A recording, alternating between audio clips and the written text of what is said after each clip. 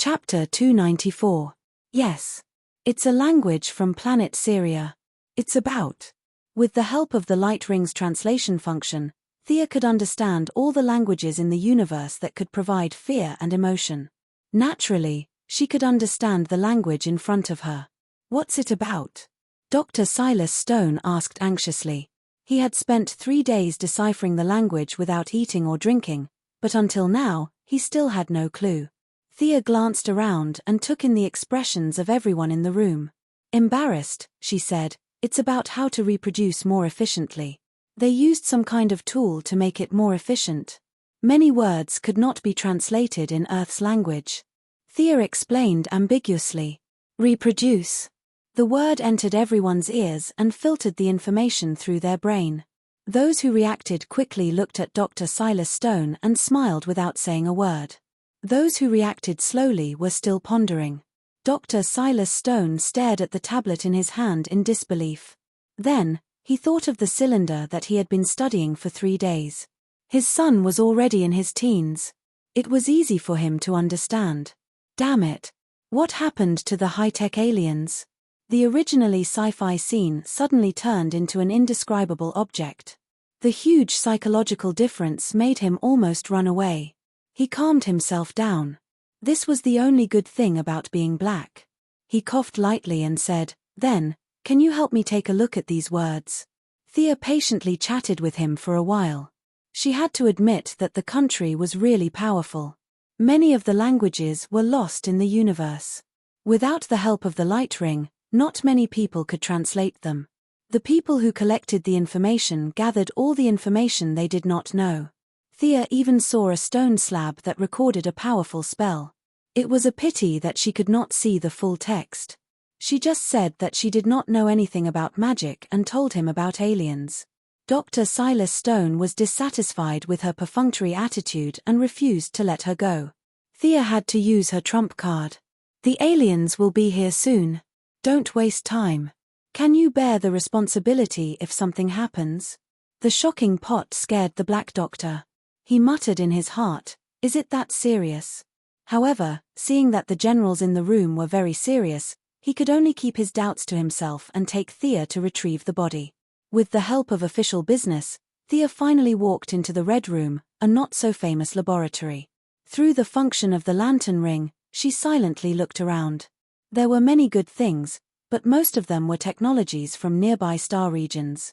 Unfortunately, only half of the particle booster remained. The strong magnetized rotating core power amplifier had a large burnt hole at the input interface.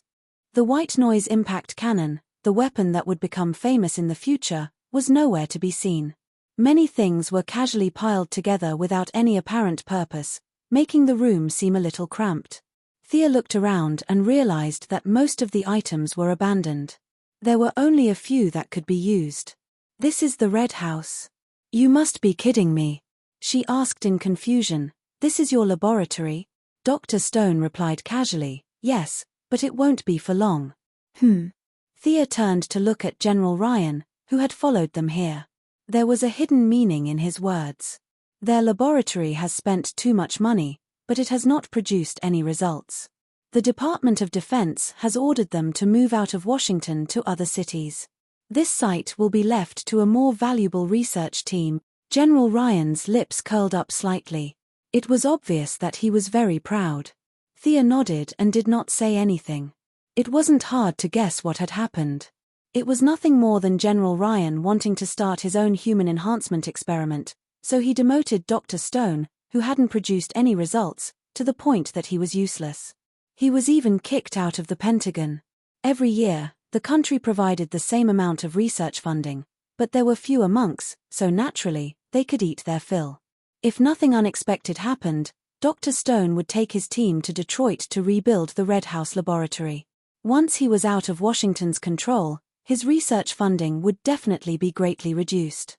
Could the Quinn Corporation inject funds and get a share of the results?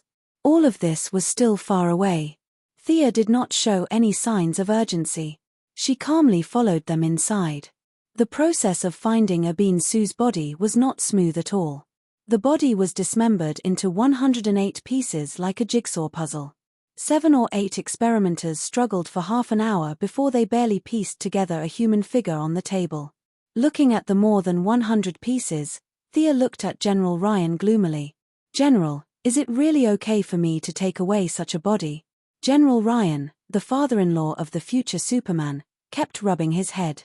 He was a little speechless. Thinking about it from another perspective, if Russia and the other indescribable countries dismembered him into more than 100 pieces and sent him back to the United States, they definitely didn't want to express their peaceful relationship as brothers. "Which one of you dismembered him like this? What should I do? Send someone to explain it to me." Thea actually had a way to deal with the body. She could not simply draw a few magic circles to bring him back to life, but it seemed that she could still restore his flesh and blood. However, she was not going to leave so easily. At least, she wanted some benefits. General Ryan was silent as if he did not hear anything. Several experimenters whispered to each other, "Explain? Explain to whom? Explain to whom?" Dr. Stone explained the situation to a few people in a low voice. Needless to say, the people hired in his laboratory were all very scientific. When they heard that they could go to outer space, their eyes lit up. However, soon, the harsh reality poured cold water on their heads. The few of them looked at a bean Sue, who had been dissected into 10 by 10 pieces of meat. Was this a problem that could be solved by explaining? Dragging such a body to outer space? Are you sure you are not declaring war but returning the body of a brave warrior? They waved their hands desperately. One said that he was going back to his hometown to get married next month, while the other said that his father had just died and he could not leave. To be honest, Sareth Stone was very tempted. However, he was stopped by his loyal students. "You'd better stay on Earth." After haggling with them for a while, she received a lot of military orders and a promise to organize the science and practical department of the Quinn Group to visit the Red House laboratory. Then, Sia took a big bag and put the body away. Leaving the Pentagon alone, she flew into the sky under the cover of the night. When she returned to the hotel, Diana was waiting for her. Thea threw the body into the dimensional ring and told the moose not to eat it. Thea started a new round of competition with Diana.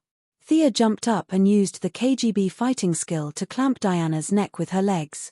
Diana did not show any weakness. She used the Sambo self-defense skill, clamped Thea's head with her legs, and fell to the ground. "I won't lose." Thea's voice came from between her legs. It was a bit distorted. "My body's endurance is much better than yours. You're going to lose." Diana announced her victory in advance. Chapter 295. Both of them tested each other's strength. Diana's stamina was unparalleled. With her warrior's physique, it shouldn't be too difficult for her to defeat Thea, who was an archer and a sorcerer. However, Thea had been baptized by the yellow light ring and her spirit had become much stronger. She gritted her teeth and persevered until Diana couldn't hold on any longer. Both of them reached a new height amidst the intense trembling of their souls. "Wake up, wake up." Diana shook Thea, who was sleeping like a little pig. After a full 10 minutes, Thea, who had overdrawn her spirit, finally recovered. She slowly sat up on the bed. She had used up too much of her stamina and spirit last night. She had used up a bar of HP and a bar of MP to kill the big boss Diana, who had a huge amount of HP. She was too weak compared to Diana. When she got back, she had to ask Damien if he managed to steal the sword. Thea put on a few clothes and went to the roof of the hotel to get some sun to replenish her stamina. After half an hour, she was surprised to find that her spirit had increased slightly. It was amazing. This was something that had never been mentioned in any spellbook. Doing that kind of indescribable thing could increase one's spirit. It was very good. For the safety of mankind and the peace of the universe, she had to do it more often in the future. She had to treat it as a social responsibility and maintain the quality and quantity of it in the long run. After regaining her energy, Thea called room service and ordered breakfast. The two of them ate like crazy. "We'll go to Aura later. Treat it as a honeymoon." Thea announced the itinerary for the next few days in a domineering manner. Ordinary people wouldn't be able to handle such a shocking itinerary. Fortunately, Diana was not an ordinary person. She nodded. I've never been to another planet before. Is the universe really that big? Earth is only one planet in Sector 2814. Thea patted her chest. Don't worry, there are not many people in the universe who can beat you. Diana didn't know that Thea was speaking from the bottom of her heart. She thought that Thea was praising her. She couldn't help but raise her eyebrows and smile happily. When the two of them were about to leave, they discovered an awkward fact. The water content in the room was a little higher than normal. There were many water stains on the carpet and walls, and they looked very fresh. The two of them were not ordinary people, so naturally, the water content was also extraordinary. If left alone, some of it could exist for a very long time. Diana, who was a little embarrassed, naturally pulled out the fire god's sword and tried to roast the crime scene again. Thea hurriedly stopped her from doing such a ridiculous thing.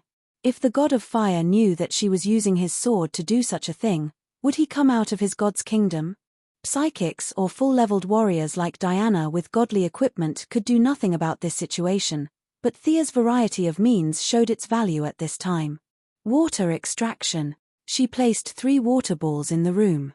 The room was as dry as an oven, and a slightly turbid water ball was gathered in Thea's palm.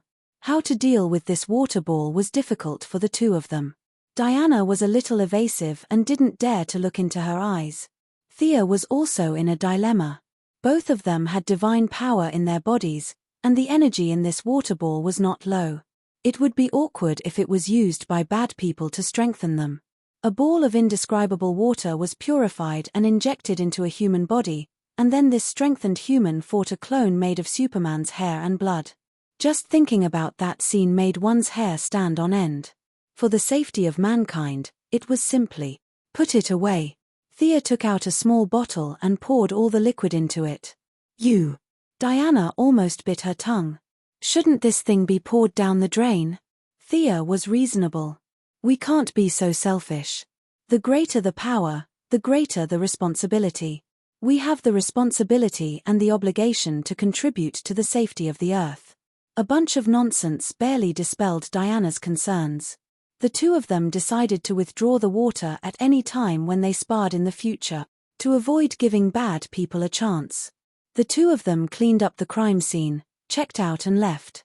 They came to a place where there was no one and flew out of the atmosphere. Thea opened a wormhole and the two of them left the Milky Way. Of course, they wouldn't go to Aurora directly. It was a little dangerous to bring along a bean Sue, who was more than $100. Green Light was definitely not a match for Diana in a one-on-one fight, but he couldn't stop them in numbers. With hundreds of people swarming up, there weren't many in the universe who could beat them. They found a planet with signs of intelligent life and the two of them stopped. Thea wanted to restore a bean Sue's body, or at least look like a human. Diana, on the other hand, took the lasso and studied intelligent life with nothing to do. After busying for 2 hours, Thea wiped the sweat from her forehead. This Abin Su looked much more complete. In order to show that he was killed by the parallax demon, Thea punched a big hole in the intact body. She had as much yellow fear energy as she wanted, and the wound was faked perfectly. After putting the body back into the space ring, Thea turned around to look for Diana. She found that the girl was in a good mood. She caught an animal that looked like a mix of a rabbit and a dog and was questioning it. The wisdom blessed by Athena was not a joke. After talking for a while, Diana could roughly speak the other party's language. It could be seen that Diana was really happy. Without the so-called mission of protecting the Earth, Diana really didn't have any happy moments. They were now out of the Milky Way. The heavy responsibility on her shoulders suddenly disappeared, and her spirit and appearance were much lighter. The original plan to quickly rush to Aurora was put on hold. Thea had contacted Senisto before, and when he learned that his old friend's body had returned home, he was very happy to welcome the two of them to Aurora as guests. Earth was not a big deal, and Star City was very safe. Thea decided not to use the wormhole, and let slowly fly over by spaceship. Diana said that she was not willing, but her body was very honest and followed her to start this space trip. Thea's ring could translate all languages, and Diana's strength could even sweep through some high-tech planets. The two of them leisurely took spaceships and continued to move towards Aurora. There were warm and hospitable races, and naturally there were space bandits who relied on the strong to bully the weak. This was the opportunity for Diana to show her might. When she first left Earth, she was a little unconfident, but when the trip entered the second month, her confidence was almost full. There was no one in this universe who could fight. But on a certain evil planet, a group of creatures that didn't seem to be half a meter tall taught her a lesson. A giant main cannon disguised as a mountain peak completed charging without the two of them noticing. Fortunately, Thea activated the wormhole in time to escape, otherwise the consequences would have been unimaginable. In the subsequent operations, the two of them restrained themselves a lot, and finally arrived at Aura 3 months after leaving Earth. Chapter 296. Of course, the one who received them was Senisto. Welcome to Aura. Senisto was familiar with Thea, but his focus was on Diana. She was full of heroic spirit, and her whole body was brimming with power. She stood there like a sharp sword, sharp, cold, and full of a murderous aura. Senisto was a little dumbfounded as he took a closer look. There was no light ring, no technological equipment, and no need to amplify her emotions 10 times or 100 times. This woman's fighting spirit was about to overflow. Were Earthlings this terrifying? The two did not fight, but based on his intuition, Senisto felt that he might not be able to defeat this black-haired woman. Seeing Diana intimidate the unruly Senisto, Thea was quite beautiful. She took out Abin Su's body from her space ring and placed it in a crystal coffin on a planet she passed by. Looking at it from the outside, it looked quite good. Senisto gently stroked the coffin. He still respected this old friend of his who had fought alongside him for many years. He nodded to express his gratitude and brought the two to the Green Lantern Corps cemetery. Knowing that Abin Su was going to be buried, many Green Lanterns came to offer their condolences. The Green Lantern Corps fought all over the universe, and it was really a luxury to have their bodies recovered for burial. Many people expressed their gratitude to Thea for returning the body. How was the training? Why did you say you won't return to Earth in the future? At the funeral, Thea saw Hal Jordan, who was undergoing training on Aura and would return to his jurisdiction in a few days. However, Hal Jordan was very depressed and said that he did not want to return to Earth. That was why Thea asked. In the original spacetime, Hal Jordan returned to Earth with the mentality that he was a superhero, but with Thea's participation, a few superheroes emerged. His little tricks were nothing. In his mind, Earth was very safe, and he did not want to cause trouble. After explaining a few words to Thea and preparing to leave, Senisto came back with a sad look in his eyes. Although his relationship with Thea was not considered friendly now, it was no longer as stiff as before. You're definitely not just returning the body, right? Is there anything else? Senisto already had some understanding of this Earthling woman. Unlike Hal Jordan, who had been trained by him, this husky was an innocent child without any ulterior motives. Thea, on the other hand, was completely different. She would never do anything that did not benefit her. It had to be said that Senisto had pretty much guessed Thea's mentality. She originally only wanted to befriend the Green Lantern Corps, but after meeting Boston Brand a few days ago, she changed her mind slightly. It's like this. I found a very interesting person a few days ago. I think he's very suitable for the Yellow Lantern Corps. Could it be the woman beside you? Senisto looked at Diana from the corner of his eyes. She was so strong even without a light ring. He definitely could not let her enter the army. Otherwise, who would be the leader? He quickly thought of an excuse to reject her. How could Thea let Diana wear the yellow light? She immediately rejected. No, she's my lover. She has nothing to do with the army. Hearing that it was not Diana, Senisto heaved a sigh of relief. His expression softened considerably. Is he an Earthling? Ah. Thea thought for a moment before answering. He was an Earthling when he was alive. I'm not sure where he's from now. An Earthling when he was alive? Senisto's head was full of question marks. He looked at the Light Ring's language translator to make sure it was not wrong. What did this mean? Where is he? Can I see him? Thea scratched her head. Actually, he's already here. You just can't see him. I can't see him. Senisto had fought for the Green Lantern Corps for many years and had actually seen many enemies who could turn invisible. However, no matter how he looked, he could not see anyone nearby. However, his powerful spiritual power did sense a cold and gloomy energy to his right. "Is it here?" Senisto pointed at the place he sensed and received an affirmative answer from Thea. This surprised him. With such a strong invisibility ability, the destructive power it could cause was enormous. Half a month ago, Thea returned to Earth to buy food because Diana was not used to the extraterrestrial tastes. She also took care of a few matters in Star City. Before she left, she received an email from Dead Man. After careful examination, Thea found that there was a fragment of her spiritual power in the depths of his soul. If she was not wrong, it should have been caused by the fear spell. This situation was a bit like the recognition of a master in novels. A single thought from her could completely obliterate him. Thus, the idea of taking him in as a fighter emerged. For him to find the meaning of his existence, Thea's suggestion was to become a superhero. "If you want to have a physical body that can be seen by outsiders, what do you think of my yellow light ring? As long as you wear it, you can materialize your body. One ring only costs 998. After some persuasion, she gave Boston Brand the codename Dead Man and stored him in the space ring before bringing him to Aurora. Senisto had no divinity or magic, but he could rely on his powerful spiritual power to sense the existence of Dead Man. Thea was impressed. "How is it?" "He's very powerful, right? Let him work for the Yellow Lantern Corps," Thea said frankly. This. Senisto was a little hesitant. To be honest, Dead Man's ability was definitely powerful. If he had not been introduced by Thea, Senisto would have agreed immediately. However, he really did not have a good reason to refuse. It would be a pity to give away such a powerful ability. Senisto's ambitious mentality quickly gained the upper hand. "Okay, I agree. Come back with me to my residence. I've also taken in a subordinate these few days. Let me introduce him to you." Senisto did not know about the soul fragment. He felt that he could rely on his great talents to subdue Dead Man. The few of them flew to his residence. "There's a person here."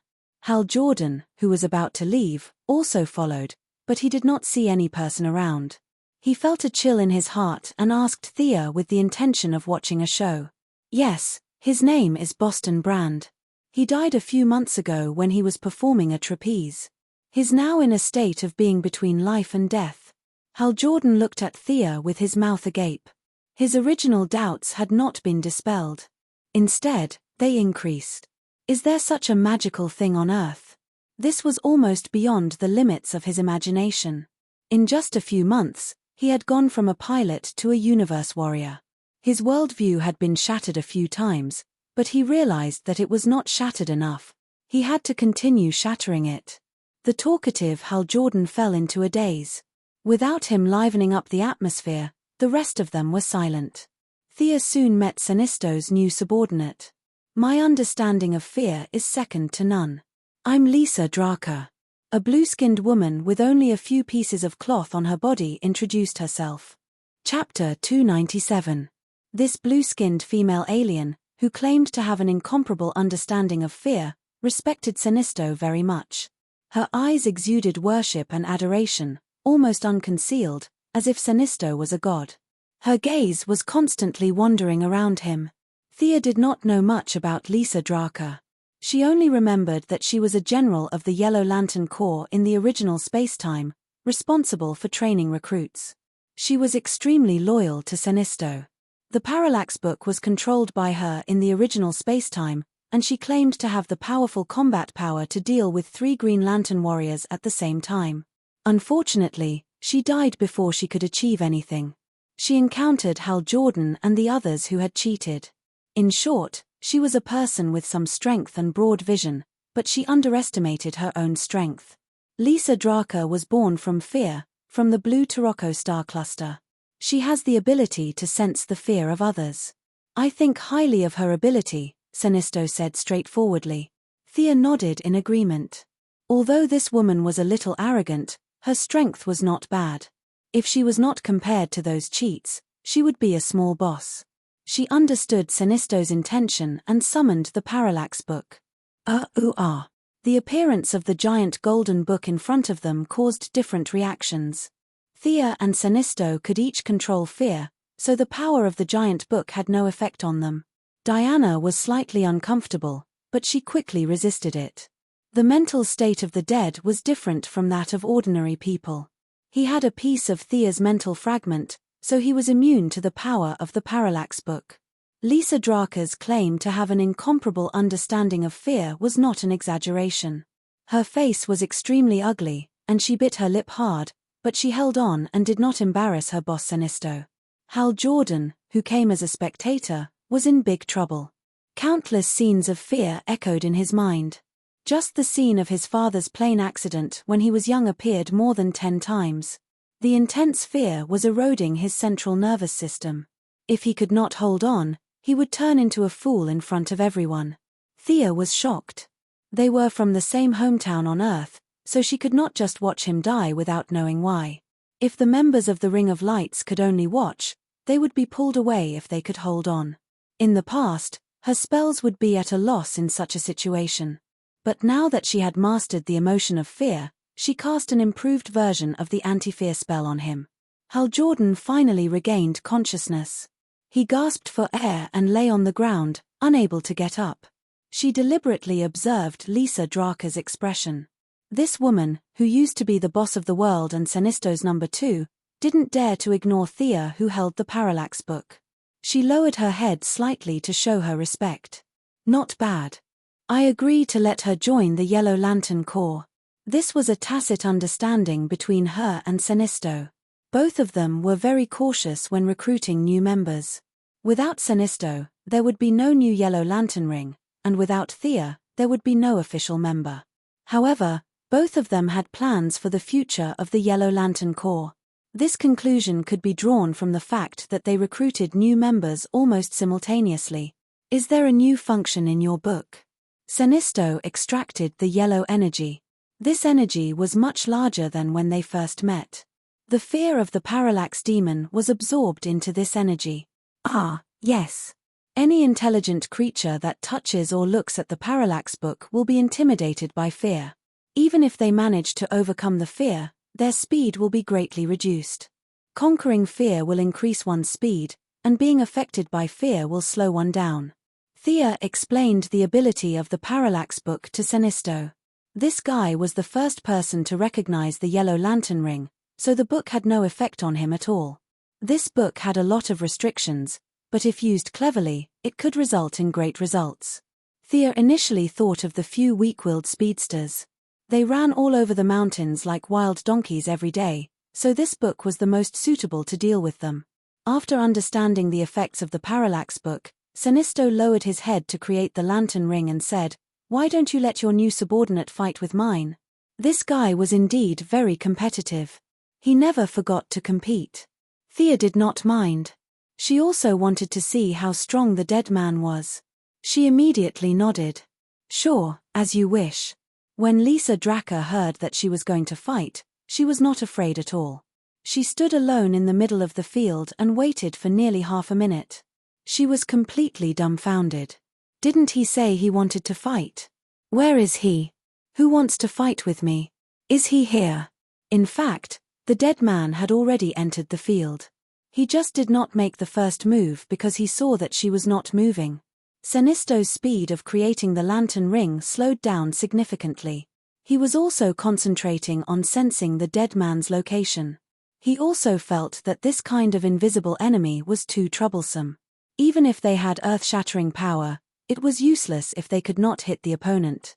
In the face of an unknown enemy, an invisible enemy, no matter who it was, they would feel fear. Sinisto could not help but glance at Thea. The guy she had chosen really fit the Yellow Lantern Ring's motto. Only the dead man could instill fear in the enemy. "I'm fighting an invisible person?" Lisa Draca saw her boss Sinisto's serious face and knew that he was not joking. The enemy had already entered the field. It was just that she could not see him.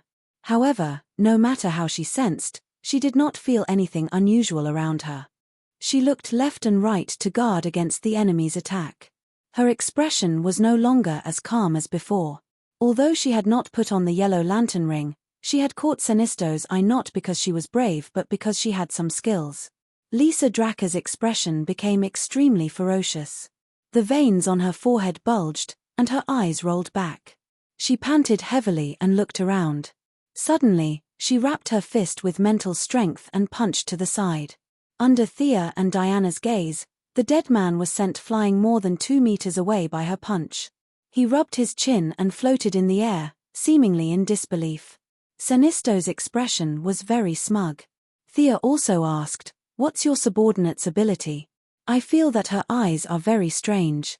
Thea relied on her eyes to make a living, so she was very sensitive to such abilities. Lisa Draca has some ability to foresee the future. Unfortunately, it's limited. She can only foresee things related to herself in a small area for a short period of time. Since Sinisto had asked her to use it, he did not intend to hide it. To a certain extent, Thea's relationship with him was closer than his relationship with the Green Lantern Corps. There was no need to hide such obvious abilities. Thea nodded. She scoffed at Sinisto's ability to foresee the future. Lisa Draca's ability was at most a prediction, but it was far from being able to foresee the future. Chapter 298. Not only was there a difference in their abilities, but even such a low-level prediction was a huge burden on a mortal's body. Looking at Lisa Draca's expression, which looked like she was about to spit out her organs in the next second, it was obvious that this move was severely draining her energy and even her lifespan. Although she was Sinisto's subordinate, Thea could not let her consume so much energy. She signaled the dead man to attack and decide the outcome in one move. Having received her instructions, the dead man chuckled and jumped into Lisa Draca's body with a high platform dive. Sinisto immediately noticed the abnormality. Thea cast a magic eye on him so that he could see the battle between the dead man and Lisa Draca. This is. Sinisto knew that Thea had some abilities beyond the light ring, so he was not surprised. He was surprised by the dead man who had half of his body in her body and was still trying to enter her body. He had a pale face, dark circles under his eyes, and was wearing a bright red bodysuit. Half of his body poked out from the blue-skinned Lisa Draca's back. At first glance, one would think that he was a deformed person. Sinisto could see because of Thea's magic, but Lisa Draca, a living alien, did not know magic. She only felt that something was desperately trying to enter her body. She knew that it was not a good thing, so she naturally tried her best to stop it. However, the dead man's move was extremely overbearing. Against ordinary people, like Nightwing, he could possess them directly. Batman's willpower was the best in the world. Although he was quickly chased out, he was still possessed for a few seconds. Now, facing Lisa Draca, whose willpower was not as strong as Batman's, because he had not used this move many times and was not used to it at first, his spiritual attributes quickly suppressed Lisa Draca's defenseless soul and completed a preliminary occupation. This ability? This is too strange. Sinisto, who had seen many things, was truly shocked. This was an unsolvable ability. Even he could not think of a way to deal with it in such a short period of time, without using any combat techniques or materialization, and directly taking over the nest. Seeing his vigilance, Thea dispelled his worries. The dead man's move is very magical against ordinary people, but it lasts for a short time against people with strong willpower. Just as she finished speaking, the dead person who possessed Lisa Draca staggered a few steps forward. This woman's resistance is crazy. Thea also wanted to see how much control a dead person had, so she didn't say anything to stop him. Hal Jordan looked at Lisa Draca trembling like a fool. Thea did not want him to embarrass the Earthlings, so she gave him a magic eye. The 4 people present could see the dead man. Lisa Draca could not, but she had experienced it the most. She did not care whether she could see it or not. She used all her strength to try to expel the dead man from her body. The two entered a long tug-of-war. The spirit of a dead person was far stronger than a normal person's soul, but Lisa Draca's willpower was equally strong since she had caught Sinisto's eye. The mental battle between the two was disadvantageous to her, but because it was her body, she had an endless supply of energy, so she naturally had a geographical advantage. As the battle dragged on, the powerless dead man was finally squeezed out. He was a rootless source, so what he consumed was his own spirit. At the same time, Lisa Dracker was so tired that she almost collapsed. She could not maintain her predictive state at all. Sweat flowed down her blue skin. I see. You can be expelled with a strong willpower. Senisto was relieved when he saw this. Lisa Dracker's willpower was like a baby's compared to his. If she could do it, he could do it too. However, the dead man's ability was indeed extraordinary. Anyone with a bit of foresight could see that. Senisto was very happy that such a person joined the Yellow Lantern Corps. Not long after, the third and fourth lantern rings were completed. Thea signaled for Lisa Dracker to go first. Everything was the same as before. The only thing worth noting was that Lisa Dracker recited the same oath that Senisto had recited that day. After registering her name in the Book of Parallax, Lisa Dracker went to the side alone to accept the knowledge of the lantern rings. There was a small problem when the fourth lantern ring was paired with the dead man. The power of the lantern ring was not for show. It could ignore the invisibility of the dead man, but there was a problem when it came to identifying the intelligent life form. The lantern ring circled him twice, but it could not determine which planet this life form came from. It could only say vaguely, "Intelligent life form has been identified." From that Boston brand. You have the ability to inflict great fear on others. Welcome to the Yellow Lantern Corps. Thea wanted to laugh when she saw this. If the lantern ring was in human form, it would probably beat the wall when it encountered such a once-in-a-thousand-years fellow like the dead man. The dead man's oath was the same as Thea's. Thea and Senisto looked at each other before looking away at the same time. The dead man who put on the yellow light ring immediately grasped the ability to materialize. He materialized a real person who looked 30 to 40% like him when he was alive. Although the yellow color didn't match his aesthetic, he had been a lonely ghost for so long. Now that he could be seen by others, it was already a great blessing. A little color was not worth mentioning. The lantern ring's function for him was to relive the feeling of being a human, and to use fear to break down the resistance of the other party when he occupied the other party's body. The dead man who materialized touched everything and seemed to be very satisfied with the objects he could touch. Hal Jordan was a little afraid of him at first, but after a few words, they found that they were surprisingly compatible. Both of them were jerks in the beginning, but later on, they regretted their character of wanting to be heroes. They talked about women, guns, and the future, and became more and more congenial. They were just short of becoming sworn brothers. Thea stayed on Aurora for 3 days and met Arlene Sue, Abin Sue's sister, who was also Senisto's wife, Solonique Notu, Senisto's daughter, and Amorn Sue, Abin Sue's son. After receiving a lot of gratitude, Thea took Diana and a few guardians to chat for a long time. After that, she found that there was nothing to do. She had been away from home for a long time, and it was time for her to return to Earth. After saying goodbye to each of them, she went to the border of Sector 2814 with Hal Jordan. Now, Hal Jordan was full of a sense of mission, as if there was a demon king descending from the sky in his sector every day. He insisted on patrolling the sector and eliminating all threats before returning to Earth. Thea could not be bothered with such a stubborn person. She could not tell him that most of the most dangerous demon kings in the entire universe were on Earth. The other planets were really safe. As long as he took good care of Earth, the entire universe would be saved. Thea did not need any dead men for the time being.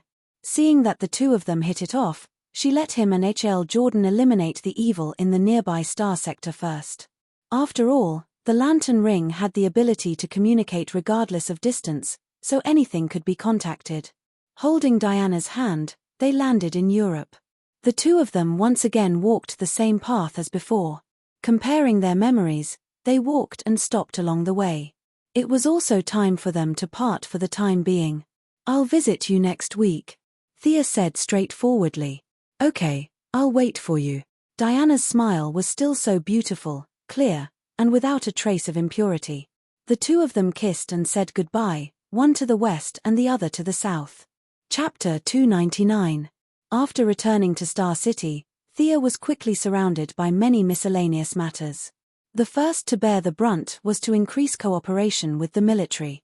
Both parties tested each other and got what they needed. The military believed that they could rely on Thea, a second-generation official on the same side as them, to clamp down on more and more unidentified superheroes. Thea also needed their tacit approval to continue making friends with the upper class and weave a huge network of connections. Both parties hit it off immediately.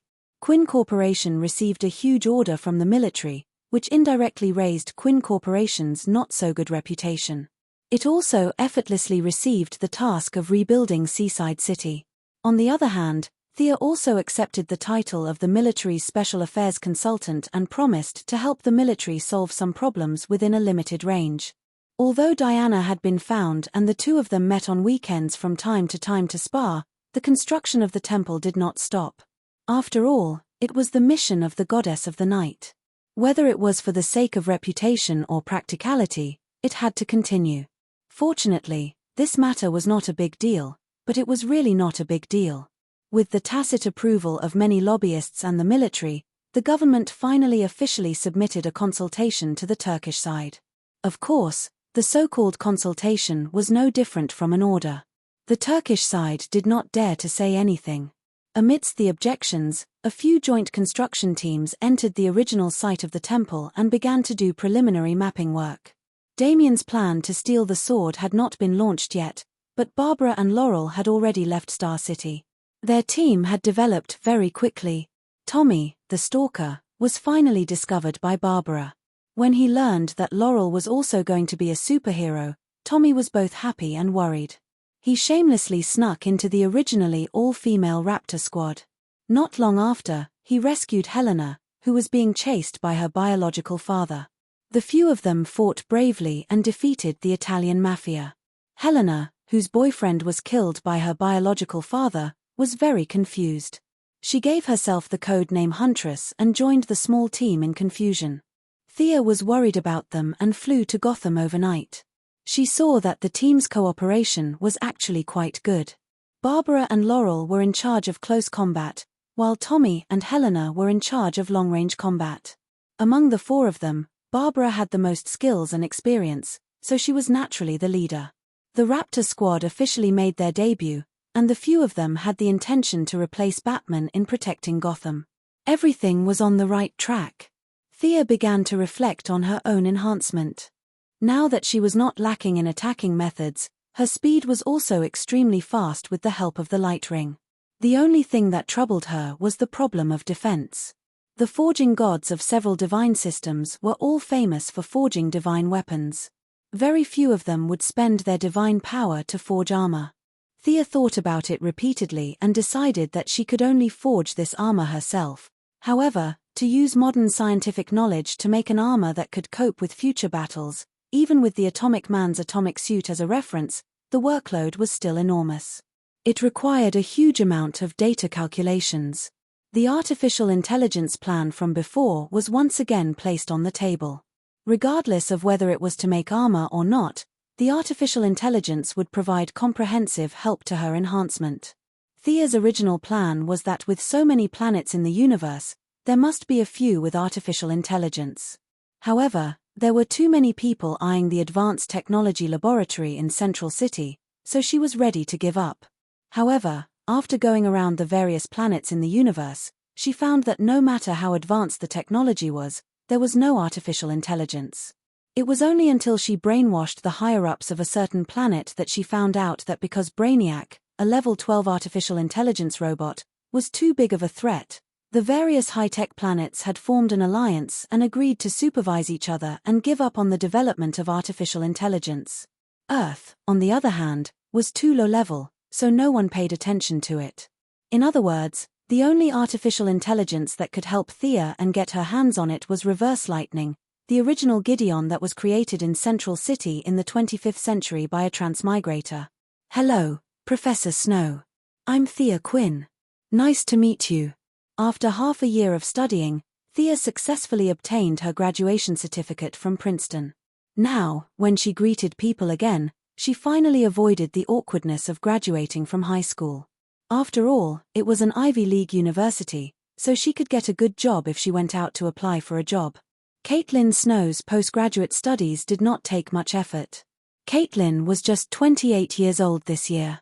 Although she was qualified to teach postgraduate students, she was too inexperienced.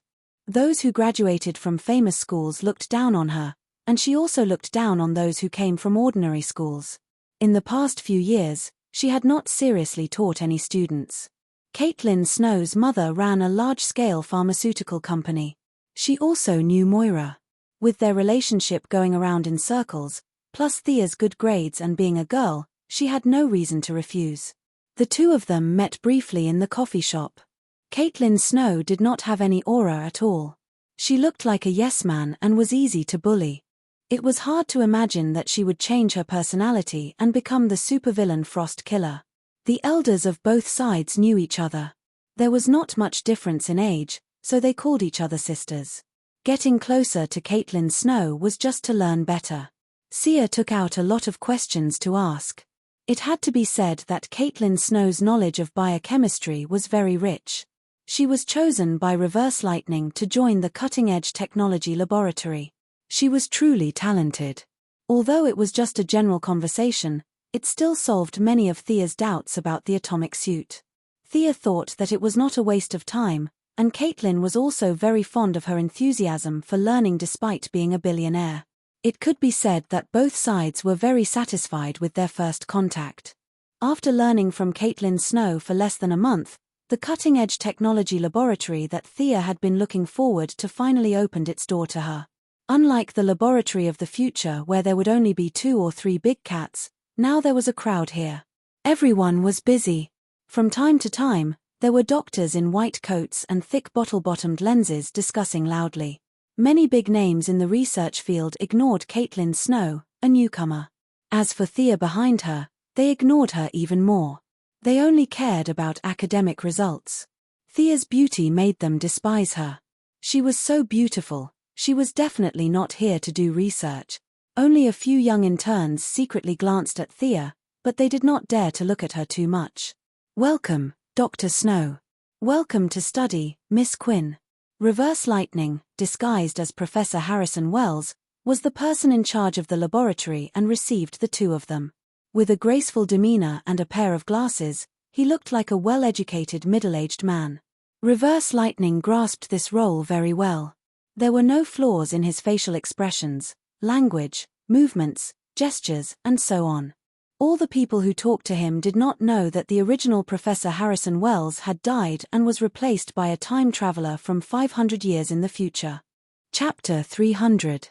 Sia didn't hide her identity. It was easy to arouse suspicion if she did. She was frank and open. Those who knew her identity would naturally know, and those who shouldn't know would never know. The Quinn Group also donated funds to the cutting-edge technology laboratory. She acted neither servile nor overbearing and spoke very politely. "Dr. Wells, your place has really opened my eyes. I'm very honored to be able to study here." Her tone was mixed with a hint of arrogance, which was also what she meant. Young tycoons in Europe and America, like Atom Knight Palmer, were talented and devoted to learning, but most of them were ignorant and looked down on others. Oliver and Tommy were typical examples. The elegant Harrison Wells did not care about her arrogance at all. He smiled like a spring breeze and said, "I hope you didn't come in vain. Our laboratory is very good." After that, he shook hands with the two and ended the conversation. He had a lot of work to do. To some extent, Thea's real identity played a role in him being able to take time out to meet the two. After the person in charge of the laboratory met the two in person, they still had to work. Even if the president's daughter came, they could not afford to be idle. Caitlin Snow was assigned to the biology team. The team leader was an old virgin of African descent. When she saw their appearance, she snorted. Thea was dressed normally today, but it was hard for her appearance not to attract attention. Caitlin was a little dogmatic and strictly followed the workplace rules. When she arrived at the laboratory, she was still wearing a tight skirt and thin high heels. Plus, she looked very easy to bully. It was impossible for the old virgin to hit it off with her at first sight. "From today onwards, you'll be in charge of this place." The old virgin who looked like Pigs's second aunt led the two to the northwest corner of the laboratory. She pointed to a row of bungalows and then walked away with her huge hips swaying. The two looked at each other. Caitlin was not a fool. If she did not feel anything when being targeted, there must be something wrong. However, she really did not know how she offended the old virgin. For a moment, she was a little confused and bit her lip. Thea did not care. In this society, people judged people by their appearance. Superficial people were everywhere. She could not be angry. Let's go in and take a look. Thea was not afraid at all. Even if it was an alien teleportation portal, she could still fly back. She pulled Caitlin along and walked in. Those who did not know would think that she was a teacher and Caitlin was a student.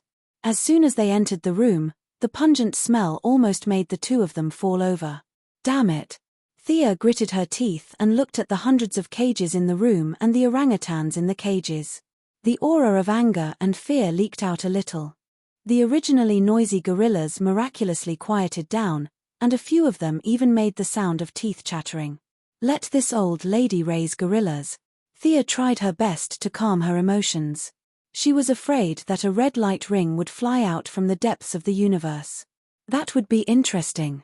In his heart, he tried his best to tell himself not to be angry. Being angry would hurt his liver and a bunch of other messy things. The last person who angered her to this extent was Senator Hammond from Seaside City.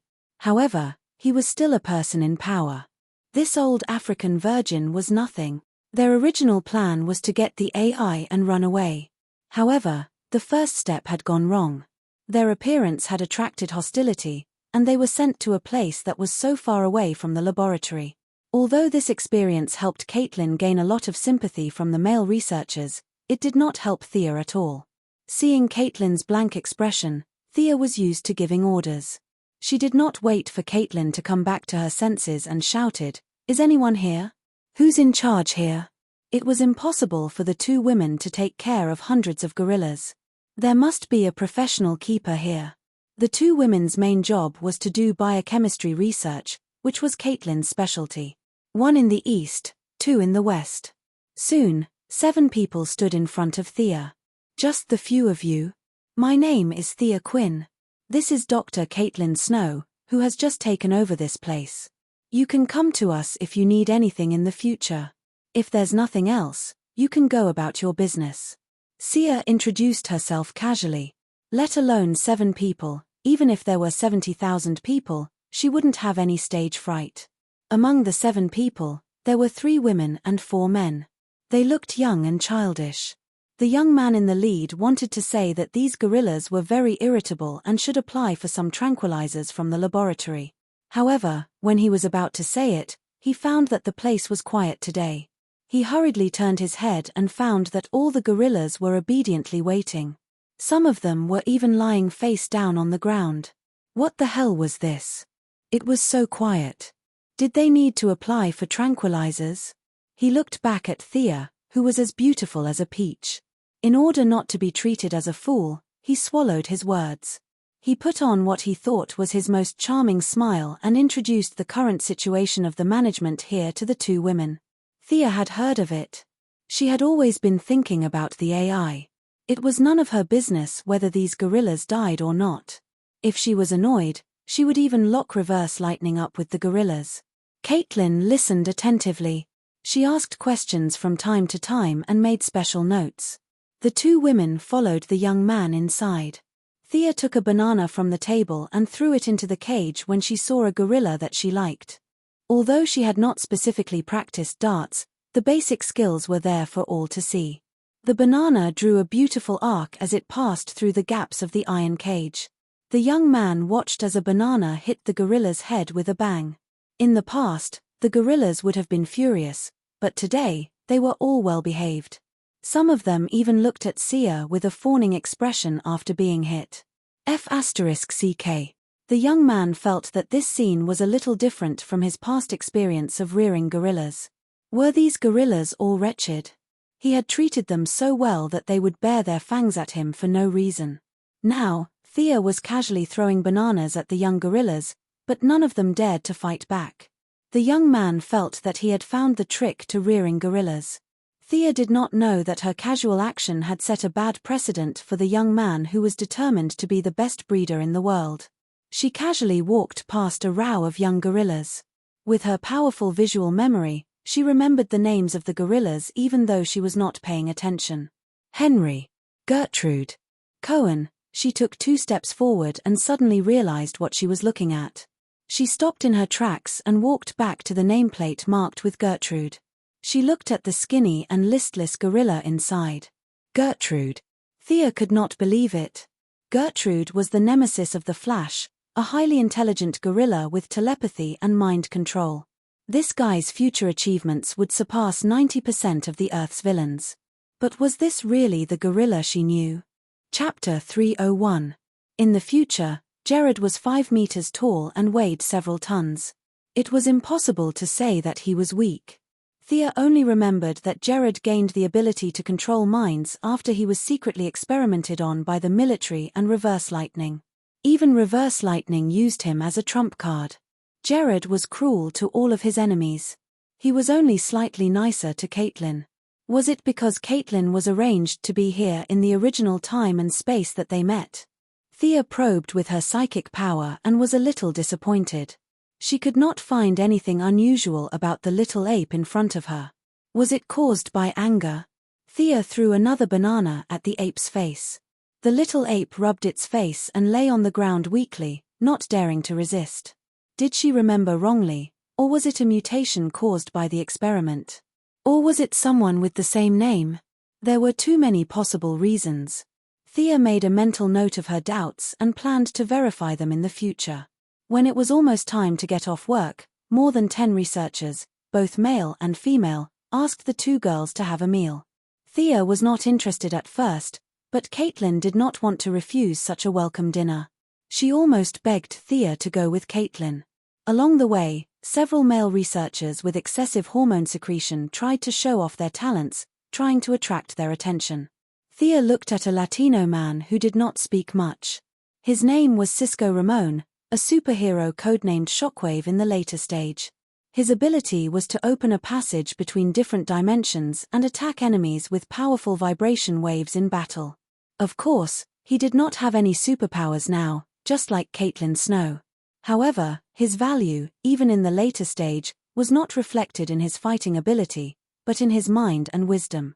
Many of the technological weapons he invented were not inferior to Batman's.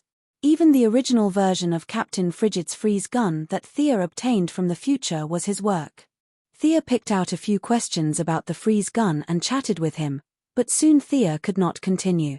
Cisco Ramon was staring at her face and did not listen to her at all. "Ah. You're talking about the pressure reducer, right? This. I think we can do it this way." Someone beside him nudged him, and only then did Cisco Ramon snap out of his daze.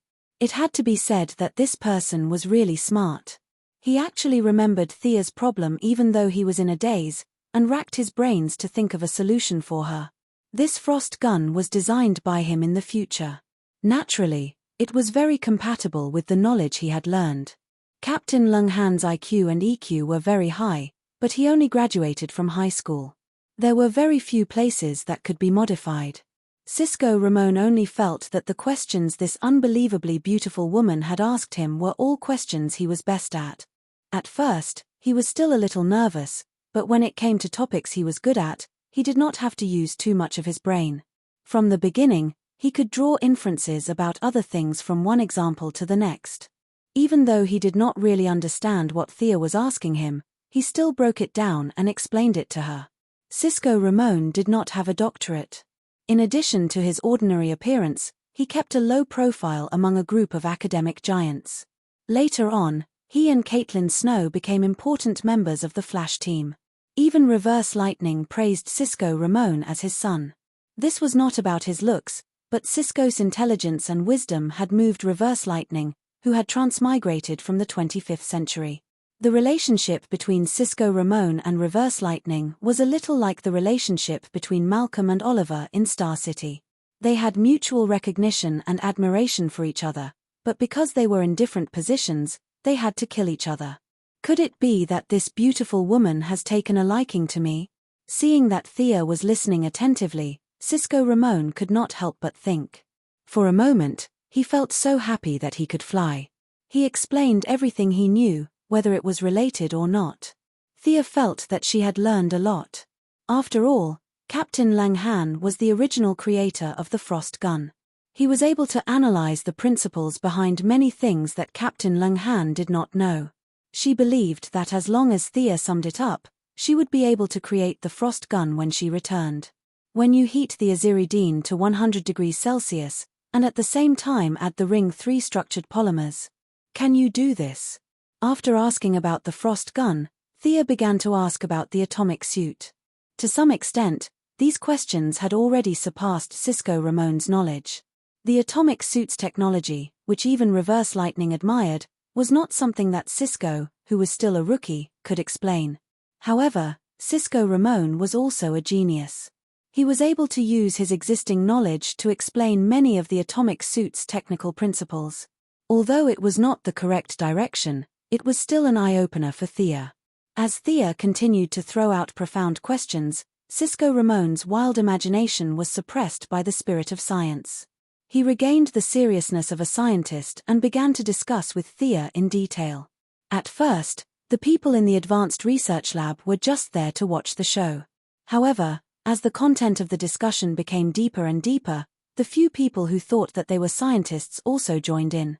This made Ronnie Raymond, who had been preparing for dinner all afternoon, feel a little depressed.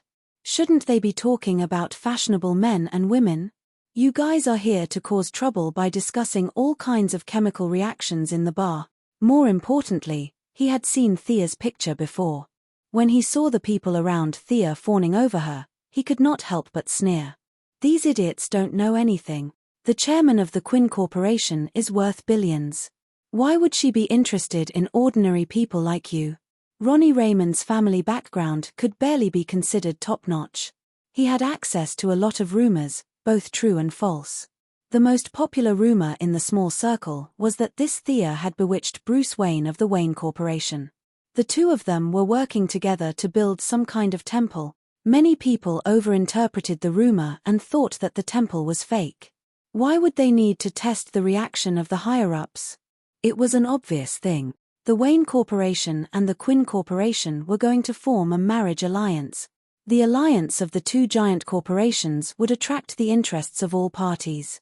Therefore, they made up a story about building a temple to test the reaction of the higher-ups. Competing with the playboy Bruce Wayne? Ronnie Raymond had never thought that it would be so challenging. Thea was not on his list of targets. His target was Caitlin Snow. The two of them had similar family backgrounds and were about the same age.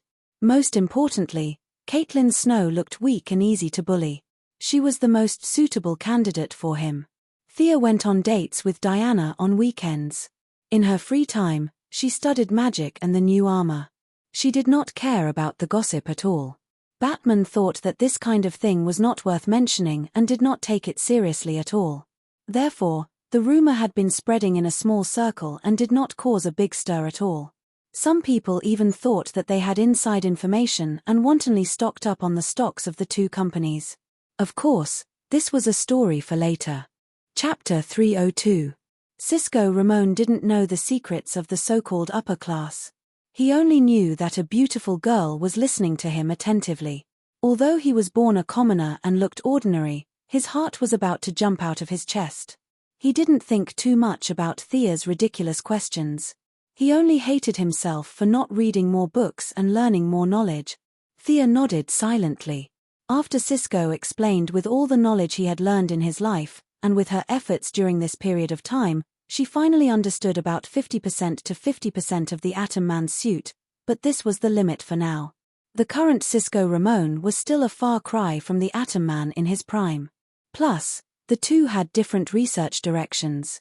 To be able to explain to this extent was already a testament to his research ability.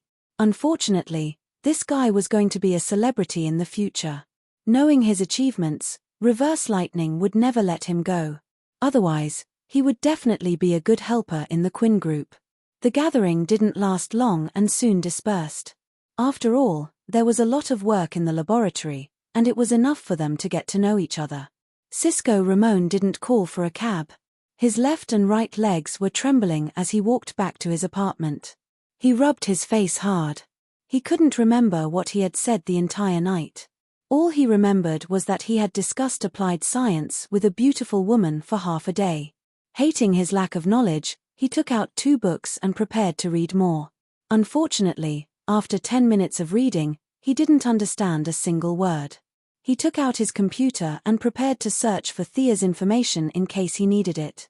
He could become good friends with Felicity in the future, and his computer skills were also good, but the information he found still made his heart sink. His mother was the mayor, and he was the chairman of a listed company. He could find a recent photo of Thea and the new mayor of Seaside City at a press conference at the site of the city reconstruction. In the photo, Thea was dressed more maturely than she was tonight, but there was no mistaking her appearance. It was the same person. Sigh. Cisco Ramon threw himself on the sofa. No matter how talented he was, he knew that the gap between the two was boundless. They were not people from the same world at all. His budding good feelings were splashed with sulfuric acid by the cruel reality. This was the true portrayal of his heart. Although he knew it was impossible, he still secretly observed Thea for 2 days. One weekend, he accidentally saw Thea kissing a classic beauty with long legs. Only then did he completely give up on this muddle-headed relationship. That woman was also breathtakingly beautiful. Saika couldn't tell which of the 2 women was prettier, but he knew that he had no chance. Cisco Ramon walked back to the laboratory alone, still feeling gloomy about the scene he had seen. Damn it, 2 such beautiful women together. What a waste of resources. Since such a beautiful and rich woman was working hard to study, then a poor person like him who could not be seen in a crowd could not slack off. Saika Ramon turned his grief into strength as he put away his frivolous personality and began a new round of learning. Thea didn't know that her unintentional actions had caused some misunderstandings. In fact, even if she knew, she wouldn't care. Every weekend, she would go out to play with Diana and travel all over the Earth and the Milky Way. The situation in the cutting-edge technology laboratory was still not optimistic. Thea collected Reverse Lightning's fingerprints and found the secret door where the artificial intelligence was hidden. However, there were too many people in the laboratory. According to her observation, even Reverse Lightning couldn't find a chance to enter the secret door, let alone herself. The opportunity had to wait. Thea stayed in the laboratory for 2 days a week, learning from Caitlin and discussing the latest research results with Cisco Ramon. When she was free, she would throw bananas at Gruder for fun. When Gruder saw her enter the door, he had a conditioned reflex of covering his head. Was this guy really the big villain or not? This thought came to Thea's mind several times because no matter how she looked at this little ape, there was nothing special about it. Its body was thin and small, and its personality was weak. Even among primates, this ape's intelligence was considered slow, let alone telepathy. Looking around, Thea made sure that no one was paying attention to her. She stretched out her psychic feelers, ready to see if this ape was the one she remembered. Out of caution, she only used 30% of her strength. However, Thea underestimated her current strength. As soon as her psychic feelers entered the ape's brain, she heard a plop sound. The little ape, Gruder, fainted straight away. Thea was a little embarrassed. Recently, she had been practicing with Diana more and more frequently. Although her psychic feelers only increased a little each time, with the help of the divine power, her psychic feelers were far stronger than usual. Seeing Gruder fainted so quickly, Thea knew that she had used too much strength. When she muttered in her heart that she should have used 10% of her strength, Gruder woke up again in a daze. Although the little ape's eyes were still blank, Thea's psychic feelers found that there was something different about it. This ape was stimulated by her to the point that it had a little bit of intelligence. It was not a psychic attack, and it did not even have basic logical thinking. However, this ape had surpassed its peers in terms of intelligence. What the hell is going on? Sia couldn't believe her memory. She was the one who saved the dead man. Could it be that Gruder's telepathic ability was also accidentally created by her? She thought of the sentence that Gruder always said, "Gruder doesn't like bananas." If this had nothing to do with Thea throwing bananas at him every day, Thea would not believe it. Cause, result, past, and future. All kinds of thoughts kept colliding, and for a moment, it was a little creepy. Did she get the memories and change their fates, or did she change their fates in the first place? Thea did not know. She could only continue to pay attention to the follow-up development. Although it was a little hard to believe, Thea still found that Gruder was becoming more and more different from his peers. The confusion in his eyes was gradually dissipating, and his body was getting stronger. When the keepers fed him, he could use some simple pleasing expressions and body movements to get more food. All signs indicated that this ape was on the path of rapid evolution. Thea observed for 2 more days and decided not to wait any longer. She was 70% sure that this ape was Gruder, the one who had beaten the Flash. Those who are not of my kind must have a different heart. This was the true portrayal of Gruder's life. He had always thought that he was better than human beings, and his life's goal was to destroy human beings more efficiently. Gruder was completely different from the dead. Although the dead were jerks, they were essentially good people. Chapter 303. If Thea was a true hero from Earth, he would have killed her without hesitation. Unfortunately, she was not. If she was not an Earthling, then what about all the aliens in the universe?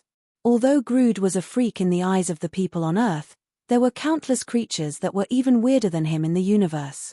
They couldn't just kill all of them in the name of justice. Thea wanted to imprint her own mark on Gertrude's mind before he grew up. The mark would grow stronger as Gertrude grew, but at the same time, it would also give him power. This power was none other than the hinting technique that Thea used to deal with the leaders of the Owl Court in Gotham.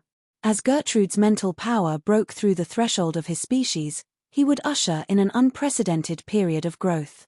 At that time, the hinting technique that was imbued with Thea's mental power would be completely integrated with Gertrude. If nothing went wrong, it would become a powerful skill that would become famous in the future: mind control. It's hard to imagine. I really created this guy, Thea muttered to herself. Everything was so strange. It was her secret intervention that created the gorilla that would shake the entire central city in the future. Gertrude was not a mutation caused by the military's experiments. It was understandable that the military had done thousands of experiments, but why was Gertrude the only one that stood out? It was because there was a mastermind behind it, and the military was just a scapegoat. Without any self-awareness of being the mastermind behind it, Thea's psychic implantation was unusually smooth. Gertrude's resistance was weak and almost non-existent. Her psychic implantation was like a fierce robber. She kicked the door open and moved into the best house. No matter how much the robber yelled, he would not make a sound. Thea did not stay in Central City for long. She hurried back to Star City because Malcolm had returned from his trip around the world. Malcolm, who had been working hard, did not look as gloomy as before. His originally white skin had a tendency to develop in the direction of tanning. I've gained a lot. I've found an important clue about the Merlin family. This was the first sentence that Malcolm said when they met. Now, that necklace was nothing to Thea. She had already completed her foundation. The first half of the necklace was a wind elemental acceleration spell, while the second half was a water elemental healing spell. With Thea's current attainments in magic, she could easily cast it. However, seeing how serious Malcolm was about this matter, she did not say much. You seem to have a lot of connections with the military now, Malcolm asked worriedly. Cooperation with the military is inescapable for the development of the Quinn Group. On the other hand, it can also deepen my mother's foundation in the political world. They complement each other, Thea answered with certainty. The United States was a global hegemon, and its military was far more powerful than what the media had reported. Although she knew that there would be a lot of trouble, this was the price to pay for climbing to the top. Malcolm stared into her eyes for a long time before nodding. All right, I trust your judgment. He then took out a stack of documents and handed them to Thea. What is this? Thea flipped through the documents. The shares of the Merlin Group. You want it? Yes, your achievements far exceed mine. The Merlin Group is just a past for me. It's also a burden for Tommy. Although I don't know what your plan is, it'll increase your weight in the military. Malcolm's face was solemn when he said this, but his words were full of love. Even though Thea did not show her feelings easily, her eyes were still a little red. She did not know whether she should accept this gift or not. Take it. I'll stay in England for the next few years and continue to investigate. Tommy. I think is doing well in Gotham. I still have a lot of property that he inherited. It should be enough for his daily expenses. My daughter, you are my pride. You are a gift from the gods. There's not much I can do for you, but you must accept it. Don't expose our relationship. You know how much Tommy loves his mother. If he knows the truth, our relationship as father and son will be over. You must keep it a secret. Thea's nose twitched. The father-son relationship was just an excuse. Malcolm was afraid that her identity as an illegitimate daughter would be a stain on his reputation. He used a casual tone to cover up their relationship. Daddy. Thea could no longer control her emotions. Even though she felt sorry for old Robert, she was still touched by Malcolm's fatherly love. All right. You're so busy. Take the documents away. We'll hold a press conference in a few days. Malcolm shoved the documents into her hands and pushed her out of the room. Sia smiled. The old man was not good at expressing his feelings. His eyes were red around the rims, even though he was speaking harshly. Thea went through the documents when she returned to her residence. They were notarized documents for the gift of shares. She just had to sign it and it would take effect immediately. Thea kept the documents after reading them. She was not in a hurry. She took out the few drops of God's blood that she had collected after the battle with Horus. There were 6 drops in total. 4 of them were ordinary drops and the other 2 had higher energy content. 1 drop of the ordinary God's blood was used to save the atom hero. Thea absorbed another drop on Paradise Island. She also absorbed a drop of the higher energy content later. There are only 3 drops left. How do I split them? Thea rubbed her chin and pondered.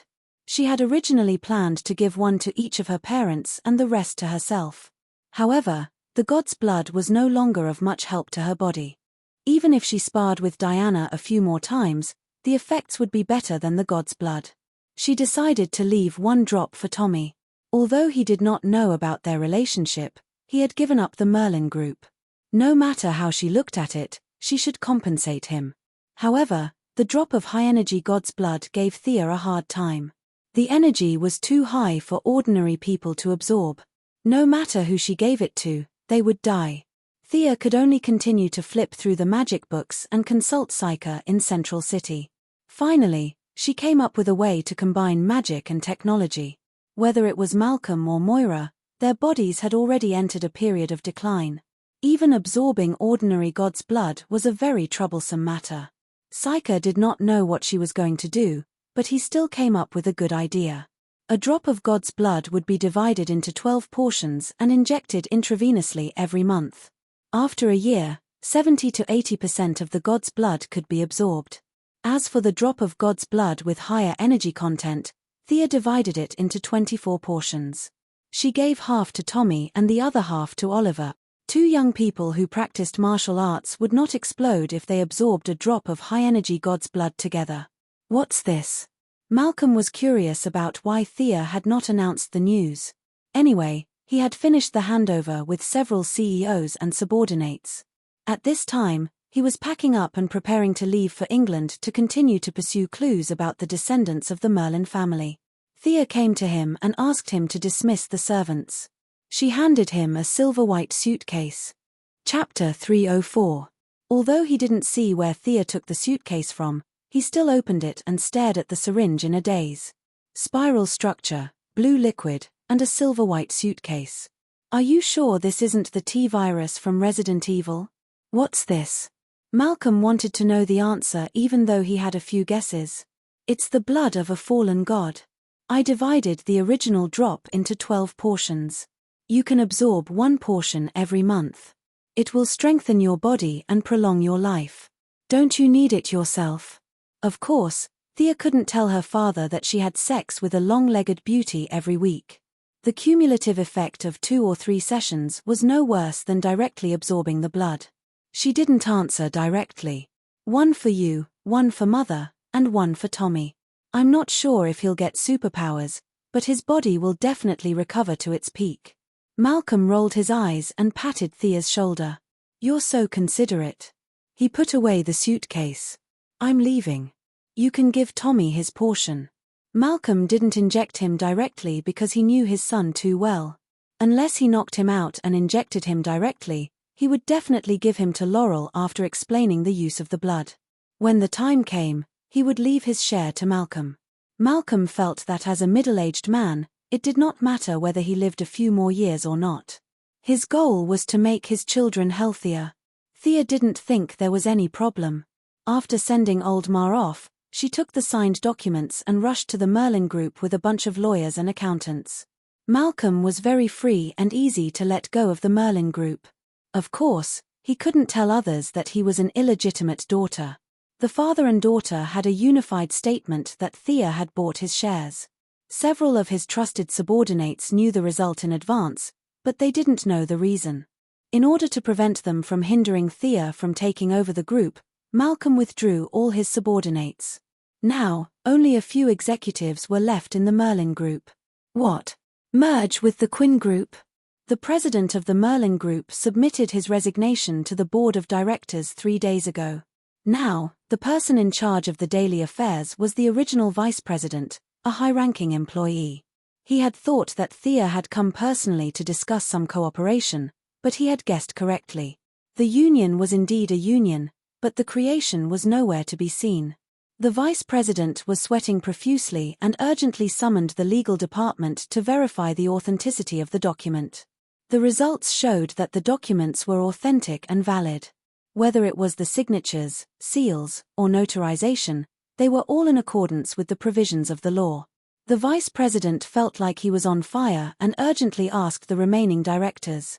Although they didn't agree unanimously, Thea had more than half of the shares. In other words, as long as Thea wanted to, she could complete the merger of the two companies. Thea was here today to do this. Otherwise, why would she bring so many lawyers and accountants with her? Was she here for a vacation? Merge, start the process of merging now, immediately. The vice president worked for a salary, so he couldn't find any reason to object. According to Thea's order, he informed the administrative departments one by one to complete the handover of the work and wait for further orders. Of course, the merger of the two companies wouldn't be so simple.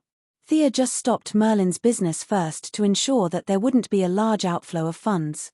She still had to negotiate with a lot of directors. Yes, a lot of directors. Originally, the directors of Quinn and Merlin might have to withdraw from the board of directors because of the merger and the dilution of the shares. However, Thea had to appease these people. There were also many people who held shares of the two companies at the same time and joined the board of directors because of the merger. For example, Felicity, the vice president of Quinn, now looked at Bruce Wayne as if she had seen a monster. Bruce Wayne personally held scattered shares of most of the companies in the world. This time, the merger of Quinn and Merlin had actually reached the point where he could join the board of directors. When he received Thea's call, he had to come, whether it was for business or personal reasons. Batman gave Felicity a subtle look, telling her not to say anything, and walked into the conference room calmly. "Welcome, Bruce."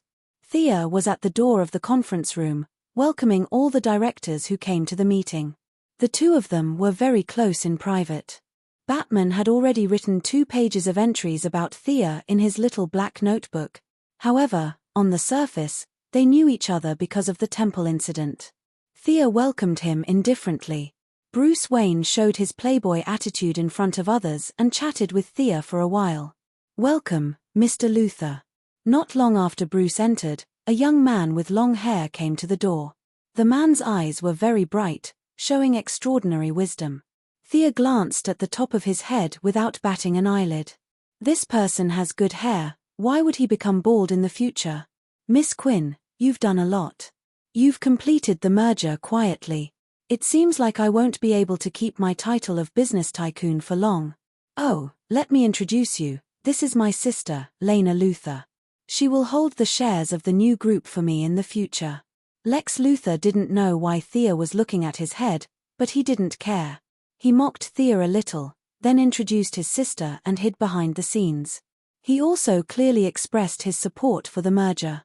His superb conversational skills not only expressed his intention but also didn't embarrass others. They were indeed the three popular villains. The wise Lex Luthor, the crazy Joker, and the tenacious Sinisto. The three of them were full of strong personal style. Thea had always been looking forward to this Superman's nemesis, but they were in different camps. She didn't say much and just greeted the timid little girl behind Luthor who pretended to be calm. "Welcome to, Miss Luthor. I believe that we'll have a good time working together in the future." The little girl nodded slightly and walked in with Lex Luthor politely. At the appointed time, Thea looked at her watch and knew that all the directors had basically arrived. The remaining few who were dissatisfied with the merger didn't need to pay attention to him and officially began the merger discussion. After the merger of the two groups, Thea personally held 31% of the shares of the new group, and no one else held more than 10%.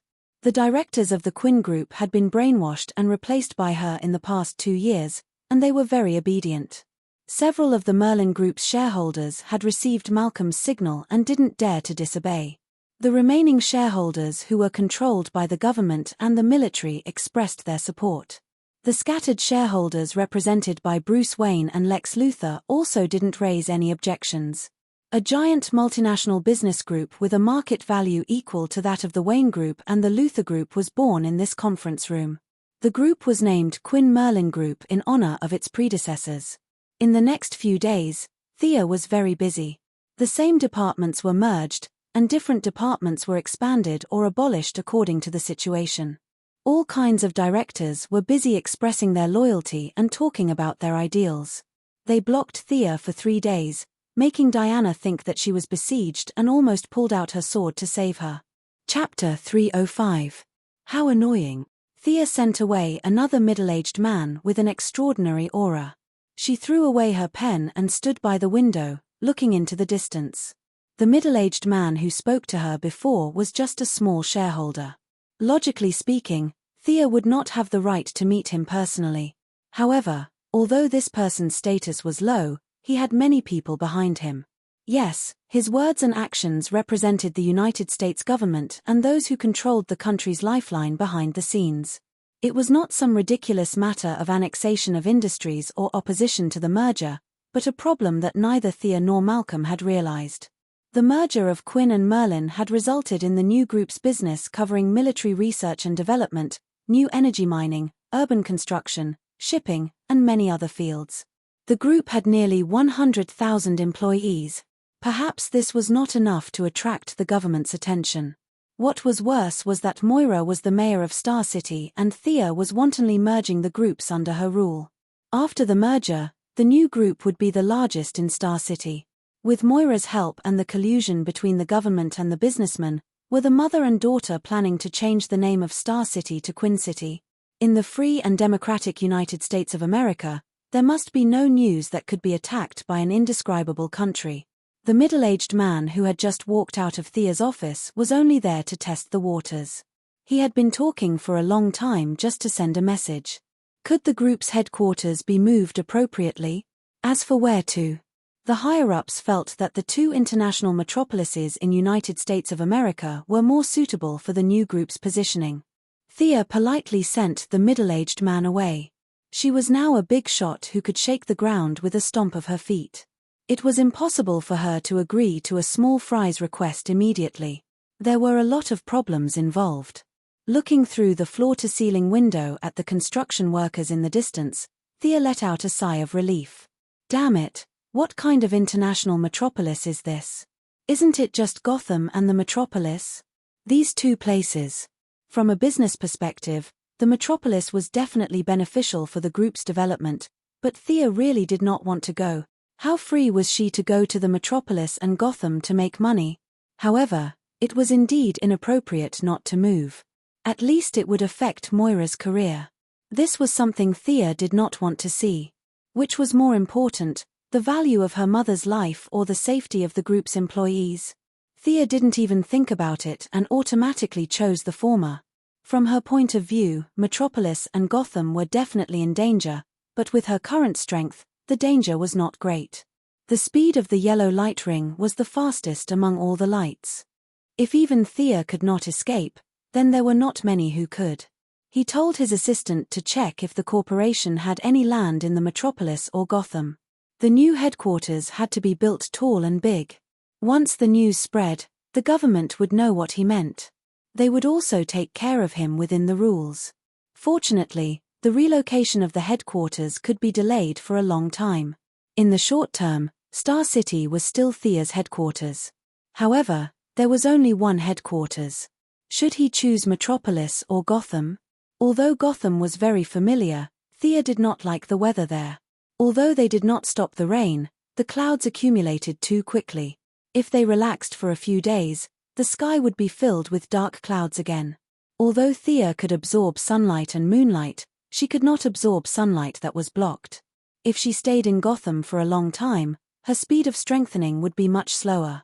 On the other hand, the Court of Owls was involved in all aspects of Gotham. Logically speaking, if she brought a large corporation there, it would definitely cause conflict. If the conflict was small, it would be easy to expose the fact that she secretly controlled the court. If the conflict was big, it would be too troublesome to fight with her own people. After considering all the factors, Thea gave up on Gotham and prepared to move to Metropolis.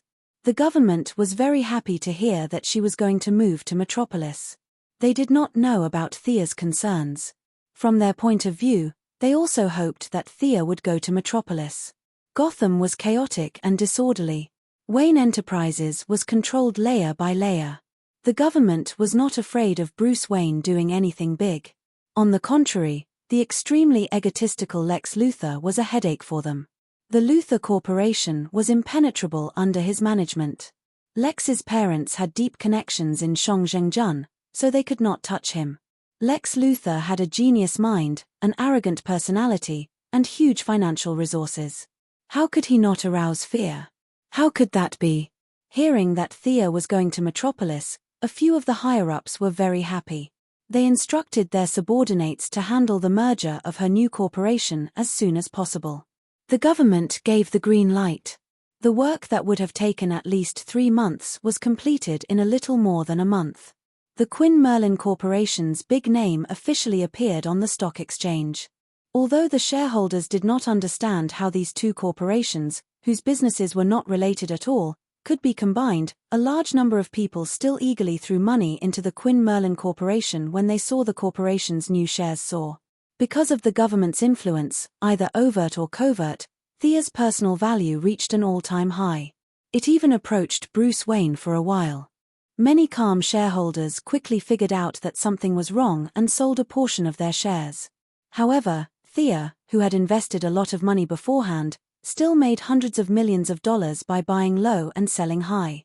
If this large sum of money was placed in an indescribable country, it would definitely be invested in real estate.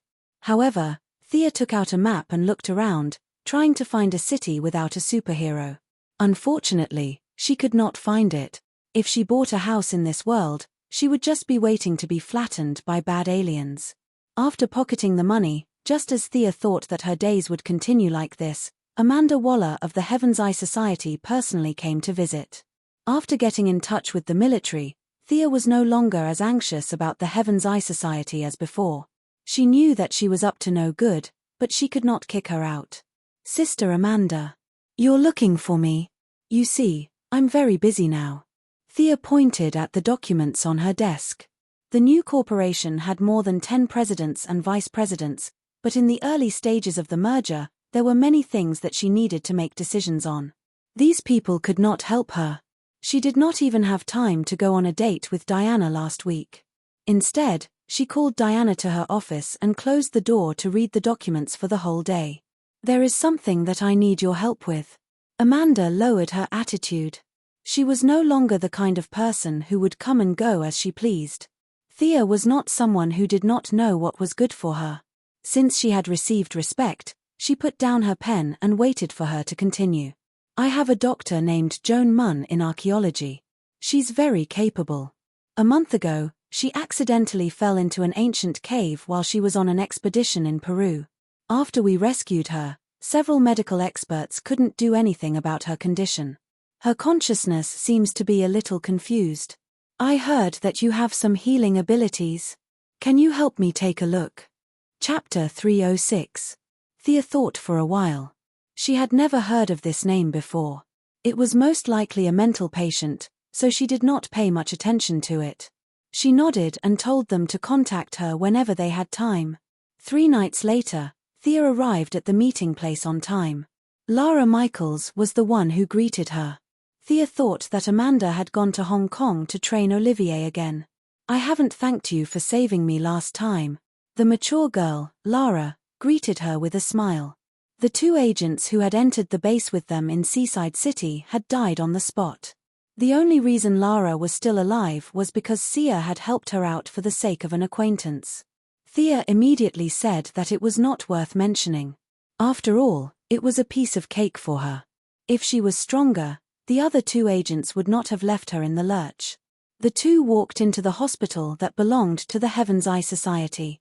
Patients of all shapes and sizes walked past them from time to time. Some thought that they could fly, some thought that they were rocks and wanted to bang their heads against the wall. It was as if they had returned to Arkham. After passing through a few checkpoints and entering the underground facility, Thea saw the patient who needed her treatment. You think this person is mentally ill?" The woman in front of her was petite. Her skin was pale, and her blood was bluish-purple. The woman was tied to the bed with a rope.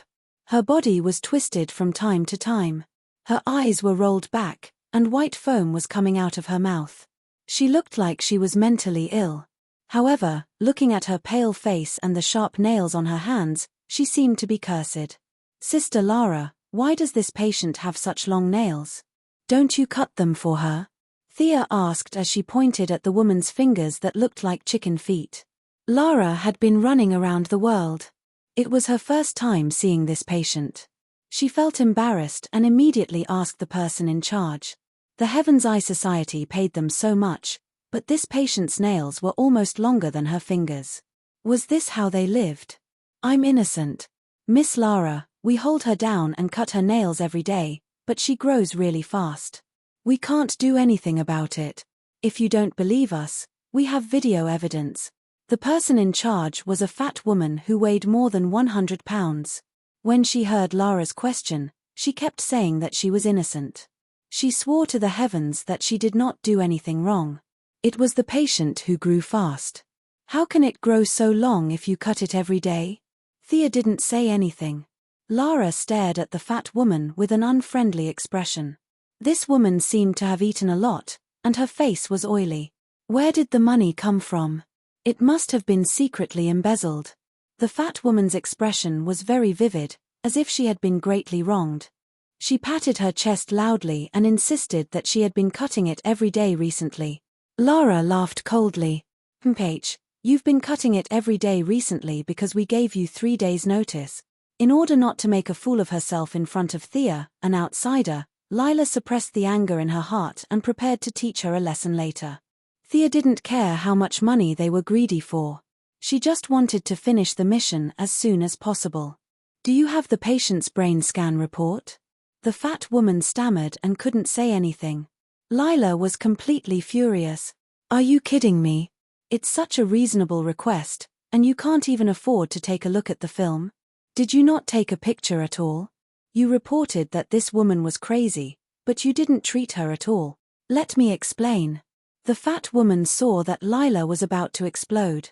She immediately took out a stack of films from another drawer with a movement that didn't match her body shape. "There seems to be a shadow in this patient's brain. Our detection equipment can't distinguish it at all." Lila pulled it over and took a closer look. The fat woman wasn't lying. Whether it was the angiogram or the CT scan of the head, they all showed an ink-like black shadow. "Thea, take a look." Lila flipped through the films and handed them to Thea. Thea flipped through them and thought to herself. If the fat woman didn't sell the new equipment and bought an old one from an Indian hospital to make up the numbers, these images showed that there was something wrong with this woman. Even if the clown woman was crazy, she could still scan the brain's brain. This black shadow, was she still human? Since science couldn't be relied on, magic could only solve the problem. Although Thea consciously avoided using magic in her daily life, she still had to use it when necessary. She opened the Eye of Horus and scanned the patient's brain. The moment her eyes made contact with the black shadow, a large number of scattered memories followed her line of sight and entered Thea's mind.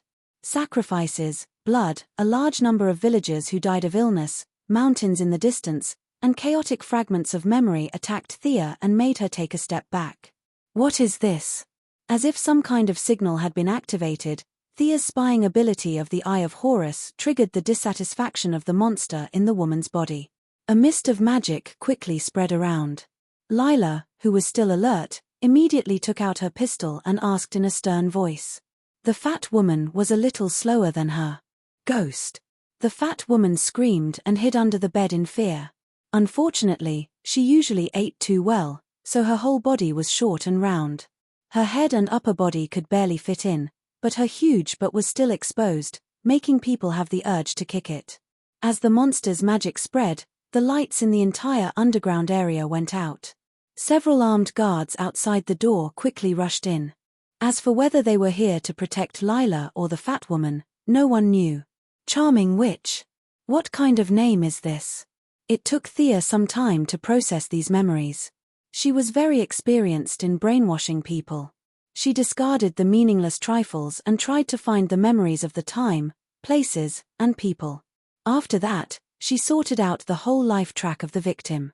The result made her speechless. This woman turned out to be a pure magic user, and if she remembered correctly, this woman was the boss of the movie Suicide Squad. This woman was the only magic user that Thea had dealt with in a long time. Thea did not dare to act rashly. From the memory, she judged that the woman had lived for hundreds of years. In theory, she had a lot more magic power than herself, but she did not seem to be very good at it. At this time, the charming witch was wearing a crescent moon headdress. Her whole body was as black as ink, and her messy hair was scattered over her shoulders. She curled up in the corner of the room and looked at Thea with dull eyes. She knew that she had suffered. Joan Munn had interrupted her sleep. Joan Munn was just an ordinary person, and she did not have any magic power at all. Both of them were in pain when she possessed her. Now that she was stimulated by Thea's Eye of Horus, she was not prepared at all and appeared in front of others. The plan had not yet begun, but it seemed that there was a possibility that it would go wrong. Thea was afraid of her strong magic power, and the charming witch's body was stiff, so her magic power was not working well. The two of them were in a stalemate, and neither of them dared to make the first move. Chapter 307. What is this? Lara's hands trembled uncontrollably as she held the gun. Although the room was dimly lit, she could still see the charm witch's green eyes. This is the monster that possessed your female doctor. Perhaps she was once a human. If I'm not mistaken, she should have used West African voodoo techniques to make herself neither human nor ghost. For centuries, she has been calling herself the Enchanted Witch. There were too many people in the room, so it was not convenient for Thea to transform her light ring. She took out her divine longbow and knocked a lightning arrow to guard against any possible attacks. Lara gestured to the few guards behind her, asking them to leave first. The house was too small, and the group of people who rushed in seemed to be very loyal, but they were all fat and strong, blocking the door tightly. Lara did not need their loyalty now, she just wanted to get out quickly. She whispered to Thea, "Can you deal with this black thing? More or less? You should leave first." Thea observed for a while and found the problem with Lara's body. She was definitely stronger than Thea in terms of magic power, but her body was stiff, and she did not know how much power she could use. If Lara was invincible, why would she be so cautious in the corner? Lara did not need her to tell her. She wanted to go out long ago. However, she could not go out with a few idiots blocking the door. She gestured for a long time before she remembered that it was pitch black, and these people could not see at all. She was also afraid that she would expose her position and attract the attention of the thing. She was very annoyed. Lara did not go out, but raised her gun to guard. Thea was fully focused on the charm witch and did not know the truth behind it. She was quite touched. This big sister looked cold, but she was actually very warm inside. "Can you understand me?" Thea could not stay in this stalemate, so she had to break the silence. Unfortunately, she tried several languages, but the other party was indifferent. She just curled up in the corner and looked at them silently. You don't have a vocal organ. You still don't understand. Can you go back to that body and communicate with us? Thea suggested as she pointed at Jean Munn, who was no longer struggling on the bed. However, the man continued to ignore her. As Thea spoke more and more, the man glared at Thea fiercely like a wolf. They were both magic users, so it wasn't hard to guess what the other party was thinking. What? You've taken a fancy to my body. You want to absorb my magic to rejuvenate yourself, don't you? Stupid. Thea had already killed 1.5 gods. Why would she be afraid of a witch whose body was already half frozen? Sensing that the other party's malice was becoming more and more obvious, Thea knew that the negotiation had failed. She raised her bow and shot out a lightning arrow. Originally, a female revenge arrow was the best choice to deal with her, but he didn't know if this girl had never done anything bad or never had a boyfriend.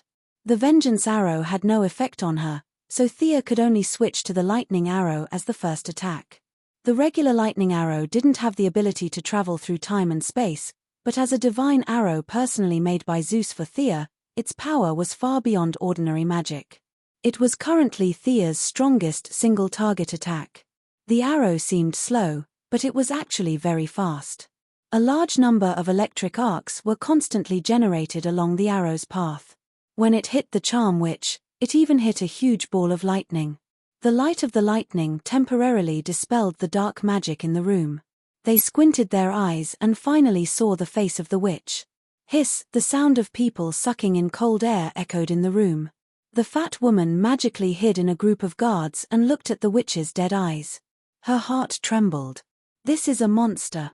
I won't work in this hospital anymore. Thea didn't have time to pay attention to their thoughts. She only knew that her arrow couldn't kill the witch. Instead, the witch's zombie body resisted most of the damage.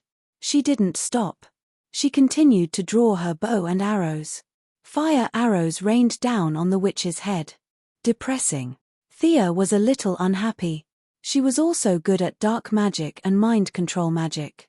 Their skills even overlapped to some extent. If there were no outsiders, it wouldn't matter. However, there were a lot of onlookers. If she fought with the witch head-on, her heroic image would be damaged. The only thing she could do now was to rely on the magic arrows of the divine longbow to quickly deplete the witch's magic power. Under Sia's torrential rain of bullets, the few ordinary people in the room regained some of their vision.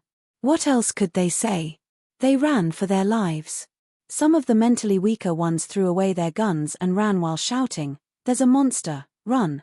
The whole underground facility was in chaos. The panic quickly spread to the buildings above. "I'll go up and stabilize the situation. Reinforcements will be here soon." Layla finally found a good excuse and ran out after telling Thea. Thea nodded. She didn't expect her small pistol to do much damage anyway. Without her, it was more convenient for her to use her skills. Seeing Layla disappear into the elevator, Thea finally played her trump card. Clone. Her clone was telepathically connected with her and began to cast spells with her. All kinds of debuffs were applied to the witch and buffs were applied to Thea. After putting on the yellow light ring and conjuring chains to bind the charming witch, Sia didn't stop shooting arrows at all, one after another.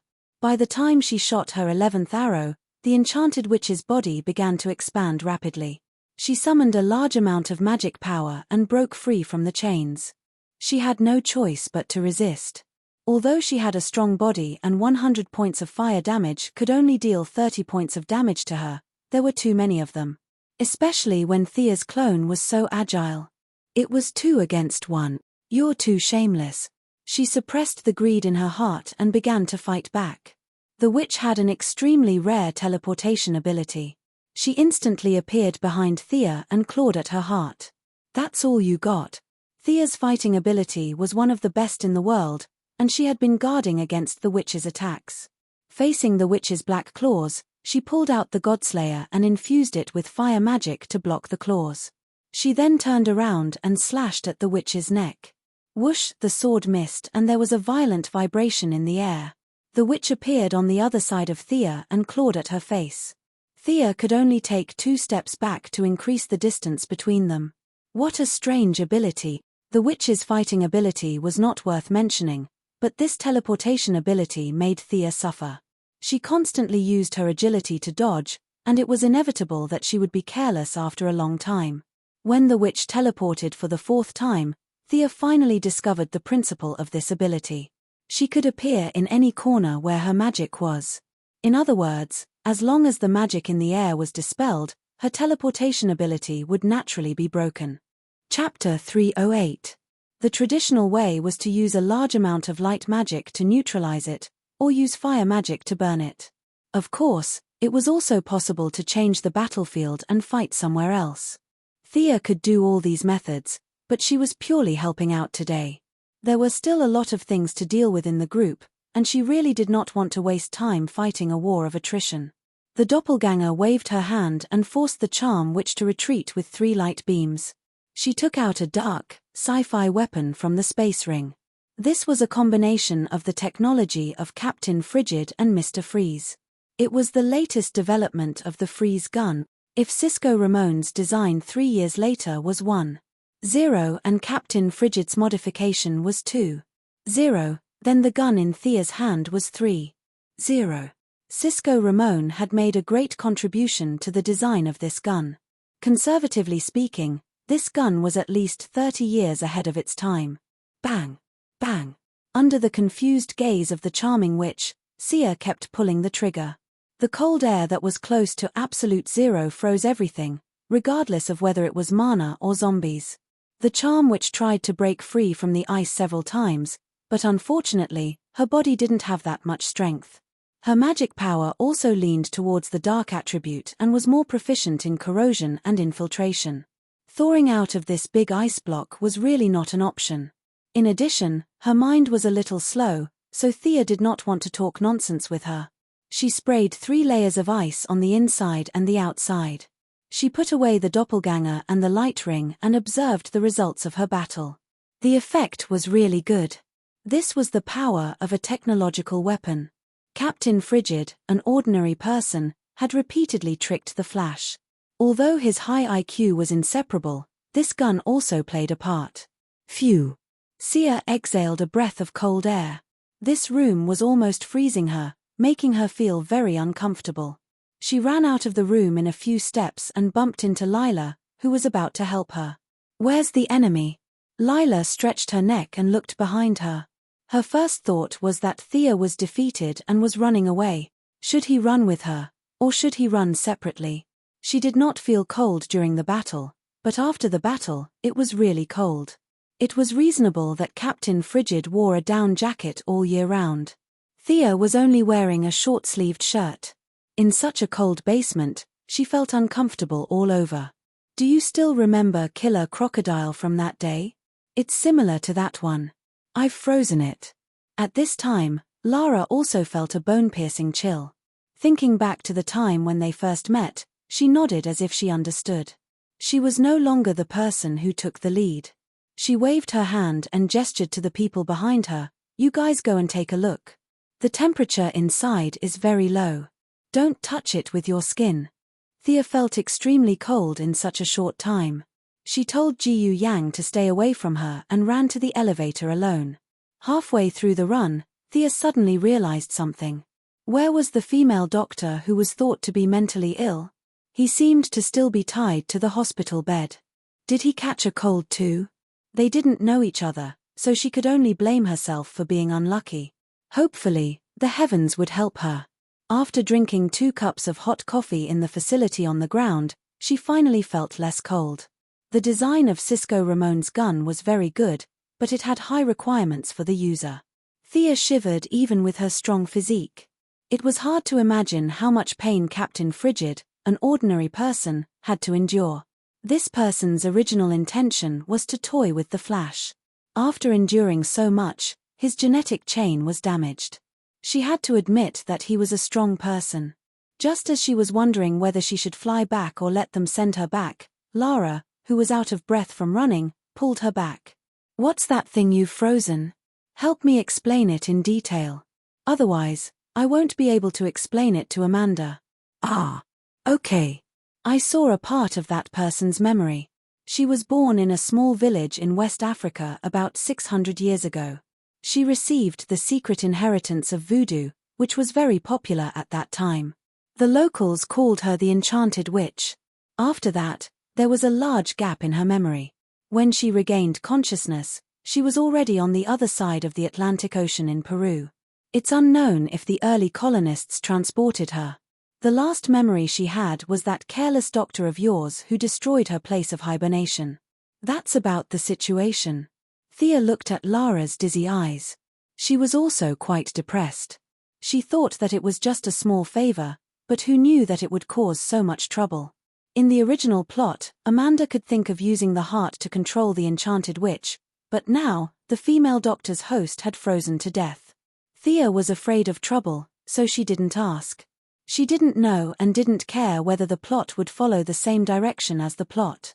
She reached out to greet Lara, leaving her to ponder on how to write the report. Thea didn't wait for them to pick her up and directly flew back to Star City. She thought that Amanda would come the next day, but the dark-skinned woman didn't come. Instead, a little kid came. Damian Wayne, who looked childish but had a serious expression, handed Thea a long bag. "The sword you wanted." Thea opened the bag. The hilt and scabbard were 1.5 meters long and 25 centimeters wide. The whole thing was very heavy.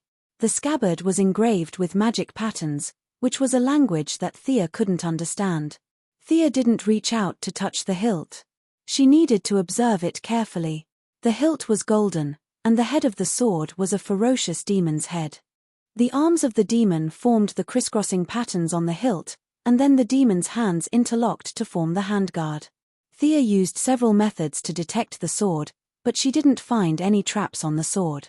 Then, she summoned a light ball and circled around the sword a few times, but she didn't find any abnormalities. "You're too careful." Damian Wayne couldn't help but mock her. He knew what she was doing, no matter how stupid he was. Thea didn't want to talk nonsense with the little kid. Under his horrified gaze, she created a clone and instructed her to get the sword. Clang, with a crisp sound, the whole sword was pulled out. The clone and the real body exchanged information. After confirming that it was safe, Thea took the sword and looked at it carefully. What a good sword! After removing the hilt, the blade was more than 1 meter long and 12 centimeters wide. It was unknown what material it was made of, but the blade was pale white. Anyone with a normal mind would associate it with the color of bones at first glance. They could vaguely hear the wails of the dead on the sword. In the middle of the blade, there was a dark red blood groove that couldn't be seen by ordinary people, but Thea could see it with the eye of Horus. But before she could take a closer look, she felt a mysterious suction force in the blood groove, and a small part of her gaze was sucked in. Thea quickly turned her head. She waved it a few times. "It seems a little light." As soon as Thea had a similar feeling, she saw that the sword seemed to sense her strength and gradually increased its weight until it matched her strength. There was no doubt that this was a divine artifact, or a demonic artifact. Thea's own Godslayer and Diana's Vulcan's sword were both divine artifacts. The 3 swords were similar in nature, but their auras were completely different. Chapter 309. Not to mention its ability to absorb energy, the sword itself contained a huge amount of power. As a magic weapon, its attributes were very good. Thea tried to infuse dark magic into the sword, and found that the emotions transmitted from the hilt were desire, greed, and more importantly, excitement. That's right, the sword was transmitting a signal of excitement to Thea. God knew how many years it had waited, and finally, it was nourished by magic again. The blade was faintly vibrating. Thea swung the sword and withdrew the magic, and directly sheathed the sword. The sword was a little too pleased with itself. It had actually tempted Thea to go on a so-called killing spree. It would be a joke if Thea, who brainwashed others every day, was brainwashed and controlled by a sword. Thea did not directly put the sword into the ring. Instead, she looked at Damian and said, "I'm very satisfied. You can learn magic from me." Damian's little face was tense, and he was obviously relieved. As for the time and place, it was the small forest where Malcolm taught Thea. It was quiet and remote, and no one would disturb them. The original owner of the land was Old Ma, and now it was under Tommy's name. Anyway, he was still in Gotham with Laurel, so there was usually no one there. She told Damien to find a place to rest and wait for her in the forest at night. Thea continued to busy herself with the various matters of the company. It was not until sunset that she slowly walked towards the forest that had given her hope. It was the cycle of nature, and now it was her turn to give others hope. Thea recalled as she walked, but suddenly she stopped and looked not far behind her. An extremely tall and thin old man walked out from the shadows and was looking at her not far away. He was wearing a black robe with a high collar. His face was cold, and his eyes were filled with wisdom and vicissitudes. "Ninja Master?" Thea was a little surprised. This old man actually came out on his own. Needless to say, he must have followed Damien all the way here. Thea did not know if Damien had been honest with him, or if there was something else going on. "You know me, child, can you really teach Damien those mystical knowledge?" Ninja Master stared at Thea with his hands behind his back. "I'm a man of my word, but his completion of the mission seems to be a little different from what I expected." Thea could tolerate failure, but she did not like betrayal. Failure was a matter of ability, while betrayal was a matter of morality. Ninja Master didn't answer her question directly. He lowered his head and organized his words. "Without my acquiescence, it's impossible for him and Talia to get the magic sword from me." Thea was dubious about this. Since it had already happened, she could say whatever he wanted. "Are you going to take back your sword?" This time, Ninja Master answered without hesitation, "I want to see if you are qualified to hold that sword." Thea smiled.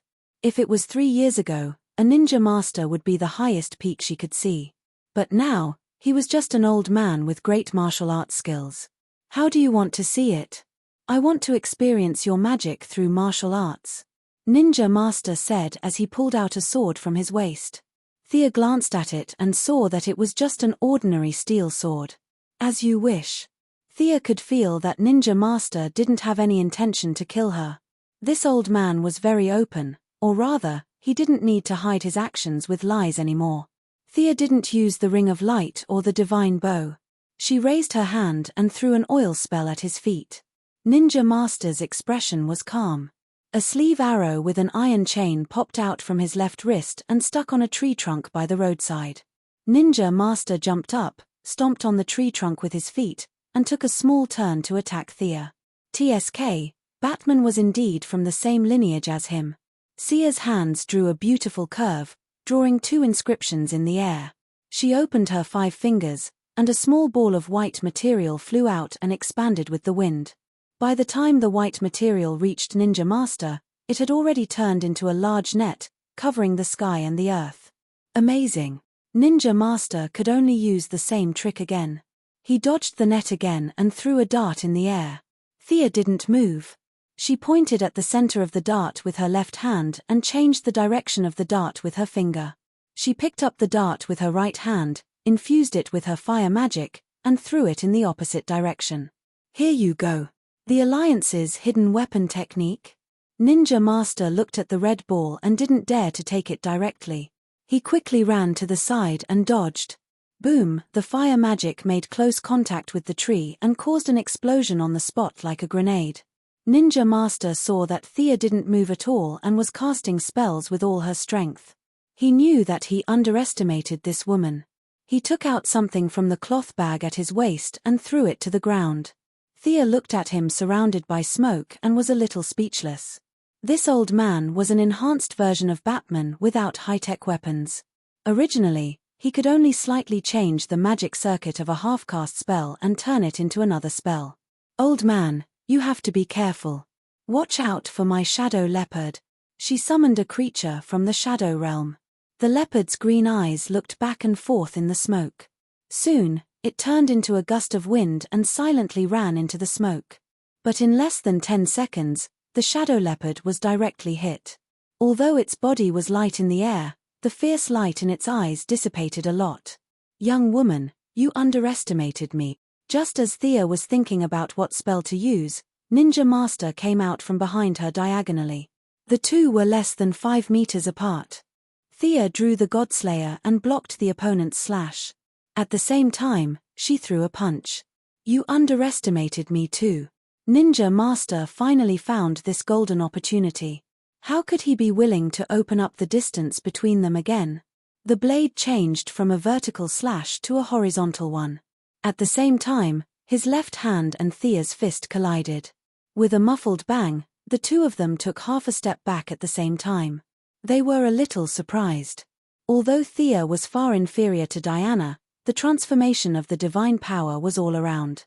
She used almost 70% of her strength in this punch, but she did not expect that the opponent's physical fitness was not bad. The punch was actually a draw. Demonized body. The only thing comparable to the transformation of the divine power was to demonize oneself.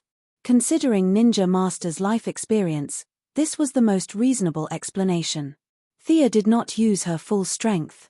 In fact, Ninja Master was cautious all year round and also did not use his full strength.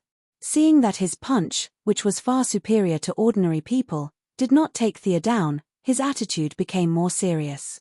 At this time, the Shadow Leopard rejoined the battle, 2 against 1 with Thea to deal with Ninja Master. Rope technique. Thea waved her sword in her right hand to resist the opponent's attacks. Her left hand completed a spell. As if it had a life of its own, the magic rope wrapped around Ninja Master's feet. At the same time, the Shadow Leopard attacked the middle. Thea's long sword swept towards his head. The Ninja Master's martial arts skills were really impressive. He flicked the magic rope with his sword, jumped up with his legs, and kicked the Shadow Leopard away. He didn't care about closing the distance anymore. He grabbed Sia's wrist that was holding the sword and threw her out. Chapter 310.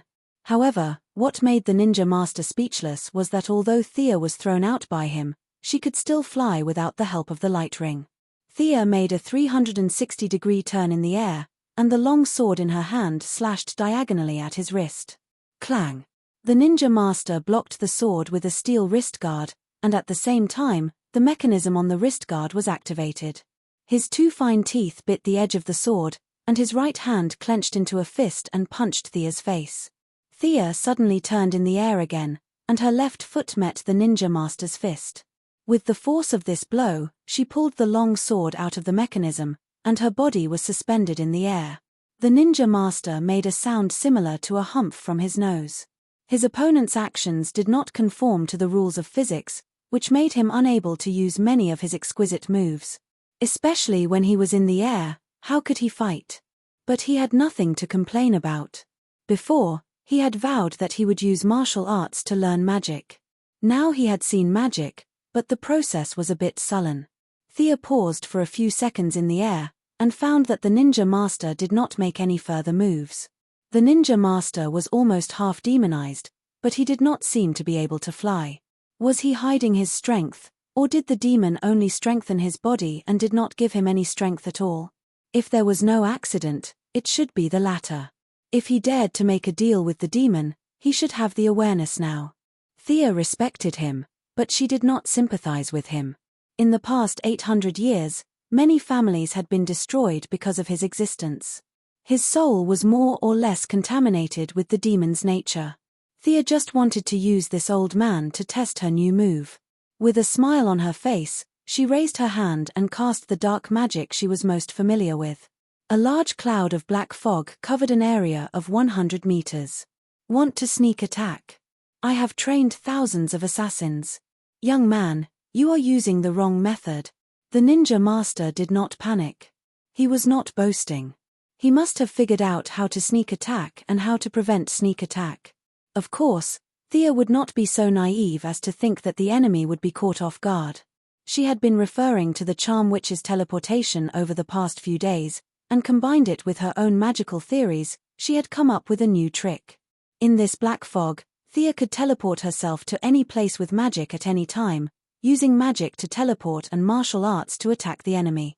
This was also the first time she tried to combine martial arts and magic.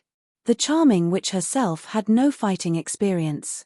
She only knew how to grab, knock, and scratch.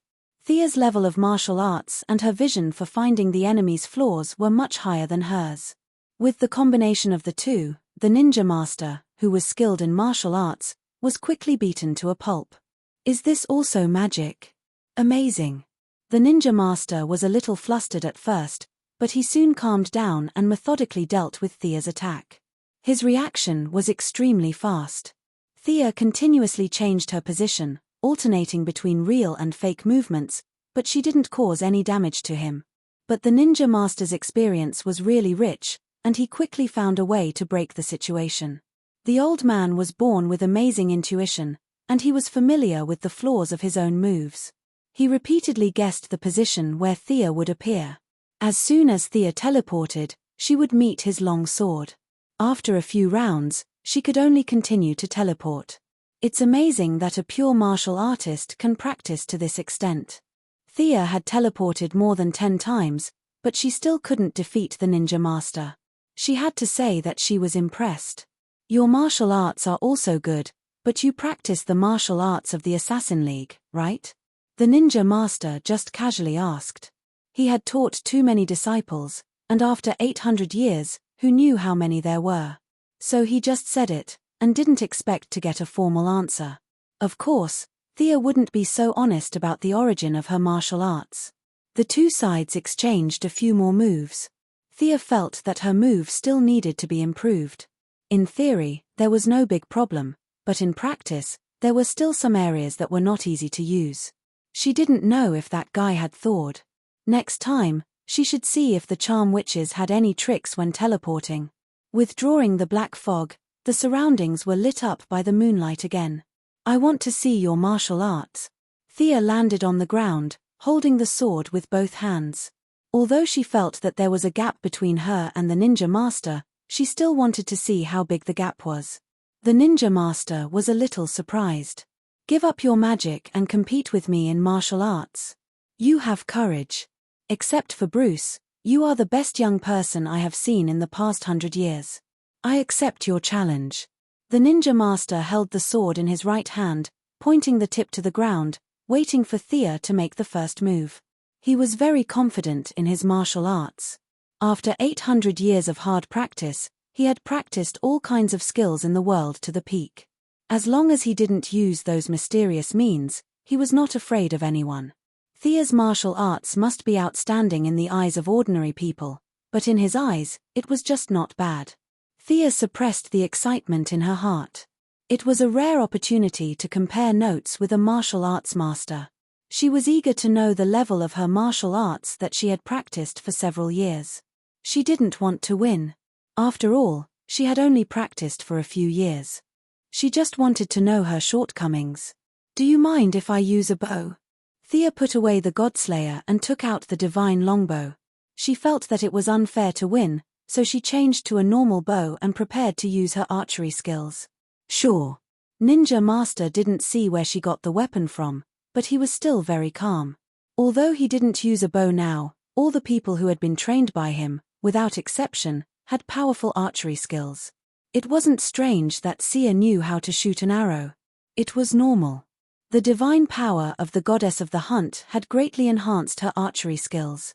Now, even if she didn't use a divine longbow, her normal arrows could still cause great damage. Bang bang bang. 3 arrows were shot in an instant, and the 3 arrows almost locked the ninja master in any way. Since the ninja master could predict where she would teleport, Thea could also predict where he would most likely dodge. In a battle, it was not only a competition of experience, but also a competition of wits. Good. The ninja master only had time to shout, and the 3 arrows were already in front of him. He didn't panic, and he used the sword in his right hand to cut off one of the arrows. At the same time, he used his wrist guard to block another arrow. The last arrow was firmly caught by his left hand. He threw away the arrow and took out 2 throwing knives from his bag. One was fast and the other was slow. However, the ninja master made his first mistake since the start of the battle. He misjudged Thea's agility. Even without the help of magic, Thea's agility was far beyond the limits of an ordinary person. She reacted quickly, exerting force on her legs and leaping. In between the 3 actions of leaping, reaching a high point, and landing on the ground, she shot 5 arrows in one breath. Each arrow was faster than the last. The ninja master could only deal with it and didn't have time to retaliate. Thea's attack didn't stop at all. She moved quickly through the forest, and from time to time, A large number of arrows would be shot from the gaps between the trees. Chapter 3:11. If the ninja master did not want to take the arrows head-on, he could only continue to retreat, and the distance between the two would only increase. Many years ago, Thea used the same tactic to deal with Malcolm as she did today. However, the ninja master was not Malcolm. He chose to go against the flow. His tall and thin figure weaved through the rain of arrows. Using his superb eyesight and skillful footwork, he dodged every arrow by a hair's breadth. If he could not dodge the arrows, he would hit them with his long sword. The distance between the two was visibly closing. Amazing. Thea felt that her archery skills had exceeded her usual level. Even Green Arrow might not be able to reach this level in the future. She focused her mind, and her eyes wandered back and forth between the ninja master's steps. Her brain was rapidly calculating where the ninja master's next step would land. She pulled the bowstring and shot the arrow without aiming. The arrow seemed to have hit the air, but the ninja master felt very uncomfortable. His forward movement was interrupted, and if he took another step forward, he would be hit by the arrow. He hurriedly withdrew his foot halfway. Although it didn't cause any damage, his tiger-like momentum was directly cut in half. Momentum was something that could not be seen or touched, but it could not be ignored, unless the gap between the two was very large. There was definitely a gap between Thea and the ninja master, but it was far from the point where he could ignore her. Limited by the nature of the world, the ninja master had spent hundreds of years honing his skills, making his martial arts more skillful and natural. It was impossible to rely on the accumulation of time to practice any amazing martial arts. Thea took advantage of this and constantly looked for the ninja master's footsteps. After 3 arrows, the ninja master's momentum was completely gone. However, this person was really good. He changed his thunderous attack into the pressure of Mount Tai, slowed down his footsteps, and tried to build a new momentum, steadily pushing towards Thea. This old man had a perfect grasp of momentum. He had combined psychology and martial arts very well. Coupled with his confidence that had been cultivated for hundreds of years, anyone who faced his first attack would be scared before the fight even started. Sia knew that she couldn't let him continue to build up momentum. Otherwise, she might not be able to withstand the opponent's full-force attack with her martial arts. Thea threw away the bow and took out an ordinary steel longsword. She automatically ignored everything around her. There was only this tall and thin old man in front of her. Thea quickly rushed towards him. After closing the distance, Thea did not hesitate at all and directly slashed down with her sword. The ninja master had no choice but to stop his charge and use his long sword to block the attack. He had never been afraid of close combat. He turned his sword in a half circle and changed from a block to a stab, aiming directly at Thea's face. Thea could naturally predict his change of moves. She somersaulted in the air, kicked his wrist away, and stabbed the sword in her hand towards his lower abdomen. This time, it was different from Thea's previous sneak attack. The two of them were fighting with real martial arts, and their moves were very fast. Thea consecutively switched between 3 different sword styles, while Ninja Master's sword style was probably self-created. It was heavy, steady, and had a taste of the battlefield. "Young man, your swordsmanship is not bad, but it still can't compare to mine." The Ninja Master's right hand made a feint, and suddenly the sword moved to his left hand. Thea was caught off guard, and the long sword cut a hole in her clothes on the shoulder. Although the two of them did not mention the fight, they both knew that it was more of an exchange of pointers. It was impossible for this kind of ordinary steel sword to hurt Thea, but the fact that her clothes were cut still indicated a lot of things. If it was not for the transformation of divine power, she would have been injured by this sword. Left-handed sword. Thea was a little surprised when she saw it, but that was all. Modern society was not like ancient times where warriors fought every day. There were too many ways to attack. Would it be okay to hold a pistol in the left hand? For Thea herself, casting spells with her left hand was more important. She had never practiced using a sword with her left hand, so it was not very useful. But in order to continue the exchange of pointers with this old man, Thea had to be careful of his unpredictable swordsmanship. If she was hit 17 or 18 times, she would not be injured, but it would be embarrassing. She took out a small round shield from the space ring and held it in her left hand. That's right. This was a 100% modern replica of Diana's shield. When the two of them were together, they didn't do it every day. Occasionally, they would exchange martial arts skills. This sword and shield combination was Diana's best martial arts skill. A shield. The ninja master's eyes lit up instantly. He was active in the late period of cold weapons, and in the early period of matchlock guns. Antiques like shields had long been retired from the list of weapons. Now that he saw Thea take out such a simple round shield, his curiosity instantly emerged. He calmly slowed down his attack, wanting to see what was so ingenious about her combination of sword and shield. Thea was influenced by Diana. At first, she just casually learned a few moves for fun, but her fighting skills were there for all to see. In addition, when the ninja master deliberately stepped back, she still danced vigorously. At first, the ninja master thought that Thea was only using it to defend against his left hand, but he soon realized that her sword and shield were very well coordinated. There was a classical beauty in the way she attacked and defended. This was definitely not a move that she came up with on a whim. This woman had a very strong foundation. Not bad. In all my years, I have never seen anyone who uses a shield so well. The ninja master only defended and did not attack in order to see all of her moves. He was at a disadvantage. When Thea showed him all of her moves, he still had a lingering aftertaste. But as he began to exert his strength, the battle between the two was about to be evened out. Thea struggled to hold on. To be honest, Diana's martial arts were not much better than the contemporary grandmasters of combat on Earth. She used her high attributes to crush her enemies. The combination of sword and shield that Thea learned from her was a little messy.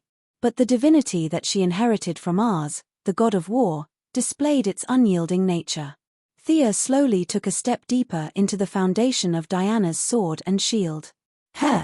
Did you come up with these moves at the last minute? As her opponent, the ninja master had the deepest understanding of Thea's moves.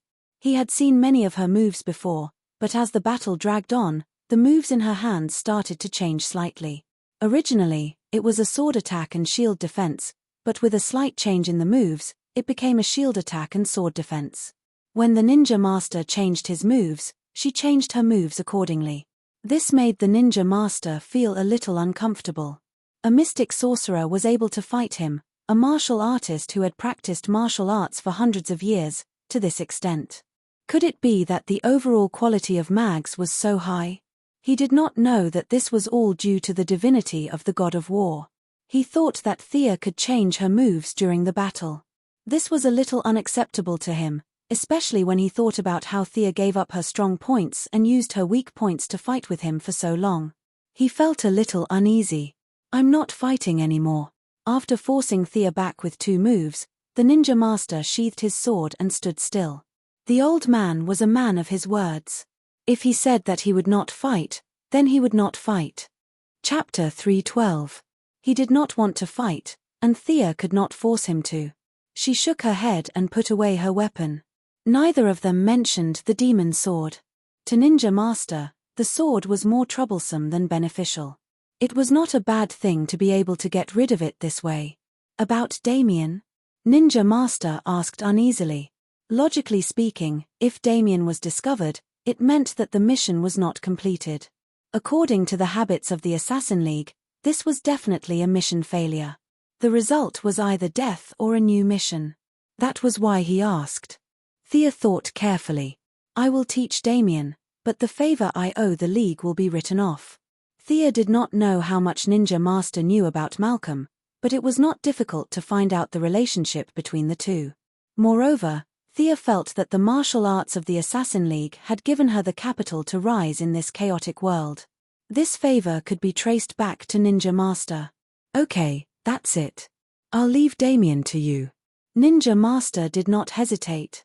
His tall and thin figure walked into the forest alone. Thea stayed where she was. After 3 minutes, a thin figure walked out from the other side of the forest. It was Damien Wayne. At this moment, the brat was a little embarrassed. I didn't know he would follow me. Thea looked at him coldly. I expected too much of you. The one thing Damien could not stand in his life was being told that he was not good enough. When he heard Thea's words, he wanted to refute, but in the end, he lowered his head. Little brat, quite stubborn. Sia observed his reaction from the corner of her eyes. To deal with this kind of brat, you have to treat him badly. You have to make him tremble when he thinks of you. Talking about life and ideals like Batman is purely nonsense. Forget it. I'll let you pass this time. Your grandfather is still quite good to you. Sia sighed a little. The ninja master's preference for boys over girls was especially obvious in this aspect. If Damien was a girl, he probably wouldn't even look at him. Grandfather's health. Damien wanted to say something, but he didn't know what to say. Thea slapped him on the forehead. It felt good. Your grandfather is in good health. If you don't learn magic, he'll still be alive after you die. Damien didn't understand the problem involved. Didn't the ninja master know that he was asking a tiger for its skin? Thea felt that even if he didn't know at first, he should have known after so many years. However, it was easy for him to get on the boat, but difficult for him to get off the boat. The demonization was eroding his body and soul. The two of them were not relatives, so Thea didn't want to stand up for him. The power of the three-palace demon was not something that anyone could easily touch. He led Damien into the forest and instructed him to sit cross-legged. Ninja Master must have plundered a lot of magic books over the years, but no matter which one of you read them, you won't be able to learn anything, right? Thea also sat on the ground and looked at the nervous Damien. Yes, grandfather spent a lot of effort on this. We call this initial process the bloodline awakening. First of all, you don't have the method. Second, there is no one with magic power to preside over it. Last but not least, you don't have much magic power bloodline. Speaking of this, Thea was a little sad. The soul awakening cup that the swamp monster gave her was definitely a semi-divine artifact. That tattered picture scroll had also replaced the source of magic transformation to a certain extent. With all kinds of opportunities, Thea was able to achieve what she had today. How is your condition? If the bloodline awakening ceremony starts, it will consume a lot of your blood. If you faint, I can't guarantee that it will succeed. Sia asked casually. The entry requirements for this path of magic were too harsh. Some things had to be made clear. At least Damien had her guidance. His conditions were much better than when she was a blind cat that had hit a dead mouse. Damien answered quickly and firmly. I can do it. Even if I die, I won't faint. Even if it's intense pain, you can't faint. Can you do it? I can. You've lost 1/5 of your blood. Can you stay awake? I can. Okay. Then I'll take a break first. Fighting with your grandfather for half a day was exhausting. Thea jumped onto a nearby tree after saying that. Fart. Damien was still boiling with excitement. He suddenly felt a little dizzy after being hit by her. In his panic, he wanted to say something, but he almost bit his tongue. Thea naturally wouldn't be so bored as to play with a child. She was indeed a little tired. Drawing a magic formation required a lot of mental and physical effort. She decided to leave it to her clone. A pure black shadow walked out of her body. Soon, the shadow's appearance and body became the same as hers. The clone glanced at her in annoyance, then lowered its head and started drawing this extraordinarily complicated magic formation. Damien looked up at Thea on the tree, then turned to look at the clone drawing the magic formation. Previously, he had only seen Thea's clone ability in a hurry once in her office. It was far from being in such close proximity. The naughty child's mouth was wide open. He had forgotten what he wanted to say just now. The magic formation for the spirit awakening bloodline was troublesome and complicated. It only had one purpose. Perhaps there were some simplified versions. However, Thea only knew this magic formation recorded in the Constantine family's magic book. The clone drew for more than an hour before it was finally finished. The clone instructed Damien, "Stay here obediently. You can talk." Damien was shocked. He had always thought that this was something like a robot. However, the clone had expressions and could talk. This made him a little confused. The clone didn't say much to him and quickly returned to its original body. Thea slowly woke up. The clone's existence also consumed her stamina. However, in the night, her recovery speed was greatly increased. With the addition and subtraction, her stamina recovered quite a bit. She walked around the magic formation and checked it again. Then, she took out the magic book and compared it with it. There were no mistakes. With her presiding over it, there was no need for any ancestor's test. The magic power for Damien's first awakening was provided by her, so it was relatively safer. She reached out and pointed at Damien. Magic restrained his movements and brought him to the center of the magic formation. I'm starting. Thea casually set up a soundproof barrier. If someone passed by and heard him shouting and thought that she was abusing a child, that would be ridiculous. Damien didn't care whether she could see him or not. He clenched his fists and nodded heavily. This magic was very simple. Many of the syllables could only be uttered by curling the tongue. Thea's expression was unusually serious. She chanted the incantation with her hand gestures. Her voice constantly spread through the air in the forest. Before the old echoes disappeared, new sounds rang out again. Under the rise and fall, some kind of resonance was formed. The forest was filled with an indescribable rhythm. Fortunately, this was not a battle. If one spirit was tired, they could rest for a while. Thea rested for a total of 3 times before she finally completed the magic. She pointed her finger at a certain spot in the magic formation. The whole magic formation seemed to have activated some kind of mechanism and gradually lit up. Chapter 3:13. Damien originally wanted to act calm and let this woman see his manliness, but he underestimated the power of this spell and overestimated the limits of his 6-year-old body. There seemed to be something wriggling in his blood vessels, itching terribly. It felt like there was a sharp knife squeezing between his bones and skin, bringing him severe pain. 2 extreme feelings were constantly attacking his central nervous system. He only held on for less than a minute before he saw double, and there was a roar in his ears. He had received some basic training in the Assassin League, so he knew that there was nothing in front of him, and there was no loud noise in his ears.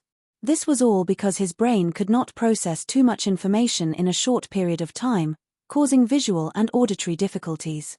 He closed his eyes and tried to block out the noise around him, recalling the method taught by the ninja master, and tried to concentrate on what was in front of him. Call me if you can't hold on. Damien closed his eyes and vaguely heard Thea's voice.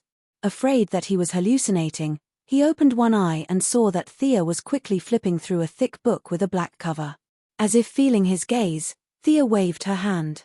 This girl. Has she never done this before? The so-called bloodline activation, she has never tried it on anyone, right? Is she using me as a test subject? Damien looked at Thea's serious expression and could not help but have a similar guess. Of course, it was Thea's first time casting this spell. After all, it was hard to find a person with a bloodline in modern society. Damien's talent could be said to be barely enough. If someone helped him, he would be able to enter the door. If no one helped him, he would be old enough to be a warrior. His talent was not as good, and the effect of the magic circle drawn by Thea was too strong. The combination of the two made Damien, who had a strong will, unable to hold on for more than a minute. Seeing that Damien was still clenching his teeth, Thea was afraid that something would happen to him, so she followed the method in the book and weakened the magic output of the magic circle. Phew! Damien let out a long breath. The numbness and itchiness disappeared, leaving only a piercing pain. It was much easier to bear with it alone. His eyebrows were still furrowed, but his clenched teeth had loosened. At this moment, Thea's lazy voice reached his ears again. Do you feel better now? The magic output of the magic circuit has been reduced by half, but the ritual time has been doubled. It will last for about 3 hours. 3 hours. Damien, who was trying his best to endure the pain with his eyes closed, nearly jumped up. If it was 10 minutes or 15 minutes, he could still endure it, but 3 hours. The thought of giving up had just surfaced in his mind when he dispelled it. He, Damien Wayne, would never admit defeat, nor could he admit defeat. If others could do it, he would do it too. A great opportunity was right in front of him. Thinking back to the hundreds of years of anticipation of a ninja master, wasn't it just 3 hours? Bear with it. Time passed slowly. Damien did not know how much time had passed, but he suddenly realized that he was not in so much pain anymore. Was his body numb? He used his heart to feel for a while. This was one of the factors, but more importantly, his physical fitness had become stronger. No one knew how much Damien longed for this word in his heart. His father was not by his side when he was young. The only people who accompanied him were his mother, who was full of resentment, and the old man, who was known by everyone as the leader of the demons. Damien had set a goal for himself since he could remember. He wanted to be strong, to have power, and not let others interfere with his destiny. Although the change was slow, he could feel from his heart that was beating more and more vigorously, and his bones that were getting tougher and tougher. His physical fitness was rising rapidly. In the past, he would have to put in 10 times or even 100 times more effort in exchange for this little bit of improvement. Today, he could gain strength just by sitting here. This was the mysterious magic. He could not help but steal a glance at Thea again. Our young lady did not have the patience to watch him grit his teeth. At this time, she was resting her chin with her hand and resting with her eyes closed. Damien swallowed the words that were about to come out of his mouth. This girl probably did not care about his gratitude, but she could fight with his grandfather for so long with only martial arts. He could not tell that she was quite powerful. Thea was not asleep. She had been secretly observing Damien in the magic circle. After all, he was Batman's son. The purpose of pretending to be asleep was that she was afraid of trouble. What was the use of receiving the gratitude of a 6-year-old child? The pain finally ended, and what followed was numbness and itchiness. Damien, whose physical fitness had improved a lot, had already expected this. He did not panic and endured it. It was as if there were thousands of insects crawling in his blood vessels. That kind of soreness was not something that ordinary people could endure. Damien hoped that the pain just now could come back to replace the numbness and itchiness.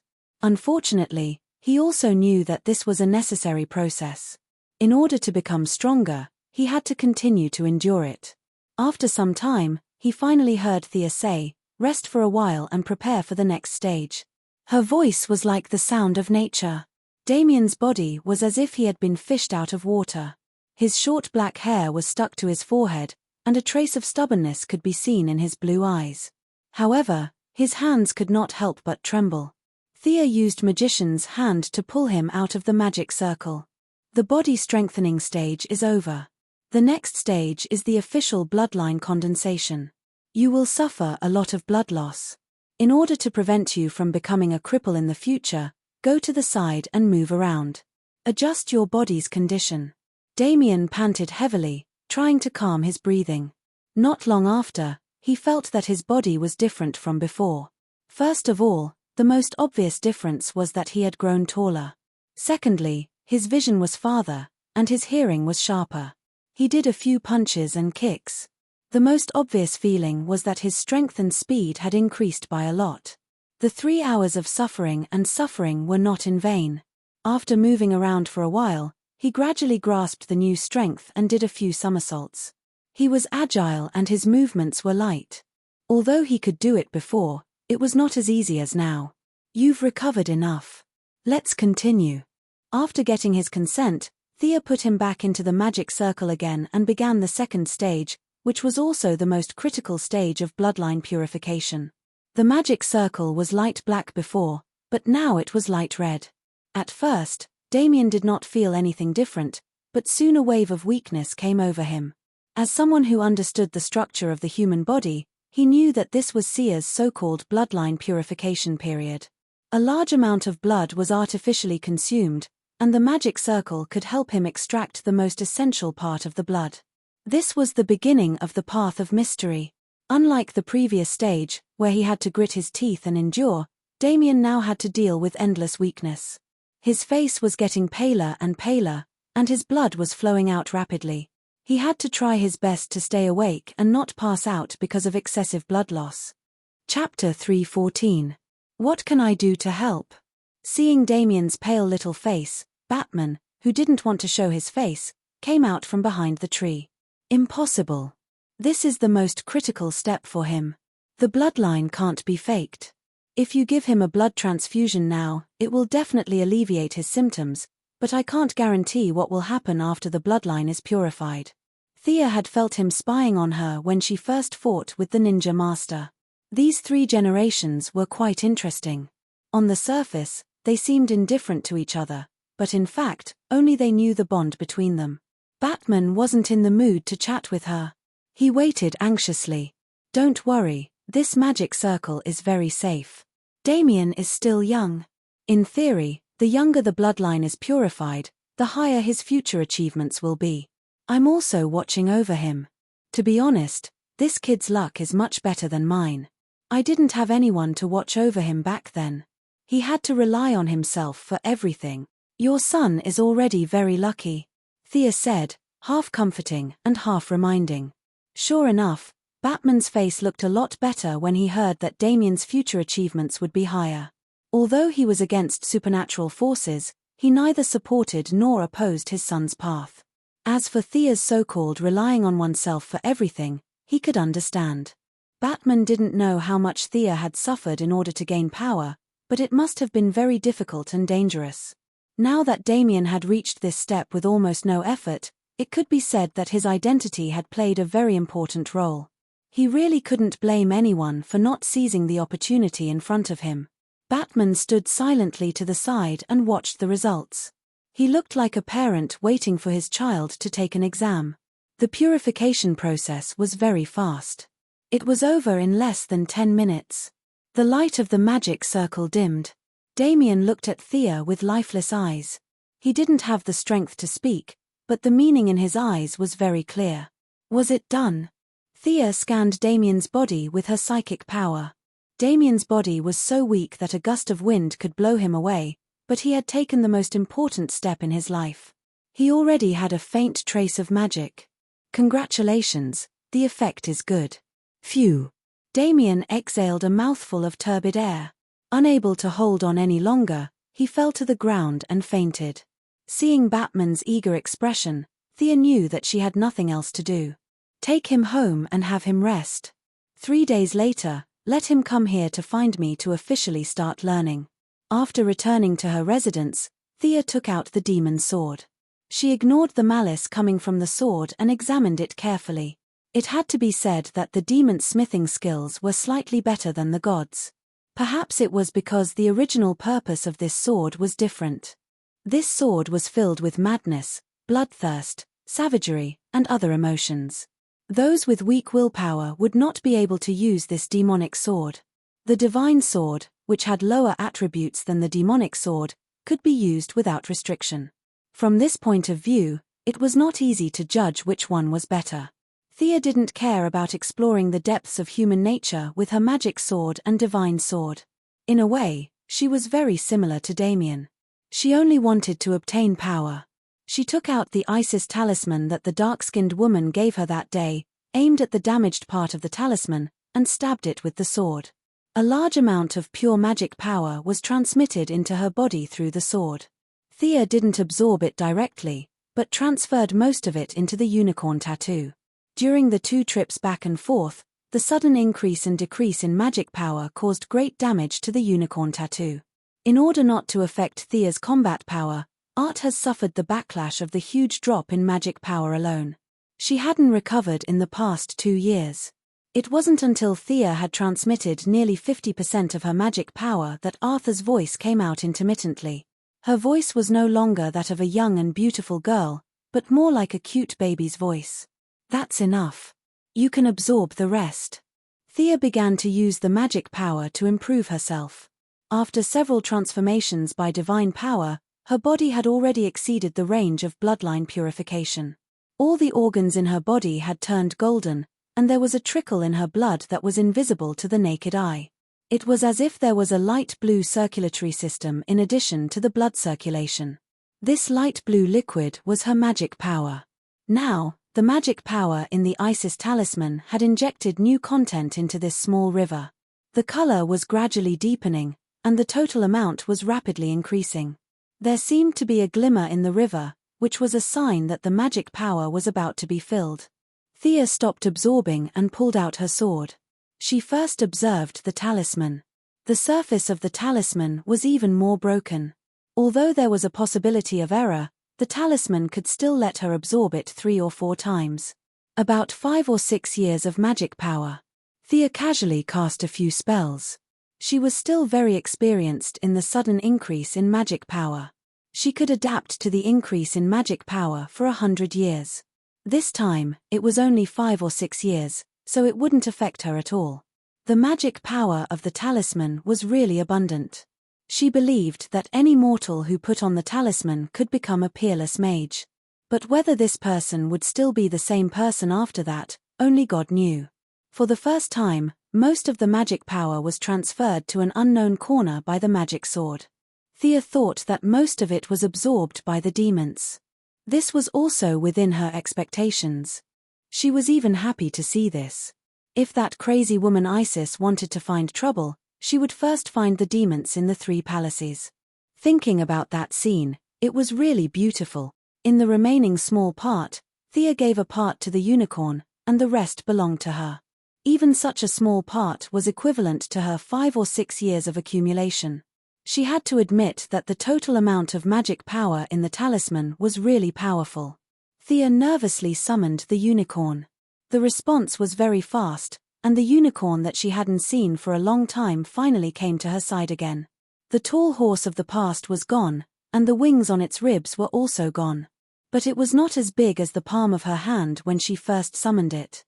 Now the unicorn was about the size of a 2-year-old colt if its horn was ignored. It was cuter when it was young. Thea laughed and played with the unicorn for a while.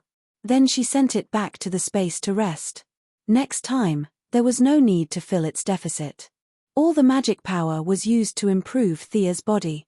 Even the unicorn could grow into an adult, and Thea could use the combination skill again. The strength of the ring was too idealistic. To be honest, Thea didn't like it. When it thought that it was strong, it was really strong. When its confidence was damaged, it would immediately wither. This was a bit unreliable for Thea, who seriously lacked a sense of security. What she needed was a practical and reliable power that could be controlled by herself. 3 days later, Thea waited for the unicorn to completely recover before she began the second absorption. The total amount of magic power she could store per unit of time also increased. This time, she had absorbed about 10 years' worth of magic power. The color of the magic power had transitioned from light blue to light blue. All in all, Thea now had almost 30 years' worth of total mana. Even in the glorious era of magic, this level of mana would be considered average. At the very least, it would be reasonable for her to be called a certain mage, and no one would criticize her for it. Chapter 3:15. That evening, Thea arrived at the grove on time. Sure enough, Damien had been eagerly waiting for her for a long time. Today, I'll officially start teaching you. Thea paused. She had been busy for several days and really didn't think about what to teach Damien. She had never been a teacher, so she didn't even think about how to teach him. Is there anything in particular that you want to learn? Thea pondered. She would first ask clearly and teach him what he was most interested in. When you were fighting with grandfather that day, you moved left and right in a cloud of black fog. I really want to learn that move. Damien seemed to have thought about this problem and said hurriedly, "This brat has good taste. Is he also planning to walk the path of magic and martial arts?" Thea secretly thought, but this spell was indeed very suitable for him.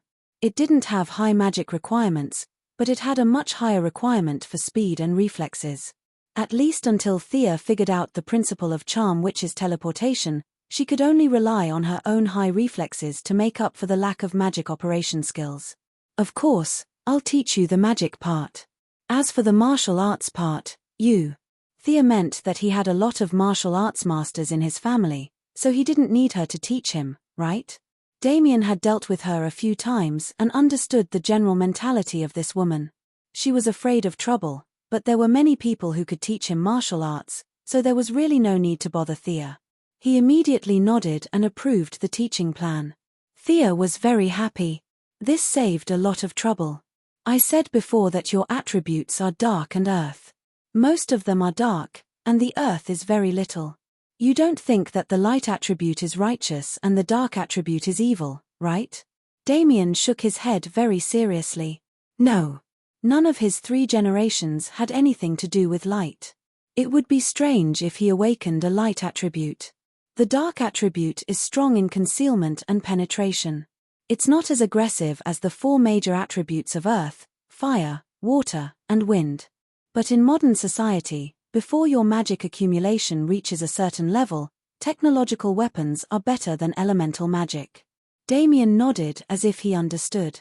Thea continued. You're really lucky. Your attributes are very suitable for the current social environment. Stealth and unpredictable. That's your fighting style from now on. Hearing this, Damien was even happier. He had never intended to be a knight. Being able to secretly kill his opponent with a sword was in line with his character and family tradition. Thea taught him how to release his own magic. Damien's dark element was slightly different from Thea's. Damien's element was more aggressive, while Thea's was more flexible. There was no need to talk about which was better or worse. As long as it was used well, it could deal double the damage to the enemy. After a week of continuous teaching, Damien's basic magic power was not as good as Thea's. After all, he was still young. After puberty, the magic power in his body would usher in a period of eruption. This was also why many children of magic families would awaken their bloodlines at a very young age. They did not have the opportunity like Thea to obtain talismans or magic swords to artificially increase their magic power. What they did was to awaken their bloodlines at a young age and wait for the explosion of magic power during puberty. Although there was a certain risk, compared to the growth of magic power in adulthood, this risk was bearable. By now, Damien could already cast dark magic. Of course, in terms of the range and the density of the smoke, it was far from Seer's. But the naughty kid was still so happy that he couldn't tell north from south. Take it, Thea said as she threw him a pitch-black long sword. This was the sword of Osriel that was seized in Gotham. It had been used for a period of time. As the sword did not have a magic circle carved on it, it could only be considered a semi-finished product. Considering that this was Thea's first disciple and it was of great significance, Thea worked with Diana over the weekend to draw the magic circle of the original Black Mist dagger onto this long sword. Diana could participate in the production of Batman's Hellbat armor in the future. According to the game, her secondary profession was enchantment forger. In this era, materials were scarce and could not be created. However, it was not a problem to create a long sword according to the drawings. This is. Little Damien took the sword and found that it was a little long for him to use. However, it would be just right when he reached adulthood. He was not stupid and asked in disbelief. It's for you. The sword is very sharp. Don't cut yourself when you swing it. A dark spell circle is carved on the sword. You need to use your own magic power to guide it. It can be cast once a day. Sia said casually, as if what she was giving away was not a magical weapon, but a wooden sword and saber that could be bought on the street for $50. Damien's nose twitched a little. He turned his little face to the side and said in a low voice, "Thank you." Thea pretended not to hear. Both of them were not very good at expressing their feelings. Just like that, they began their exclusive lessons. There was a theory lesson every 3 days and a combat lesson every 5 days. However, in less than half a month, Thea could not take it anymore. She dragged Damien to Batman, who was beating up criminals in Gotham. Seeing them coming out of the dark, Batman was a little confused. He grabbed the neck of the criminal in his hand and slammed it on the ground. A severely concussed patient was born. "What's the matter?" Batman, who was fearless in the face of Darkseid, was in a mess. Especially when he saw Thea's unfriendly face and Damien's ashamed face, he imagined the scene of a naughty child being brought to his parents by a teacher. "This child of yours." Thea spoke in the tone of a young female teacher who was annoyed by a naughty child. "His foundation is too weak. A sorcerer is a profession that requires a lot of comprehensive knowledge. It's not like your friend in blue shirt and red cape who can do it with just a little bit of strength. Have you taught Damien any conventional knowledge?" Thea fired a barrage of words at Batman. She thought that teaching would be easy, but after a week of theory lessons, she found a big problem. Damien's basic knowledge was a mess, but he was very stubborn and pretended to know everything. However, when it came to practical application, Thea immediately knew that she had wasted a few nights to come to Gotham tonight. Batman wiped the non-existent sweat off his forehead. As a top student, he really did not know what his son had learned. He thought that the ninja master had taught him everything, but the ninja master also thought that he should teach him, his biological father. The two knowledgeable experts had an illiterate child right under their noses. This made Batman feel a little embarrassed. "I will work hard to learn." Damian felt that he was losing confidence as he spoke. He secretly glanced at Thea and Batman before lowering his head. "This book. Let him know all the words. Bruce, I'm not asking for much, right?" Thea handed a thin book to Batman. Chapter 316. Batman did not even look at what was in his hand. When he heard that it was just basic literacy, he did not have the courage to refute. He was extremely ashamed and quickly nodded. No problem, leave it to me. I don't expect Damian to have high overall qualities, but he still needs to master basic mathematics, common sense science, and Latin. My standards have been lowered again and again. I really don't want to make things difficult for you." Thea was still talking non-stop when Batman quickly interrupted her. "Don't worry, I'll work hard to teach him these few days. I'll definitely teach him, I promise." Only when Thea flew away did Batman breathe a sigh of relief. He took off his hood and his face was as black as the bottom of a pot. After hesitating for 3 seconds, he decided to let the criminals of Gotham have a few more days of fun. He needed to go back and get a feel for his son's knowledge structure.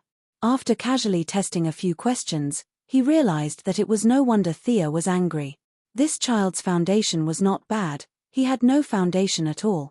This was too much. Although Damian was not even 7 years old, Batman had already self-taught a lot of knowledge at this age. Damian looked very serious and smart, but he was actually completely illiterate. The knowledgeable Batman could not stand it. He ordered his butler, Fu, to prepare supper. He would not sleep tonight.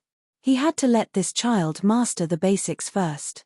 Thea's request to master the basics of reading and writing, as well as knowing addition, subtraction, multiplication, and division. How could the son of the great Bruce Wayne know addition and subtraction within 10? He could not afford to embarrass himself. He rummaged through the cabinets and found a textbook that was similar to a junior high school level. He instructed Damian that he had to understand it tonight or he could not sleep. Damian also inherited his desire to excel. Without hesitation, he picked up the book and started reading. Thea threw the task of eliminating illiteracy to Batman and returned to Star City alone. After a few days of continuous absorption, the talisman of Isis finally shattered and turned into ashes. However, its destruction was still valuable. Thea had absorbed more than 30 years' worth of pure magic from the talisman. Combined with her original magic, it was less than 50 years' worth of magic. There was still a gap between him and Horus back then, but he more or less had the ability to protect himself. During the weekend, he had another big battle with Diana. Although he was still no match for Diana in terms of overall strength, it was no longer that strenuous. The matter of Central City's cutting-edge laboratory was still in the planning stage. In the original storyline, after Jared awakened, he caused a ruckus in the laboratory and attracted Reverse Lightning's attention. In order to hide Jared's existence, Reverse Lightning parted ways with the military. This event was what Thea was currently looking forward to.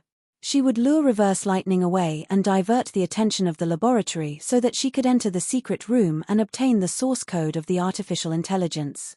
While everything was proceeding in an orderly manner, Sia saw off a so-called famous architect in the reception room. Holding the drawing that the expert had left for her, she rubbed her temples. The land in the Metropolis had already been bought. In terms of the design plan, several of his subordinates had unanimously recommended this new designer. It was said that this person had designed many landmark buildings. Does this look funny? Thea looked at the architectural drawing in her hand and was a little speechless. Is this logo encouraging everyone to recharge? The drawing on the drawing was extremely complicated. Thea was not Batman. She did not understand architecture and did not have that much knowledge. However, she could still see the shape of the building. The entire building would form a large Q letter on the ground, representing the surname Quinn. Originally, this was not a big deal. However, there was another building in the Metropolis. The building was in the shape of an L, which was the headquarters of Lex Luthor's group. A Q and an L, it was no surprise that this would be the landmark building of the Metropolis in the future. Thea did not want the Q to have another surname, Merlin, and the initial letter M. After all, this was not the headquarters of McDonald's. It was not appropriate to have an M. She immediately made the decision and decided on the Q building. Just as Thea finished sorting out the various situations of the group and was preparing to rest for 2 days, trouble came to her. The assistant handed her a phone. "It's the Pentagon. What's the matter?" The voice on the other end of the phone was Superman's future father-in-law, General Ryan. The old man did not waste time with her and urgently asked her to come to the Department of National Defense. It was definitely not suitable to fly there in the daytime. Fortunately, the military helicopter arrived very quickly. Almost as soon as she put down the phone, they arrived. The few soldiers were really well trained.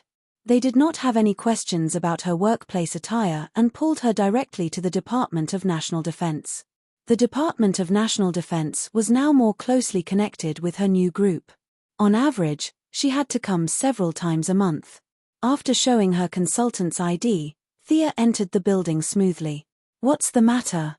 Thea entered the conference room and found that the atmosphere was extremely solemn. Almost all the generals she had met were present. Even Amanda Waller of the Heaven's Eye Society was in the corner. Amanda's expression was very strange. It was somewhere between a smile and a smile. "Take a look." As she spoke, she turned on the display in the room. The image of the person on the display was extremely blurry. It was most likely that after the scene was destroyed, part of it was restored using high-tech technology. "She's not dead." Thea looked at the dark figure on the screen. She looked like a ghost. Wasn't this the charmed witch that she had frozen a while ago? Without a host, she should have lost her ability to move. We suspect that she and Dr. Joan Munn completed a deep fusion at a special node. In other words, Dr. Joan Munn has betrayed us. Amanda's expression was calm. It was as if she was not talking about her subordinates, but an unrelated passerby. "You want me to take her down? Where is she?" Now that Thea had enough magic power, she was no longer afraid of the charmed witch. Although it was only a brief glimpse on the screen, she could tell that the fusion between the charmed witch and Joan Munn was forced. The female doctor did not have any magic power at all. It would only greatly reduce her power. "Don't worry. There's more. She has an accomplice," Amanda said and clicked on another video. A handsome young officer appeared in the video. He opened the door of the freezer and released the charmed witch. This person is called Rick Flegg. He can use all modern technology skillfully. He's an elite warrior of the Heaven's Eye Society and also Dr. Joan Munn's lover. It's not clear if he loves his lover or is controlled by magic. Watch the next part. This is the real trouble. The young man called Rick Flegg led the charmed witch into the prison of the Heaven's Eye Society. They carefully avoided the guards and came to an ordinary prison cell. The charmed witch walked in calmly. In less than 3 minutes, a bald man covered in tattoos walked out with her. Chapter 317. His name is Chatter Santana. His codename is the Vengeful Demon. He used to be a gang member, but he somehow got these tattoos and gained the power to control fire. Amanda was worried that Jiyu Shijio would not know, so she kept explaining. Thea listened carefully to her explanation, but in her heart, she was full of disdain. What a bunch of amateurs. What power to control fire? That was the fire of hell, an ability that came with the demon's body. This guy was somewhat similar to Marvel's Ghost Rider, but he was weaker than Ghost Rider. After all, he was only possessing an ordinary demon. Not to mention a living person like him, even if that demon jumped out, Sia would be able to take it down with some effort. Chatter Santana. Sia murmured, trying hard not to laugh out loud. This surname is really powerful. Could it be that he can become an Autobot? They released more than 10 criminals from the Sky's Eye Society. These two are the most dangerous. Amanda didn't know what Jiyu Shijio was thinking. She moved the control panel, and more than 10 pictures appeared on the screen. 2 of them had the biggest heads. The one on the left is Killer Crocodile. You've seen him before. I can only say that he's more ferocious and aggressive than when you captured him. The one on the right is George Diggle Harkis, codename Captain Boomerang. He's good at using all kinds of high-tech boomerangs. He's very powerful and very cunning. Thea looked at her in confusion, waiting for her to continue. Weren't these guys from the Suicide Squad? But now, they seem to have turned against Gu Shijio. But what did that have to do with her? She was a consultant, not a fighter. Can you deal with them? Please tell us the truth. Amanda didn't say anything, but General Ryan spoke up. Thea could not help but think. The charm which was supposed to be the strongest, but she had completely merged with the female professor, so her strength should have dropped a lot. The demon of vengeance known as Santana was about as powerful as the charm witch, who had been weakened by a significant amount. Dealing with these two at the same time would only take a little more effort, even if he had to expose his trump cards. The rest of the ordinary people were no trouble to her, so Thea ignored them. However, being able to do it was one thing, and talking to this group of people was another. Did she have nothing better to do? Was she going to work for them? Pretending to be hesitant, he asked, "What do you need me to do? Why did you call me here in such a hurry?" General Ryan hesitated for a moment before deciding to tell the truth. They kidnapped Mr. Minister and threatened him with his life to kidnap the leader of the Heaven's Eye Society, Steve Trevor, unlucky Steve Trevor. Sia looked at the dark-skinned avatar thoughtfully. No wonder this woman was still smiling even after such a big thing happened. If it weren't for the fact that the situation wasn't right, she would have gathered her subordinates to celebrate. Mr. Minister knows a lot of secrets.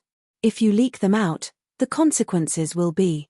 General Ryan looked a little flustered. This old man was as stubborn as a rock, but in general, he was still very patriotic. Mr. General, forgive me for telling you the truth. The other party is known as the Charm Witch. You should be able to guess a lot from this name. If she wants to, the country's secrets are not guarded against her. Thea explained immediately. Leaking secrets would be troublesome, so she had to make it clear in advance. The Minister of National Defense was an old bureaucrat with a negative willpower. It was impossible to expect him to resist the Charm Witch's magic. General Ryan knew this too. He swallowed his words and said, "We beg you, please save Mr. Minister. Just save him." Thea felt that General Ryan wanted to kill the Minister of National Defense, but it was too shocking.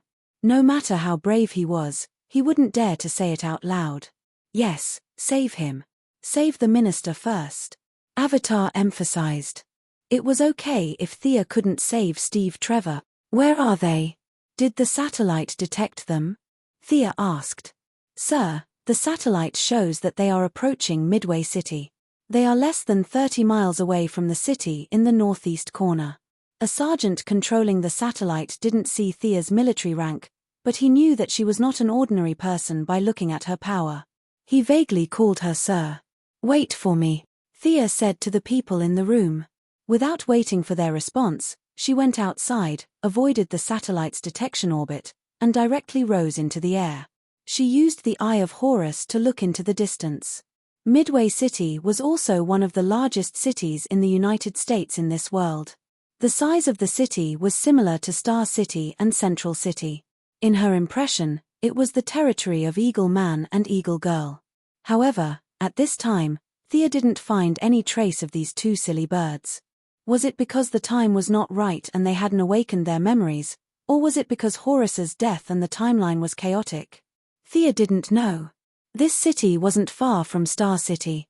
They had participated in the city's railway project. Thea had also been there several times. She found the right direction and looked in the direction. The Eye of Horus quickly collected a lot of information. Thea filtered it one by one and found the Charm Witches group 3 minutes later. There were quite a lot of them, but not only were there more than 10 criminals, Thea also saw many fully armed soldiers with guns. If she was not wrong, they were Rick Flegg's subordinates. In modern society, loyalty was too low. It was impossible to betray the country directly for the sake of their superior. These people had been brainwashed. More than 30 people were sitting in 2 trucks. Most of them looked forward with blank expressions. The respected minister was tied up like a dumpling and was still in the truck behind. The charm which was focused on reading his memory. As if she sensed Thea's spying, she stopped what she was doing and looked around nervously, but found nothing. Thea waited for the charm which to relax and suddenly made a move.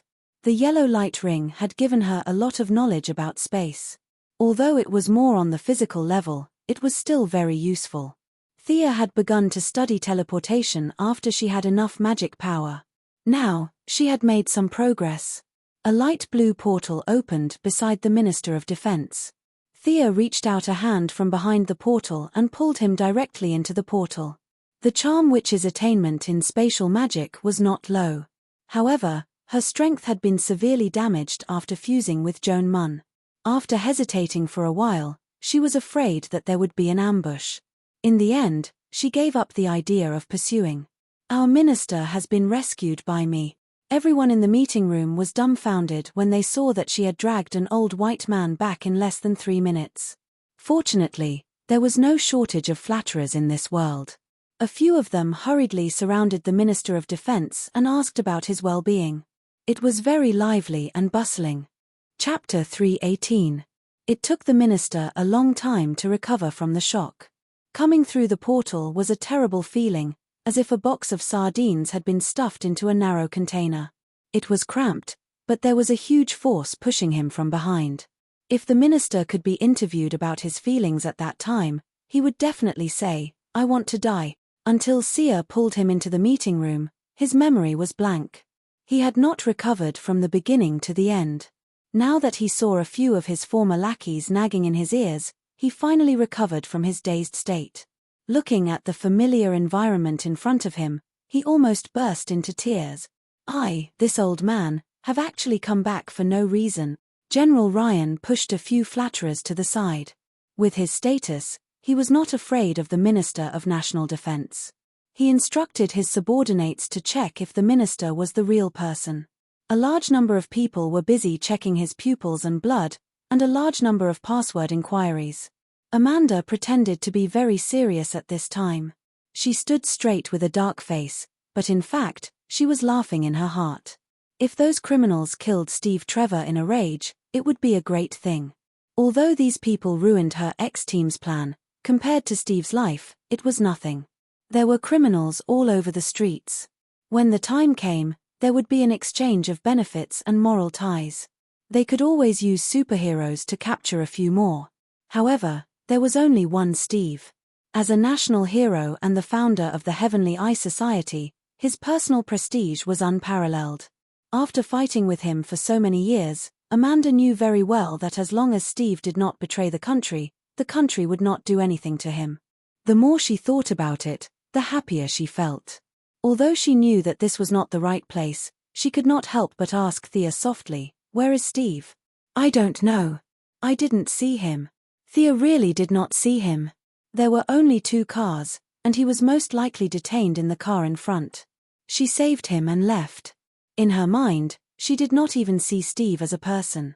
Amanda was very satisfied with this answer. She looked down at her feet, afraid that her joy would be seen by Thea or anyone else. A lot of people were asking the Minister of National Defense if he had leaked any secrets. Thea felt that he had leaked a lot, but it was none of her business. She got up and was about to leave. "Miss Quinn, don't go. Please stay a little longer." General Ryan saw that she was about to leave and hurriedly stopped her. "I still have things to do. No matter what it is, we will help you solve it." Thea stared at the old general with a faint smile. At 2:00 in the afternoon, a reporter named Louise Ryan from the Daily Planet wants to interview me. What do you think? Old General Lionheart almost choked on his anger.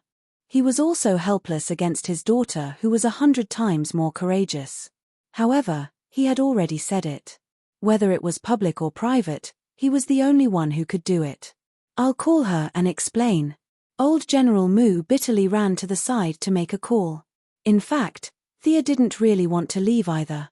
Regardless of how long it would take, she was the one who saved him. He was such a high-ranking official, so she should at least get some benefits before he could leave.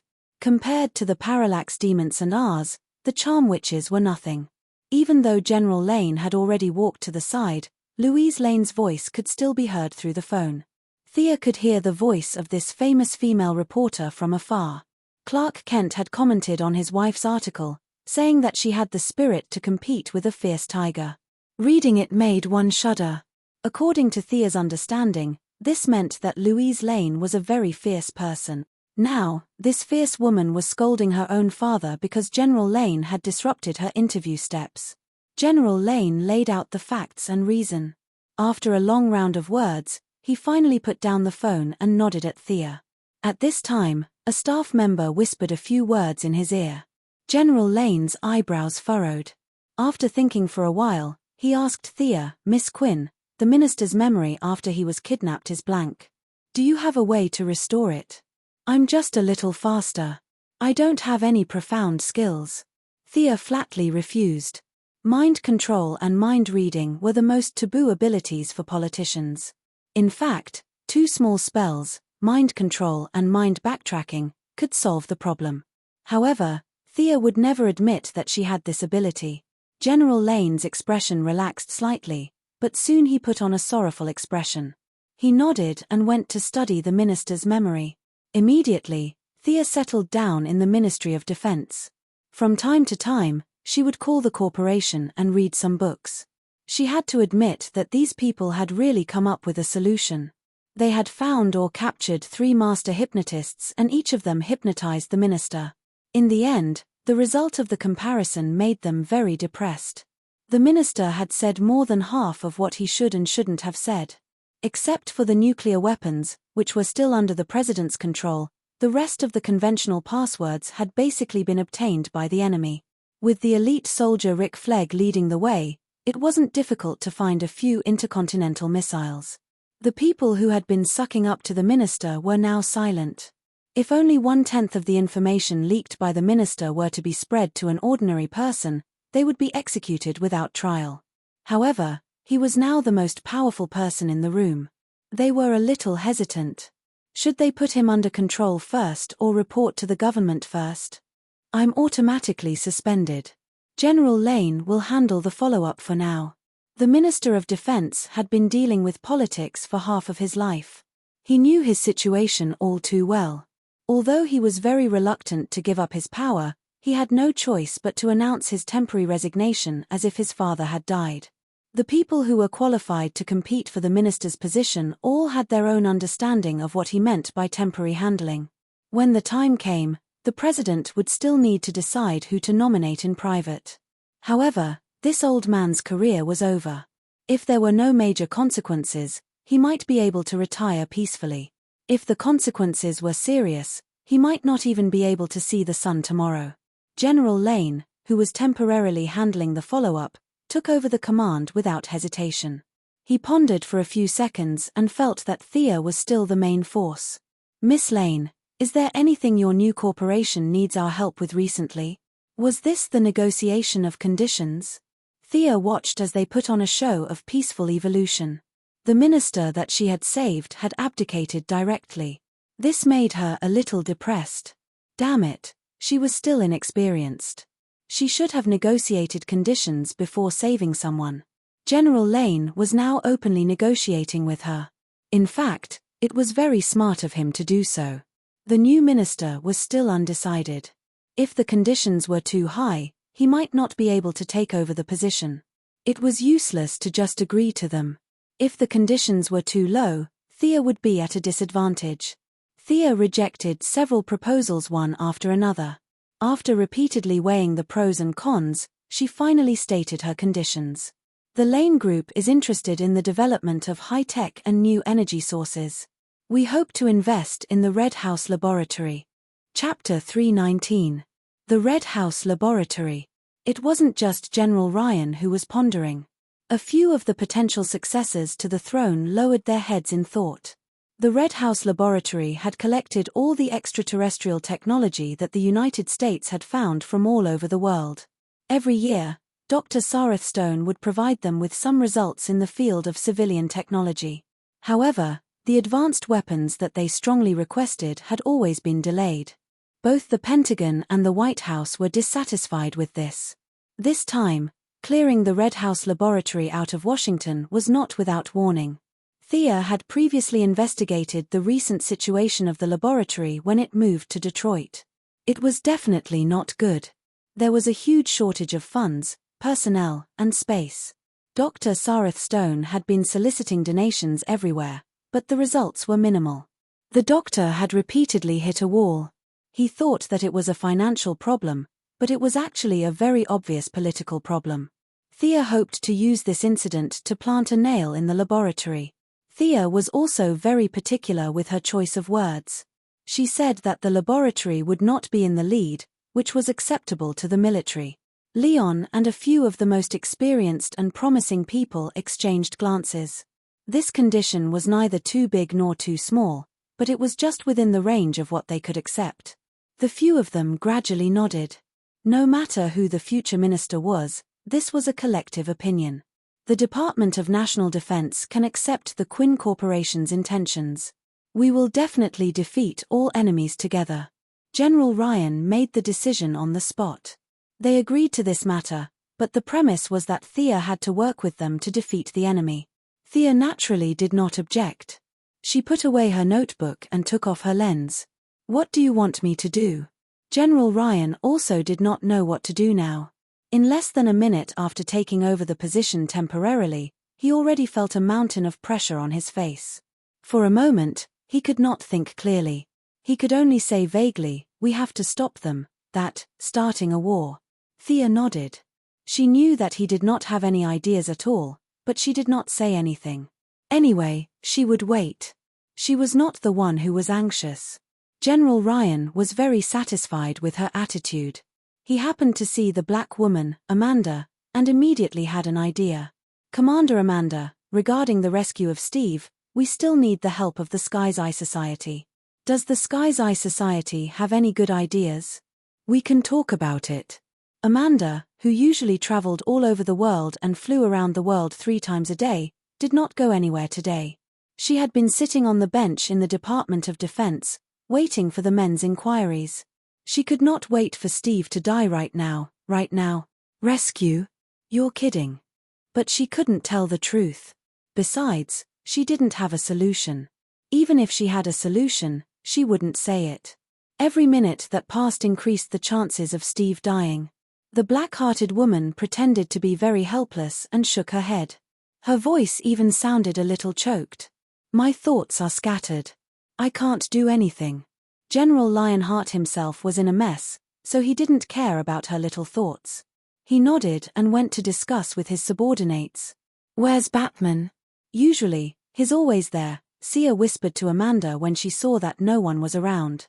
"I don't know. His phone line has been cut off.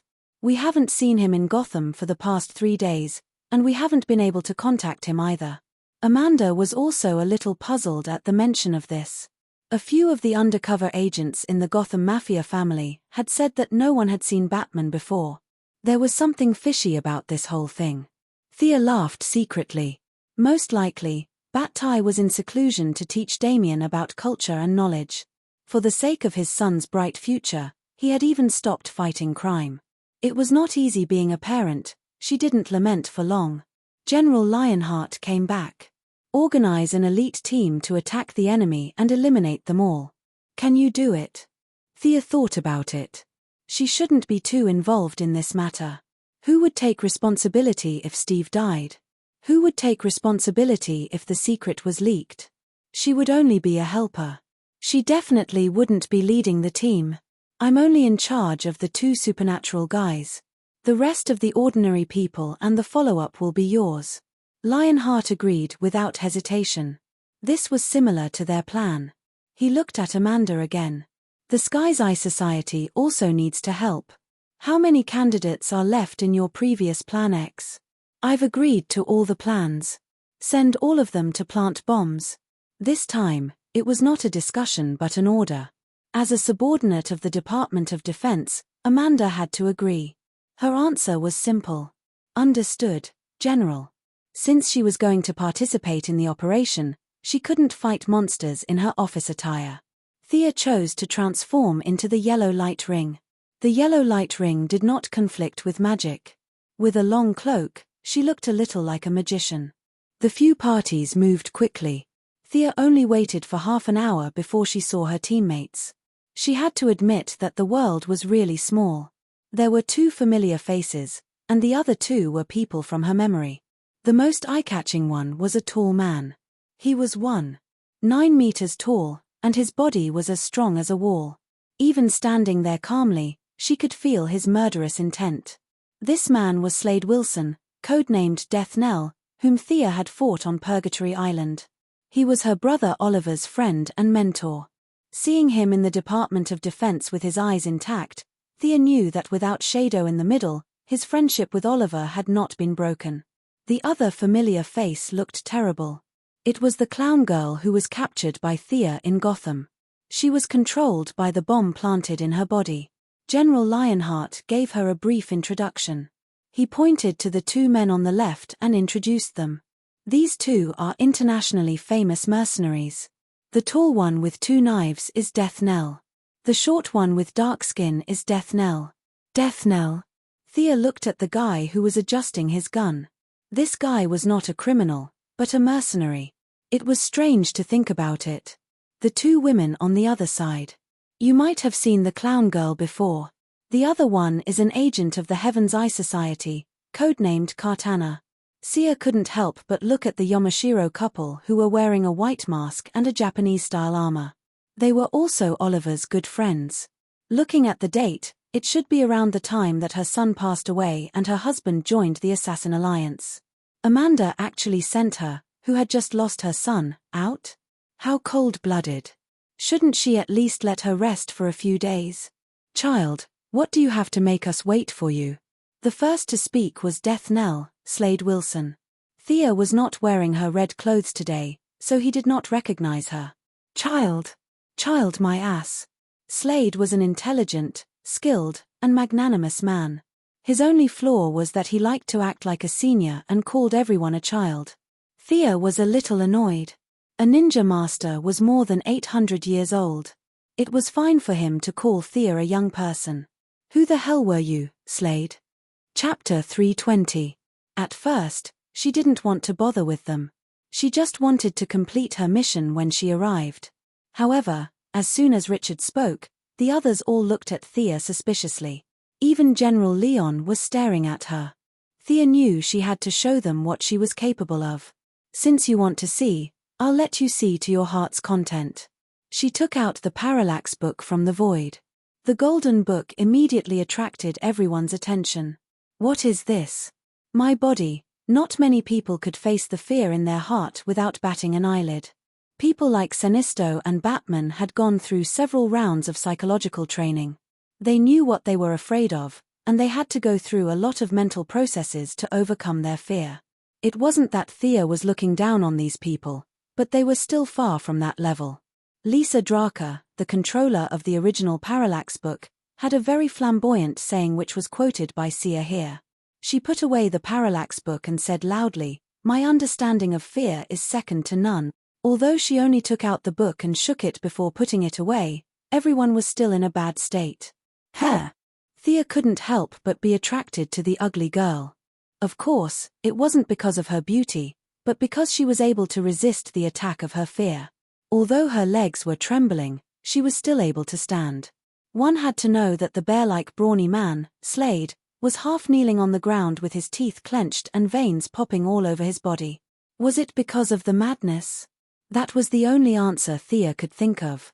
If the ugly girl could resist it, did that mean the clown was immune to fear as well? Other than the ugly girl and Richard, everyone else was lying on the ground. Kartana, who had just lost her son, was in the worst state. Her mask had fallen off, and her pretty face was covered in tears and snot. She was in so much pain that she wished she was dead. Thea, who was also a woman, sympathized with her. She knew that she had accidentally hurt her with her AoE attack. She felt bad, so she raised her hand and cast an enhanced version of fear resistance. The power of magic was just that unscientific. The few of them stood up one after another. The one who was in the best condition was actually Slade. He muttered in a low voice, "Psychic, it's psychic again. I hate this bunch of psychics." Ignoring his muttering, Thea's eyes were attracted to the ugly girl again. Her fear resistance didn't work on the girl. She was still the same as before. Is she that powerful? Her magic resistance is so high. She doesn't take debuffs or buffs. The world of mental patience is indeed full of unknowns. Idiot, I'm going to kill you. Kartana, who had gotten up from the ground, didn't care about the mask anymore. She pulled out her sword and slashed at Thea. Thea felt guilty, but that didn't mean she was going to stand there and take the hit. The distance between them was visibly shortened. She waved her left hand in the air and compressed the air with her magic. They heard a muffled sound, and from 5 or 6 meters away, they saw Thea waving her left hand and slapping her opponent away. I didn't do it on purpose. I apologize. Thea lowered her attitude slightly. As for whether the other party forgave her or not, that was none of her business. Kartana seemed to have been sent flying a few meters, but she didn't use much force. She quickly got up. She was still upset when she heard Thea's apology, but she couldn't beat her. She could only follow the tradition of her ancestors and put on her mask. Hurry up and go. Amanda will be in charge of the command. General Ryan seemed to have seen something terrifying. He said a few words and waved his hand to let them go. They boarded the military transport plane. Amanda, in her military uniform, began to tell them about the strategy.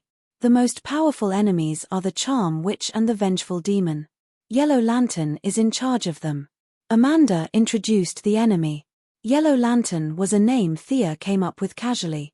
The other 3 are Rick Flegg, Captain Boomerang, and Killer Croc. Speaking of Rick Flegg, Amanda felt that it was a pity. He was such a good subordinate with excellent tactics and a quick mind. Regardless of whether or not he was bewitched by the enchantment witch, the orders from the higher-ups were very simple: kill them all. Amanda was no match for them. She wanted to plead for mercy several times, but she held back the words when they reached her mouth. In the eyes of the higher-ups, the life and death of a soldier was not worth their time at all. Amanda's tone became heavier, as if she was talking to herself. Kill all of them. Leave no one alive. Their abilities are like this. Thea was too lazy to listen to this nonsense. Those monsters were just a matter of magic to her. If she attracted their attention in advance, she could even take out the parallax book to kill them all. She had to adjust her condition to deal with the Charm Witch who had regained her body. The military transport plane was very fast. Amanda answered a call and said to them anxiously, "The enemy has occupied the city square and is shooting high-power military electromagnetic pulses. The transport plane can't get through. The citizens are panicking. You have to start the operation immediately. Start the operation. Parachute down and fight." They took out their parachutes. There were more than 10 agents of the Heaven's Eye Society with them. They were all fully armed. Other than the clown girl who kept laughing, everyone else was a little nervous. "I'll go down and wait for you guys," Thea said calmly. She flew out of the cabin and landed on the ground like a meteor.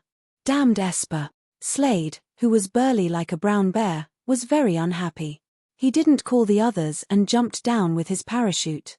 The enemy's electromagnetic pulse had disrupted Avatar's assault, forcing the team to scatter and enter the city. Needless to say, this was definitely the idea of Rick Flegg, who was familiar with the Heavenly Eye Association's fighting style. Avatar didn't think that his proud subordinate could turn back now because of Dr. Joan Munn. Avatar didn't think that his subordinate could turn back. Being killed was probably his only choice. Ignoring Amanda, who was panicking outside the city, Sia landed alone at the edge of the city. Initially, she wanted to wait for a few of her teammates to come over before rushing in together. However, seeing that they were all jumping around with their parachutes, she could only give up on the idea and walk slowly into the city alone. "Child, you're really not in a hurry." A low voice sounded beside her ear. She saw Slade wearing his signature combat suit, a red and black mask, and carrying 2 swords on his back. He had a variety of weapons on him, including a dagger on his wrist and a pistol on his leg. The satchel at his waist was also bulging with grenades. Slade landed not far from Thea. He got himself a motorcycle in a corner of the city. He saw Thea from afar and chased after her. "If you call me child again, I'll kill you. Do you believe me?" Thea said with a grin. Chapter 321. Slade was wearing a mask so his expression couldn't be seen. He knew that she was joking, but she was also serious. He immediately nodded, threw away the motorcycle, and followed her slowly to the city center. His idea was simple and smart. Now that the team had split up and entered the city, if they were unlucky and were surrounded, it would be very troublesome even with his extraordinary skills. Therefore, following this unknown person in yellow was a very wise choice. Thea could guess his thoughts. If he wanted to follow her, then so be it. Now that she was stronger, Thea didn't care so much about the so-called memory. Slade was a person with high qualities in all aspects and was very charming. If she could recruit him, he would be a very strong helper. Bang! Bang! The sound of handguns and rifles rang out at the same time. 2 gunmen jumped out from the front and left and opened fire at the 2 of them. Just as Slade was about to dodge, he saw Thea casually conjure 2 yellow shields, which easily blocked the bullets. The 2 gunmen were a little stunned. They wanted to take a closer look at what it was, but they met Thea's gaze. Now that she was more proficient in using fear, Thea could use the Eye of Horus to easily inject fear into the minds of others. This was not a spell. From a certain point of view, it was more like an instinct. If one were to look deeper, her eyes could now be called Horus's eyes of fear. The 2 gunmen collapsed to the ground. Slade didn't hesitate. He jumped up and easily finished them off with a slash. "Your ability is really strange. You can affect people who see you?" Slade asked, not knowing what was going on in his mind. "They, including you, don't see me. They see the fear in their hearts." This was very pretentious, but Slade's worldview was very firm. He felt that this was too idealistic and mysterious. Is this an illusion? He was still trying to explain the mysterious thing about Thea with something he could understand. This is just the pure power of emotions. Illusions are relatively more powerful. This is not an illusion. As Sia spoke, she even demonstrated her high speed. The speed of the yellow light ring was the best among all the lights. Slade only saw a blur in front of his eyes. Sia had already gone back and forth several times. Between the 2 of them were 4 or 5 criminals in black and fully armed soldiers. Did this even take 2 seconds? Slade looked at them carefully. Yes, they were all enemies that the Sky's Eye Society wanted to eliminate. They were exactly the same as the 2 people he had just killed. "Looking at you, you've been strengthened, right? Was it a body modification?" Thea asked casually as she patted the dust off her hands. "It's a human enhancement injection," Slade answered. It wasn't hard, but he wasn't going to tell her the details. So this guy injected with Mirakulu? Did he leave Purgatory Island? Thea felt that her guess was almost correct. He was very egotistical, unlike Oliver, who was a saint. He wouldn't save people just because he saw them suffer. His moral character wasn't that high, because his departure meant that Oliver couldn't escape the fate of falling into Amanda's hands. The Owl Court spies in Hong Kong had also passed on some information. Their reports mentioned that 3 of the Sky's Eye Society's agents were fighting against American extremists in Hong Kong. The 3 of them were Thea's brother, Oliver, and the Yamashiro couple. It could be said that Slade and the Japanese woman named Kartana met Oliver around the same time, but they didn't know each other. Fate was a strange thing. "What are you laughing at? Do you think that my power is too weak?" Slade thought that Thea was mocking him. No. You're too sensitive. I admire you. You have brains and courage. You know what you need. But you're a little narrow-minded. You only see this palm-sized place in front of you. You don't know how big the universe is or how many intelligent life forms there are. You only see Earth and the US dollars. Thea's words were blunt, but Slade ignored her sarcasm. He grasped the core of Thea's words. Outside Earth? Do aliens really exist? What do you think? Thea asked with a half-smile. The atmosphere between the 2 was a little dull. As Thea's power increased, she urgently needed to make her voice heard on the world level. She couldn't lose her identity as a hero on the surface, but she also needed some help in the dark to do things that were inconvenient for her. There were many internal conflicts in the Owl Court, and she could only control them remotely, so they were less and less helpful to Thea. She urgently needed some subordinates who could help her, but she also had to prevent these people from betraying her. The solution she thought of was the Yellow Lantern Corps.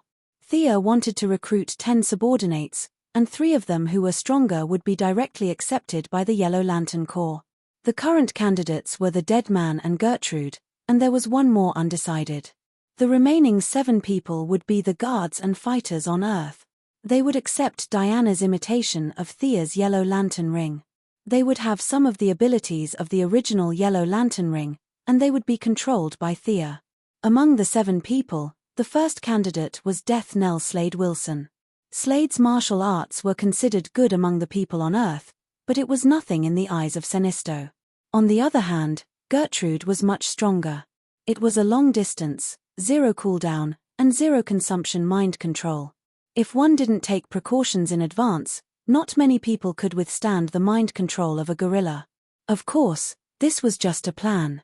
Thea needed absolute elites. If Death Knell was unwilling, she wouldn't force him. After all, there were too many candidates in this world, and in order to gain power, there were many people crying and begging for help. Slade didn't reject her invitation, but he didn't agree either. He needed to carefully weigh the pros and cons. Whoosh, whoosh. A silver-white metal dart flew towards the 2 of them. Sia conjured a yellow shield to block the enemy's sneak attack. "It's Captain Boomerang. I'll deal with him," Slade said and chased after Captain Boomerang, who was preparing to escape after his sneak attack failed. This target was just right for him. He definitely couldn't beat 2 supernatural guys. Killer Crocodile was more than 3 meters tall and had immense strength, so he didn't want to waste his effort. Captain Boomerang was just an ordinary person who knew how to play darts. He just needed to bring his head back to report, and this mission would be considered completed. Slade left alone, and Thea continued to go deeper into the city center. Not long after, she heard continuous gunshots. She looked up and saw Archer of Death shooting at 7 or 8 gunmen, including Rick Flegg. This person was very good with guns. He was only one person, but his firepower was extremely strong. The high-powered silenced pistol on his wrist was firing fiercely. He even looked like he was suppressing a group of people. Thea took a few glances and didn't care. Chapter 322.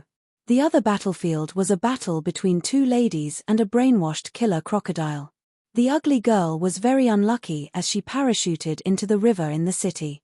Before she could understand what was going on, she was suddenly attacked by the killer crocodile.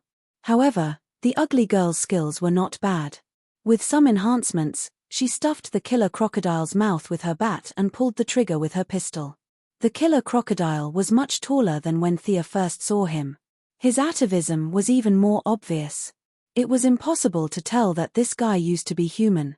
After being shot several times, he went crazy. He grabbed the ugly girl's arm and wanted to throw her to death. Fortunately, the Japanese woman, Katana, arrived at the critical moment. She used her skillful martial arts to save the ugly girl. The 2 of them supported the killer crocodile. Looks like they've all entered the battle. Am I the only one left? Thea muttered to herself as she flew up.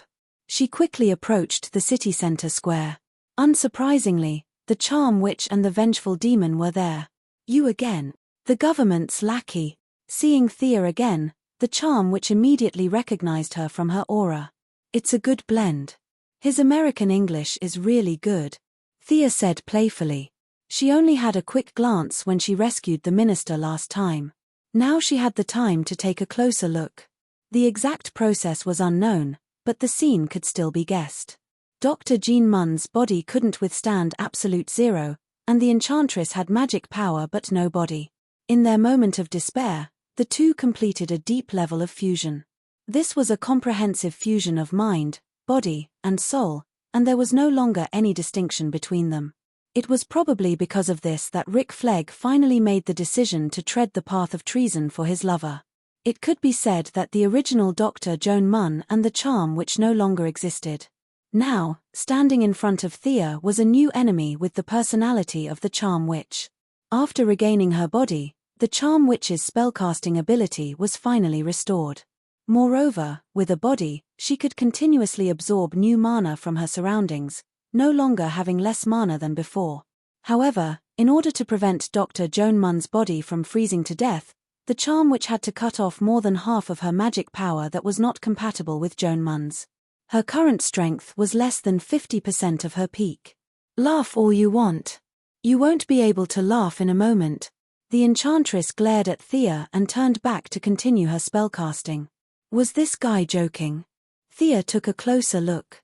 There were a large number of unconscious citizens piled up in front of the Charm Witch. At a glance, there were at least tens of thousands of people. The Charm Witch was chanting a language that Thea could not understand. Transparent tentacles were constantly reaching into the bodies of the citizens, bringing a large amount of blood back to the Charm Witch. It seems to be a spell to increase the potential of one's bloodline. Thea had never seen this spell before, but she could still see the principle behind it. It was similar to the process she used to purify Damien's blood and extract magic power from it. However, the Charm Witch didn't want to extract magic power. She wanted to improve her body's magic affinity through a large amount of blood infusion, purification, and acquired enhancement. Originally, Dr. Joan Munn had no physical fitness, and she used this bloody method to artificially create a magic physique. It must have been hard on her to go through so much trouble. Thea somewhat sympathized with her, but she still had to fight. Thea pulled out the frost gun and pulled the trigger at the Charm Witch. If she was a hero of justice, she would have shouted a few nonsense words like "put down your weapon and resist." But Thea did not have such a problem. The refrigerant and the ultra-low temperature reactor quickly operated, and a large amount of frozen gas was spewed out. "Stop her!" The Charm Witch shouted at Chatter Santana, the vengeful demon covered in tattoos. It was obvious that Chatter Santana was not brainwashed by her. His eyes were full of helplessness, but he still stepped forward. His hands were on fire, and he resisted Thea's frozen gas. His dark black flames were indeed extraordinary. For a moment, they were on par with the frozen gas. "I don't want to be your enemy. I just want to see my family again." Although the flames and the frozen gas were on par, Thea's was a technological weapon. She did not consume any of her own energy. Chatter Santana was using his own energy. Every bit of energy had to go through the circulation of his body. In less than a minute, the temperature of his flames was not as hot as before. "Stop resisting. We will help you. This guy is killing innocent people. Can't you see?" Thea did not know what the Charm Witch said to him. She was trying to pull him back to her side. Chatter Santana was not blind. Other than the fact that the Charm Witch was a little cleaner, it was no different from a blood sacrifice in the movies.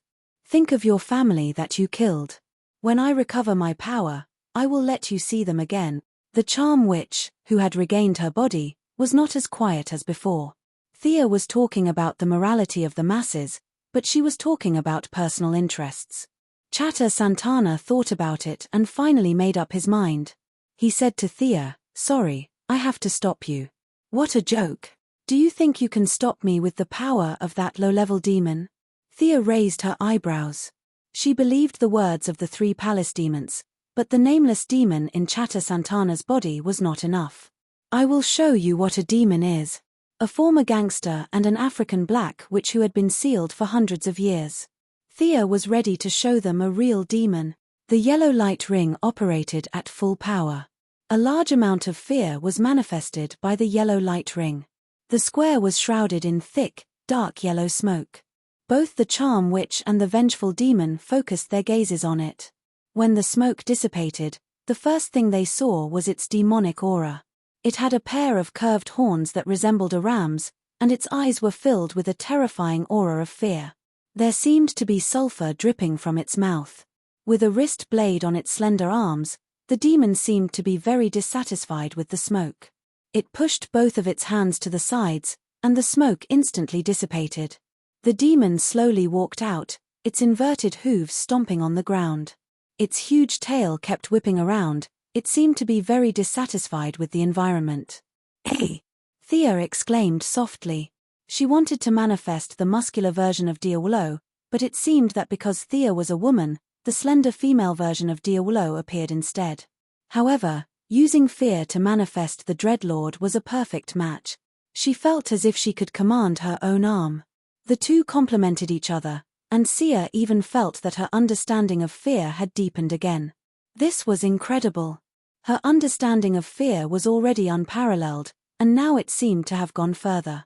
How could she not be surprised? Chapter 323. Thea flew into the demon god's body. The two of them blended together as if they had always been one. She didn't need to be so tall to deal with these two guys. She compressed all her energy and used it to materialize the details. Every line and every muscle on the demon god's body was vivid and lifelike. The demon god's 10-meter-tall body took a step forward. The huge force caused the ground within a mile to tremble. Roar! The demon god seemed to be venting its satisfaction. It spread its arms and roared at the sky. Heat waves spread in all directions. The temperature in the square rose rapidly. The moisture in the air evaporated rapidly. Their noses twitched, and they could smell a large amount of burnt sulfur. Many unconscious citizens' hair curled up. What is this? The charm which only felt that the demon god was powerful. The demon god of vengeance, Chatta Santana, had a much deeper feeling. This was a high-level demon from hell. As for how powerful it was, it could be judged from the trembling demon in its body. You ungrateful thing. Who gave you the courage to play with fire in front of me? I'll let you see the real fire of hell. Thea's voice came out of the demon god's mouth. The originally beautiful and crisp voice sounded like it had been sawed by a saw. Every word was accompanied by a special noise. Fire tornado. The ferocious demon god crossed its arms and gathered a large amount of emotional energy. Thea, whose magic power had increased greatly, injected a large amount of fire and wind magic power into it. Injecting her magic power into the emotional energy was like throwing a match into a pot of oil. The two different magic powers caused the energy to become raging and uncontrollable instantly. The demon god opened its mouth and revealed a terrifying smile. It held the energy ball with one hand and threw it at the charm who couldn't move. As if to intimidate them, Thea didn't throw it very quickly. After the energy ball came into contact with the debris, it quickly expanded thousands of times and started to spin at high speed. The debris in the square was sucked into the center of the vortex, which increased the speed of the fire tornado's formation. In less than 3 seconds, a fiery red tornado that was 100 meters tall and more than 10 meters in diameter had already formed. As the number of objects increased, the centrifugal force increased. The tornado's diameter grew from 20 meters to 30 meters, as if there was no end to it, and it rushed towards the two of them. Stop her. Attack her. The charming witch was starting to lose her sense of propriety. She had mixed up the meaning of her words. Perhaps she didn't know what to do. The former gangster, Chatta Santana, was much calmer than her. He secretly despised the African antique. He suppressed the demon in his body that was trying to escape. At the same time, his eyes and mouth were burning. He shouted, and a 3-meter-tall flaming demon appeared. The demon clenched its fists and stood in front of the charm witch, as if it wanted to take on the fire tornado with its own strength. Idiot! Thea snorted at his actions. She could tell that this guy had never studied the demon transformation at all just by looking at the energy that was leaking out of him. He wanted to rely on the body of a mortal to carry the power of hell? What a dream! If it was that simple, why did the ancient sorcerers study magic? They could just catch a demon and stuff it into their bodies. Not only could this guy not control the energy that was leaking out of his body, but he also wanted to use the demon transformation to resist the fire tornado. Thea didn't know what to say. Even Thea, the caster, couldn't control the fire tornado now, let alone him. The demon's spells had always been like this. They never cared about the consequences, and only used as much power as they could. As for the destruction of the environment and other problems, it was not in their dictionary at all. The ignorant and fearless Chatta Santana was now standing bravely in front of the fiery red tornado that was hundreds of meters tall and had a diameter that he couldn't see the end of. At this moment, he suddenly realized a problem. His cultural knowledge had never taught him how to withstand a tornado. It was too late to go back and ask the teachers at school now. He could only stand firmly on the ground and muster up all the mana in his body to resist the tornado. Thea, who had conjured Diawolo, saw this scene through the eyes of the demon god and almost laughed out loud. This guy was holding up the sky with both hands. No matter how she looked at it, it was stupid. Then, while she was gloating, Chatter Santana was instantly sucked into the tornado. Not only did he not stop the tornado, but his mana also increased the total energy of the tornado to a certain extent. Her external help was of no help at all. The enchantress was faced with a dilemma of two choices: to give up on the civilians on the ground or to resist the tornado head-on. She made the decision quickly. She chose to resist the tornado head-on. She used all the mana in her body to summon a black tornado. However, it turned in the opposite direction of Thea's tornado in an attempt to neutralize part of the wind speed. Then, she set up 3 10-meter-tall and 5-meter-thick earthen walls in front of the tornado. "Humph, look down on me. Let me show you something else." Thea did not know why the demon god did not teleport away. Instead, he chose to resist the tornado head-on. This was very illogical. Thea did not know whether this spell could only be used once, or she did not want to give up the blood essence that she had obtained. But she knew that if the demon god did not run away, she could use a more powerful spell. The conjured demon god took a deep breath and absorbed all the energy and emotions in the surrounding air. Countless energy gathered in his mouth. This time, Thea did not hesitate and added her light, dark, fire, and wind attributes into the spell. The demon god first absorbed the energy and leaned back. Then, he suddenly lunged forward and shot out the energy gathered in his mouth in a beam. Red and blue alternately flashed, and a thick lightning bolt more than 2 meters in diameter shot out. This time, the attack was so fast that the enchantress was caught off guard. The lightning breath was released later but arrived first. It surpassed the fire tornado and directly hit the earthen walls erected by the enchantress. This was a guided spell, not a hammer. Thea continued to control the conjured demon god to add new energy to the lightning breath. The lightning beam hit the earthen walls of the enchantress, and the first layer of the wall was instantly penetrated. The enchantress was shocked. She hurriedly poured her mana into the second wall, trying to stabilize the defensive line. However, Thea's total mana was stronger than her, and she also had the demon god to control it. One was a point of damage, and the other was an area of effect defense. There was no need to say which was better. The second wall only lasted for less than 10 seconds before it was penetrated again. The enchantress did not have time to be surprised, because Thea suddenly attacked again, trying to take her down in one blow. "I'll hold her off. You set up the defense."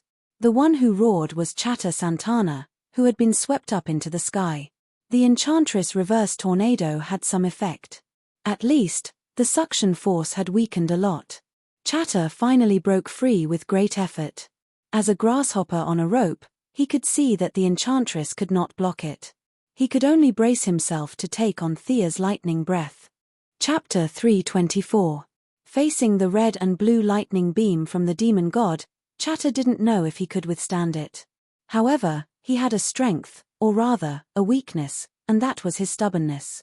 As long as he thought he was right, he would do anything regardless of anyone. He was like this when he was captured by the Sky's Eye Society, and now he was going to block Thea's lightning beam. The loss of demonic power every minute and every second had already made him feel exhausted. He knew that he only had the strength for this one attack. He clenched his fists, bent his knees, and mobilized all the hellfire in his body to rush towards the lightning beam. Bang! There was a loud noise. It was a bit of an exaggeration to say that Chatter blocked the lightning beam for more than a second. His hellfire only slowed down the speed of the lightning beam slightly. After that, it was his body that had to face the lightning breath directly. His palm and wrist were directly vaporized by the huge energy beam. Perhaps the demon in his body sensed the danger and controlled his body to move slightly to the side, saving his life. However, his right arm and shoulder were all blown away, leaving nothing behind. Chatter Santana didn't say a word and directly fainted. The demon in his body was also seriously injured and had to go into hibernation. Fortunately, his brave resistance did consume a lot of the lightning beam's energy, and at the same time, bought time for the charm witch to regroup. This time, she didn't block it directly. Instead, she opened a huge portal in the path of the lightning beam. A huge amount of lightning energy poured in. The charm witch gritted her teeth to maintain the portal so that it wouldn't explode. After a full 5 seconds, the entire lightning beam was transferred away. As for where it was transferred to, she didn't have the time to think about it. The portal can be used like this. Thea had just started on the path of spatial teleportation. Seeing this scene, she couldn't help but admire it. The demon's attack didn't matter. It could be released, but it couldn't be retracted. The lightning breath just now, she could only run, but she couldn't take it head-on. This attack consumed a lot of energy from the demon god.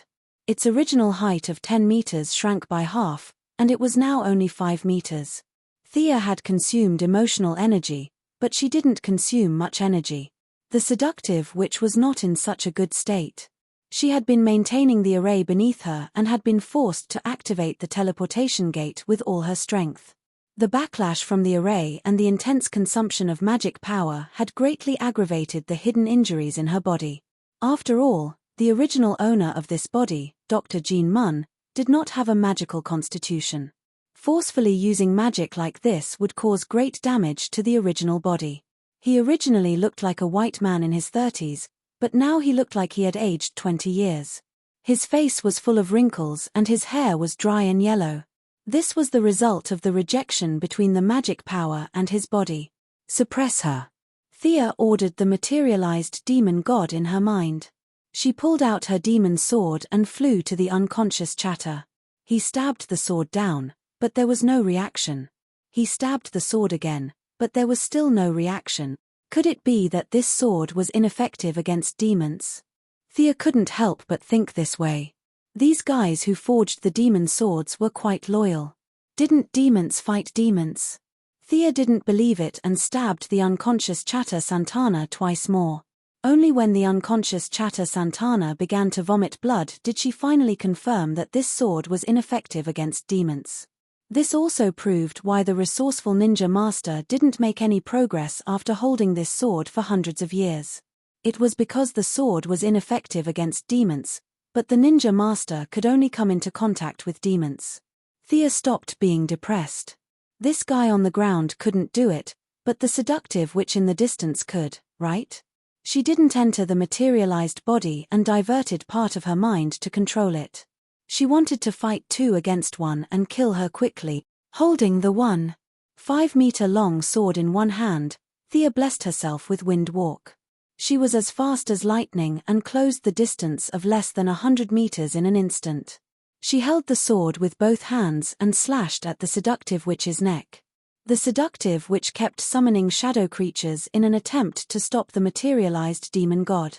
Some of them were shadow leopards and shadow snakes that Thea could summon herself.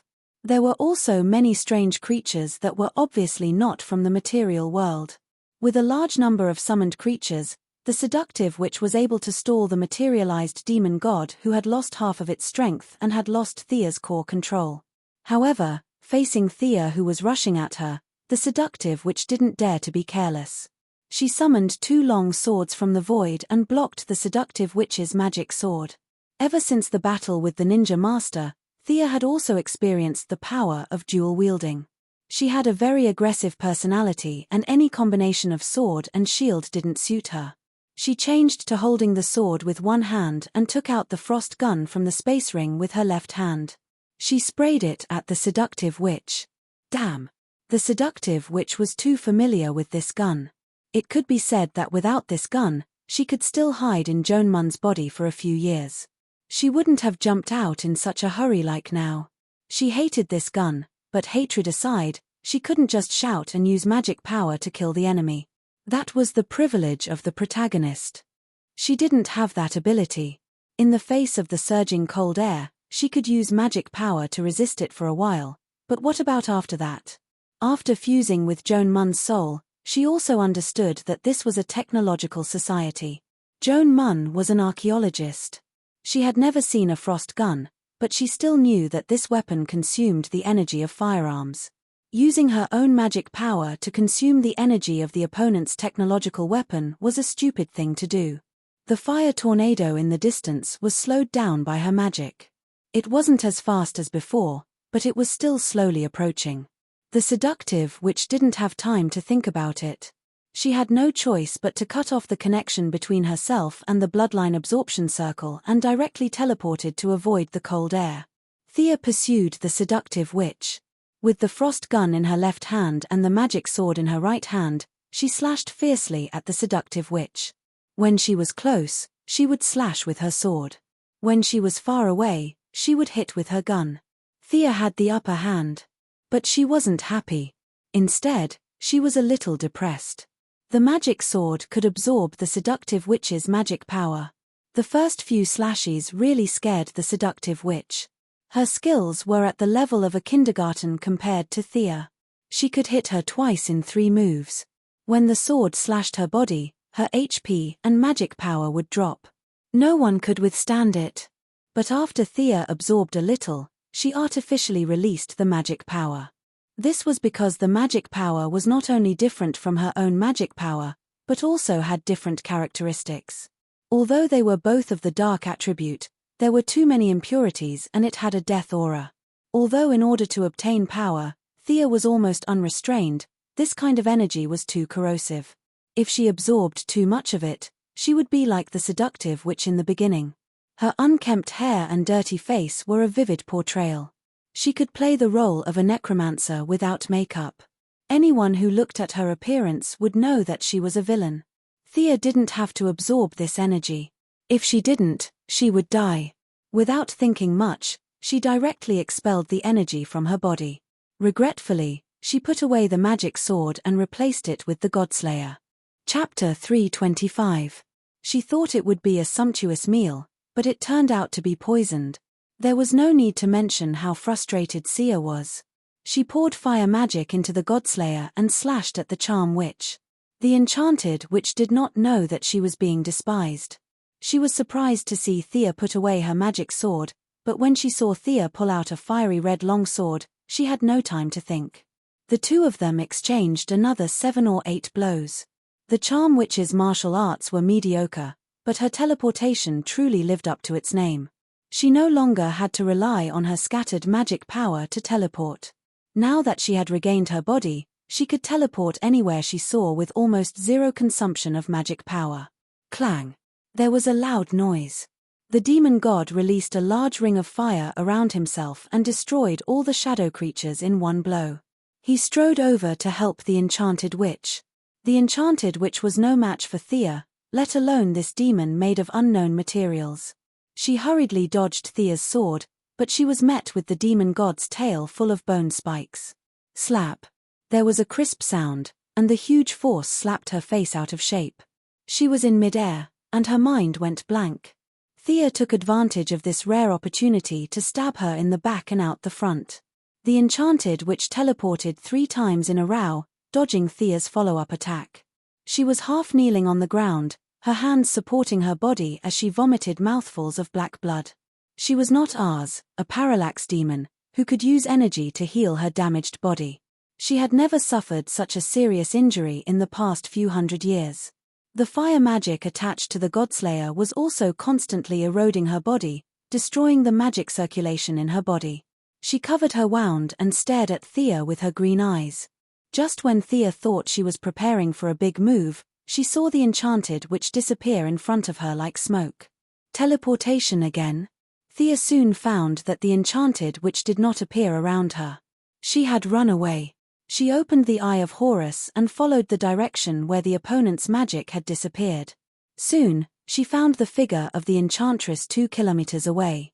The injury from the previous sword strike was far more serious than she had imagined. The broken magic cycle had caused her to be unable to teleport. The enchantress was also aware of this problem. Although she did not have a long-range vision like the Eye of Horus, she was extremely sensitive to magic power. She could sense that Thea was searching for her. Looking at the battlefield around her, she saw that the Archer of Death and Rick Flegg were exchanging fire not far from her. Rick, who originally had 7 or 8 subordinates, was in great pain from the Archer of Death. Although they were also elite soldiers, the Archer of Death's marksmanship was far better than theirs. In less than 10 minutes of exchanging fire, 4 of his subordinates had already been killed. The remaining few, including Rick Flegg, were all struggling to hold on. The Enchantress, who had entered the battlefield, quickly judged the situation and was about to teleport to kill the Archer of Death. After that, she could rely on these soldiers to slightly delay Thea's pursuit. After years of mercenary life, the Archer of Death had developed an amazing intuition. Although he did not see any danger, he still rolled forward in advance and dodged the Enchantress who had teleported to his side. Realizing that he had been ambushed, he did not even look at who the attacker was. He raised his hands and fired wildly with the silenced pistol on his wrist at the target. The Enchantress had finally found some pleasure in torturing noobs. Her heart was indescribably happy. Like a ghost, she flashed left and right around the Archer of Death. In less than 3 seconds, the Archer of Death had been hit twice, and the remaining one was blocked by his wrist guard. You must be very proud of bullying people who don't have magic. Thea finally caught up. Her spatial magic was only at the beginning. She did not care about teleporting others, but she felt that teleporting herself was too dangerous. When they were in the square, Thea saw that the fire tornado was getting closer and closer. Thousands of people were still unconscious in the square.